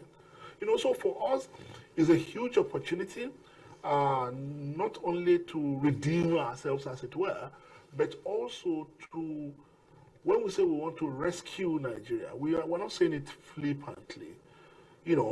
This is a country, a country of very proud people. Nigeria is divided today probably than ever before. The kind of nepotism that this administration has pursued as a state policy is probably unprecedented. When President Buhari was here, people were saying, oh, he was nepotistic, but we never knew that a time would come that we say, oh, even Buhari was better. So what I'm saying, Sam, is that for us in the African Democratic Congress, it goes beyond just wanting power for the sake of it. If we are angry at all, so that we are angry that Nigerians expected so much and got almost nothing in return, and the Nigerians were promised renewed hope, and before our very eyes, within 2 years, it has become renewed hopelessness. So, and that is it. And the to round off this, the government spokesman said we want to if Nigerians vote for us, they will be that we want to set the country back. And I said to him, yes, we want to set the country back because the country is at the edge of the precipice. And if something is at the edge of the precipice, you better bring it back. You have to bring it back and reset and reposition it, right? So that's they can't tell us that the direction they are taking the country is the direction that we have to continue. You know why I came back to this question? It's because two gentlemen in this party who seem to be very popular faces with Nigerians made the very same promise that Tinubu made. One, they remove subsidy. Atiku said so. Obi said so. They removed subsidy. They said they will converge the Naira. These are the two critical policies that Tinubu has taken that seem to have brought us where we are. Yes. And these two gentlemen said, we will do the same thing. Yes. And I said, this is a tough task for you, because I'm quoting them. Yes. I'm not alluding. Yes. So if they promised what Tinubu promised, and we have come to this pass because of that promise being implemented by Tinubu, who says we go through a more glorious time when they implement their own? No, I think there are two ways to look at this. One way to look at it is that it's not the removal of subsidy itself that has caused the problem. And it's not the floating of the naira by itself that has caused this problem. It's that no groundwork whatsoever was done to cushion the effect that these two policies combined. On its own, they are potentially painful. When you combine them, you have a perfect incendiary. And when you combine them without preparing on how to mitigate the effect, then you have a calamity. So the problem is that this government was whimsical. It did not give enough thoughts on how to calibrate this reform, this transformative reform, life-changing reform. And that is one. Two, even the IMF, that is the global temple of neoliberal economics, are saying, we did not expect you to go this far. We did not expect you to go this far in floating your naira. But the man told us from the beginning that he's daring. Yeah, I mean, so he wanted to just show that he was daring. He could do anything. He had the courage, right? But sometimes it is when you are carrying the destiny of so many people in your hand, some doubts can be useful. Some hesitation can be useful. Some tentativeness can be useful. To ensure that all grounds are covered. If I do this, what will happen? If I do this, show me the least, the most impactful option that has the least cost to my people. Every public policy manager knows that that's the best option. So did they give themselves enough time to look for this best alternative? I don't think so. Now, that is one side of the question you've asked. The second side, when Peter Obi was saying that I'll remove subsidy, when Alhaji Atiku Abubakar was saying I'll remove subsidy, those were their individual manifesto, if I will say. What is the ADC position on subsidy? Now, you find yourself in a situation where it's the candidate that is giving manifesto to the party. But now it's the party, ADC will be the party that will give the manifesto to the candidate. What is the ADC position on subsidy? And whatever is the ADC position on subsidy is what the candidate will implement. It will not be the other way around. And already we are having conversations around this. We're asking ourselves, the problem is not subsidy, like I said. The problem has always been one thing: the governance and the administration of the subsidy. Who are the people who need the subsidy? Blanket award of subsidy to everyone on petrol is wrong, is calamitous, like we've seen over the years. It's just making some people rich. The blanket removal of subsidy is also disastrous, like we have seen in the last 2 years. Who are the people who need the subsidy? Can we create a system that targets these people that need the subsidy? I have 4 SUV, for example. I don't have 4 SUV. I'm only using it as an example. I have 4 SUV as an example. And I'm enjoying the same subsidy as someone who wants to enter Danfo. That is wrong. So if I must accumulate 4 SUVs, I must pay for it. I shouldn't be subsidized for my lifestyle. But for a woman who just wants to transport her cassava from the farm to the market, she must be subsidized, which means that the transportation that will take her to the market will enjoy subsidy. So this is the kind of conversation we are having. And by the time we arrive at the position where we are producing a candidate, we are saying this is what you are going to do. He's not going to tell us that this is what you will do. If you are a candidate of this party, this is what you will do. Okay. It's already 30 minutes, my producer says. We've been talking with Bolaji Abdullahi, the interim National Publicity Secretary of ADC. Just go have the journey. There's still more to talk about. We take a short break. Please stay with us.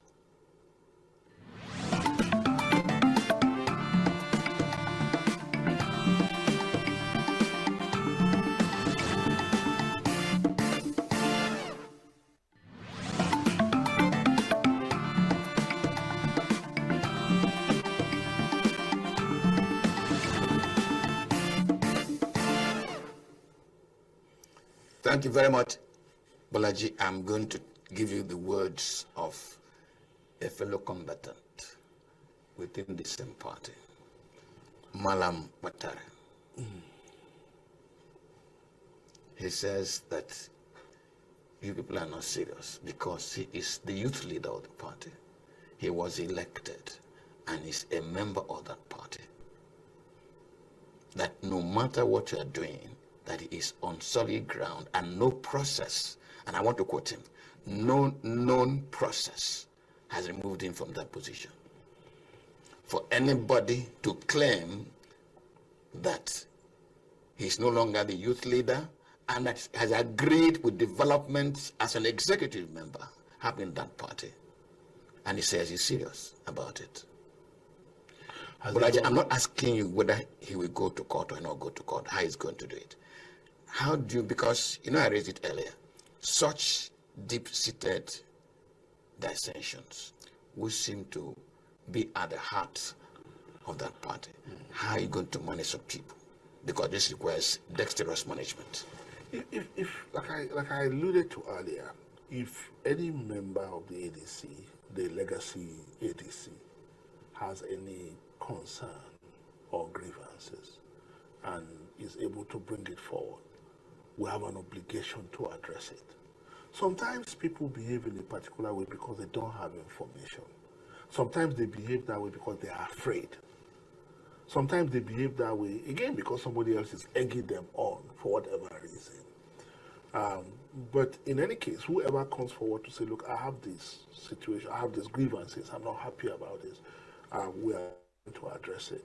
But if it's not something that we can address and the person feels that we have violated his rights in one way or the other, and we're not able to assure the individual, then has a right to go to court. So that's not a problem for us, you know, and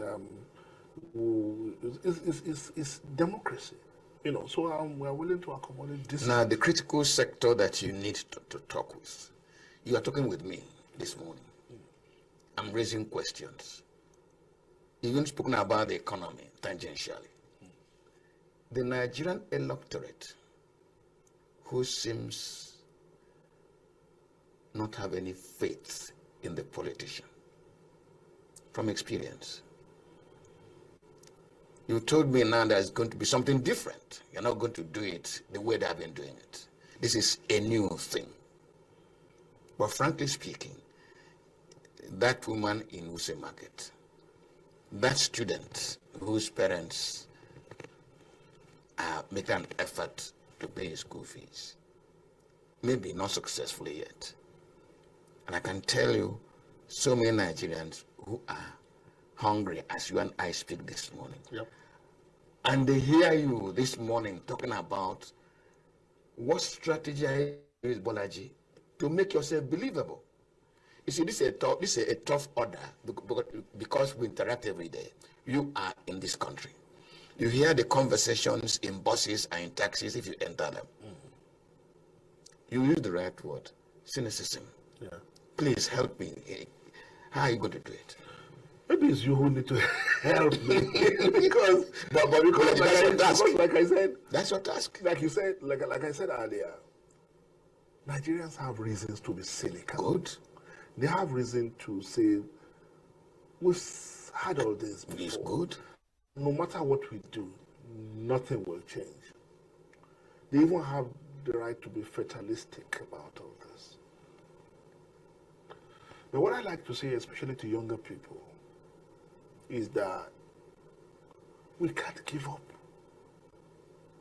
What option do we have? We are alive, we are not dead yet.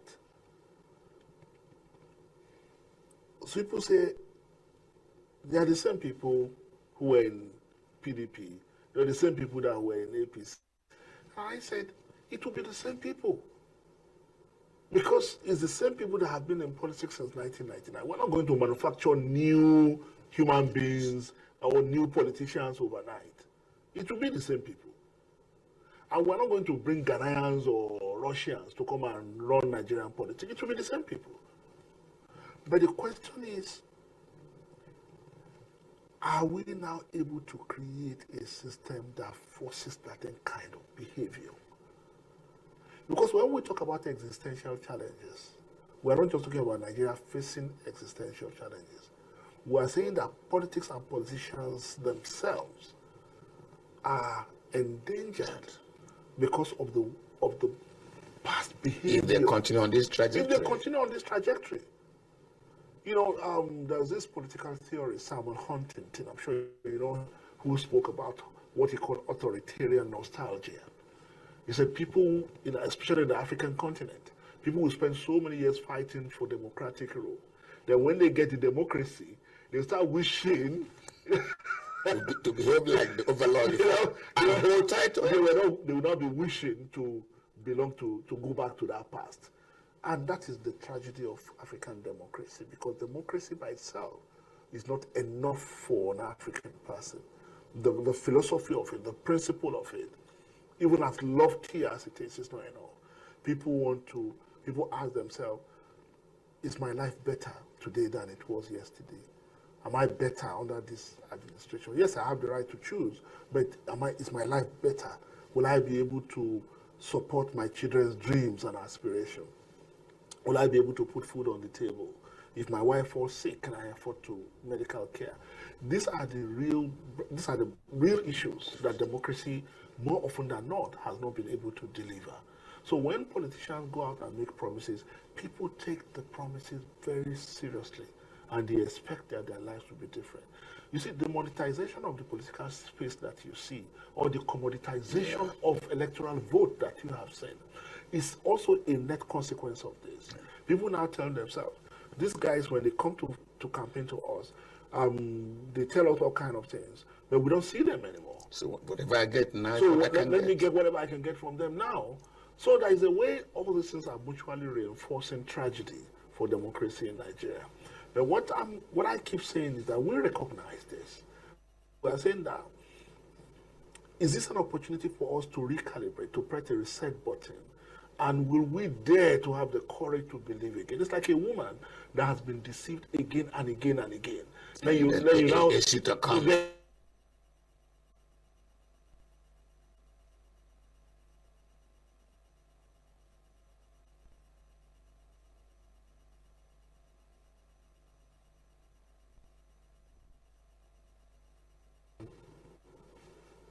You know, so we have the burden of persuasion lies on us. Nigerians don't have a duty to believe us.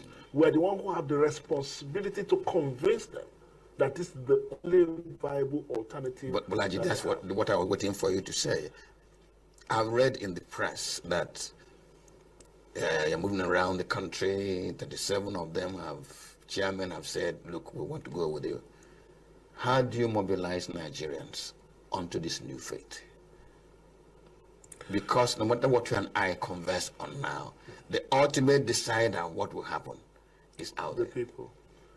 I mean, I'm not even so worried about that. And why will I say so? I'll say so because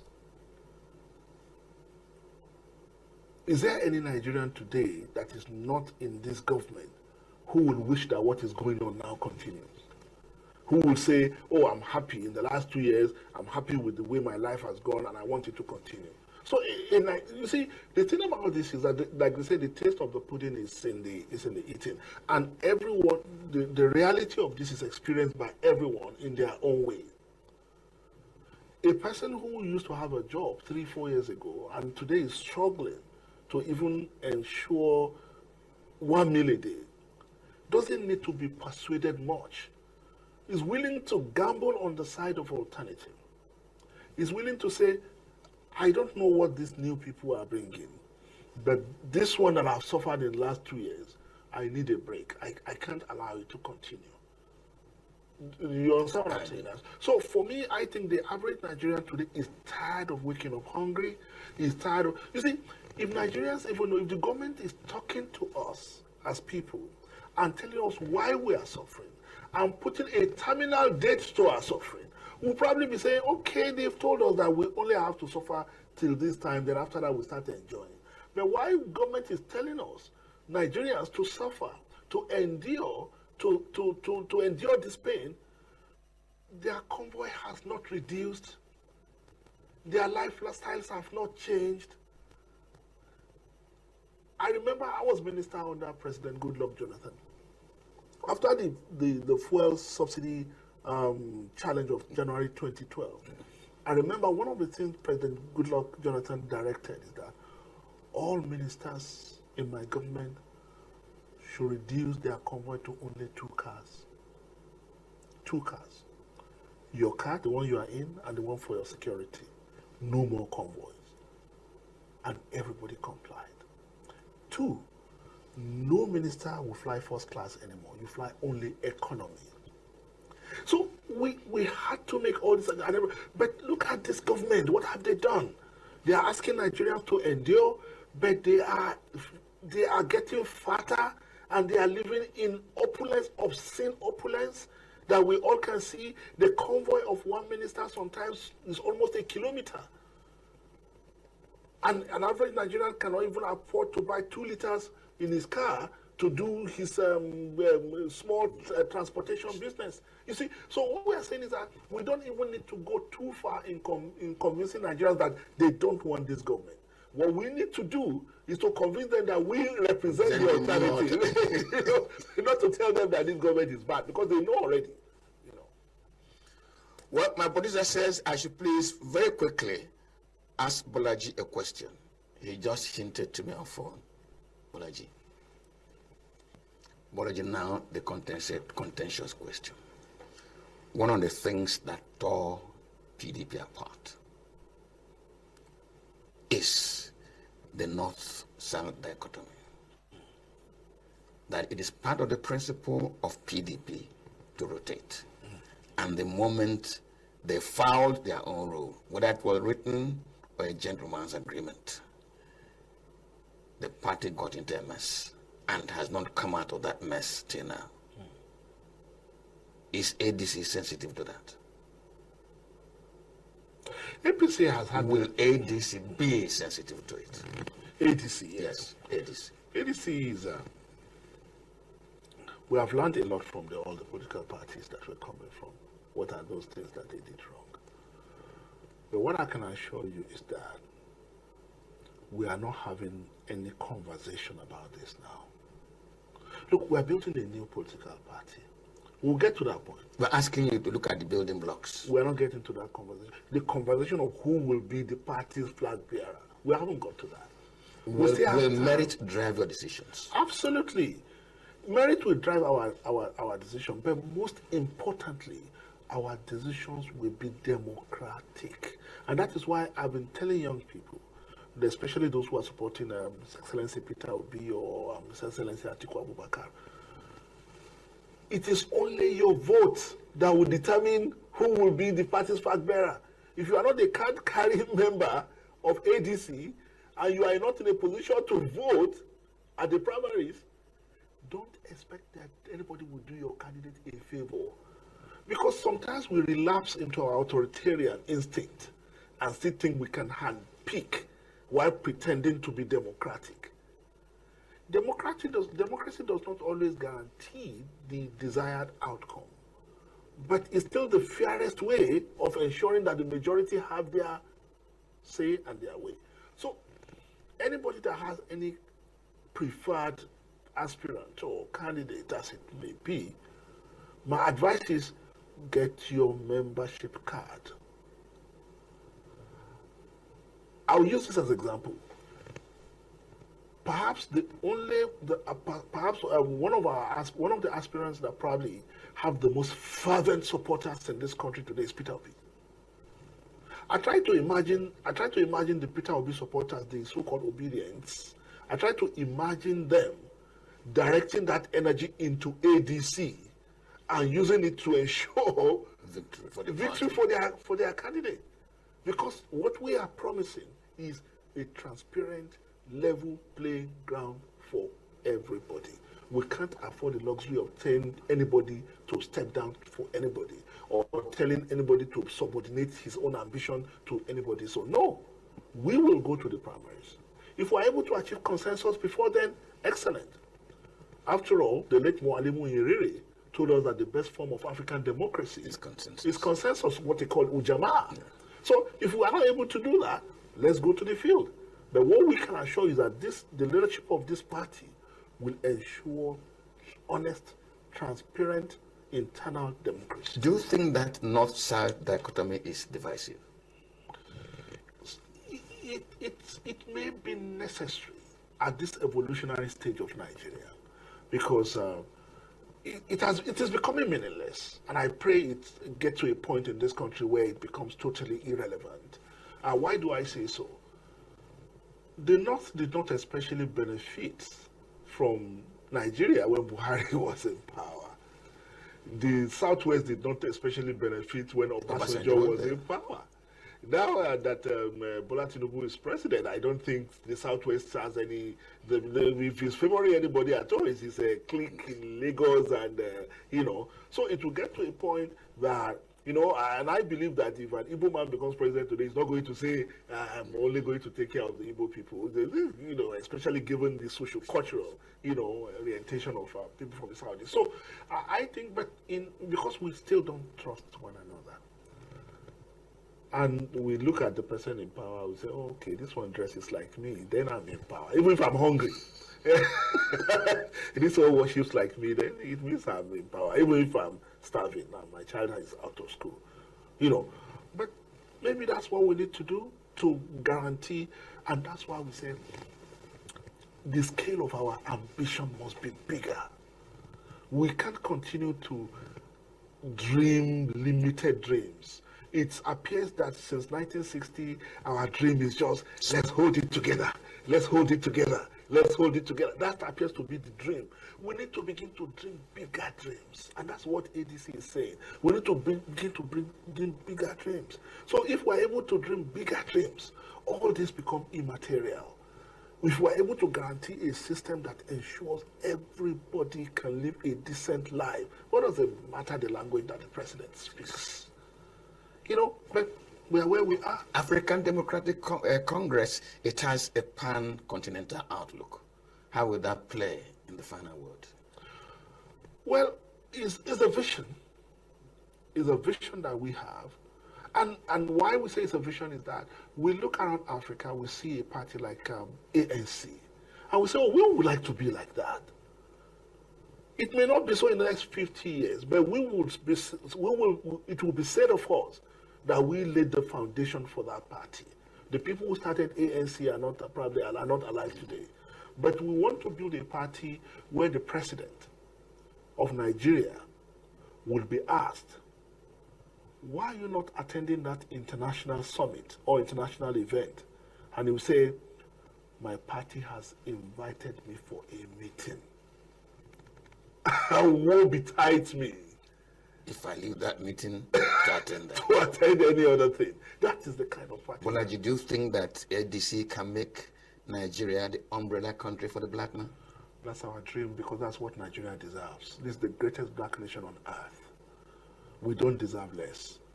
And that should be the vision of every political party in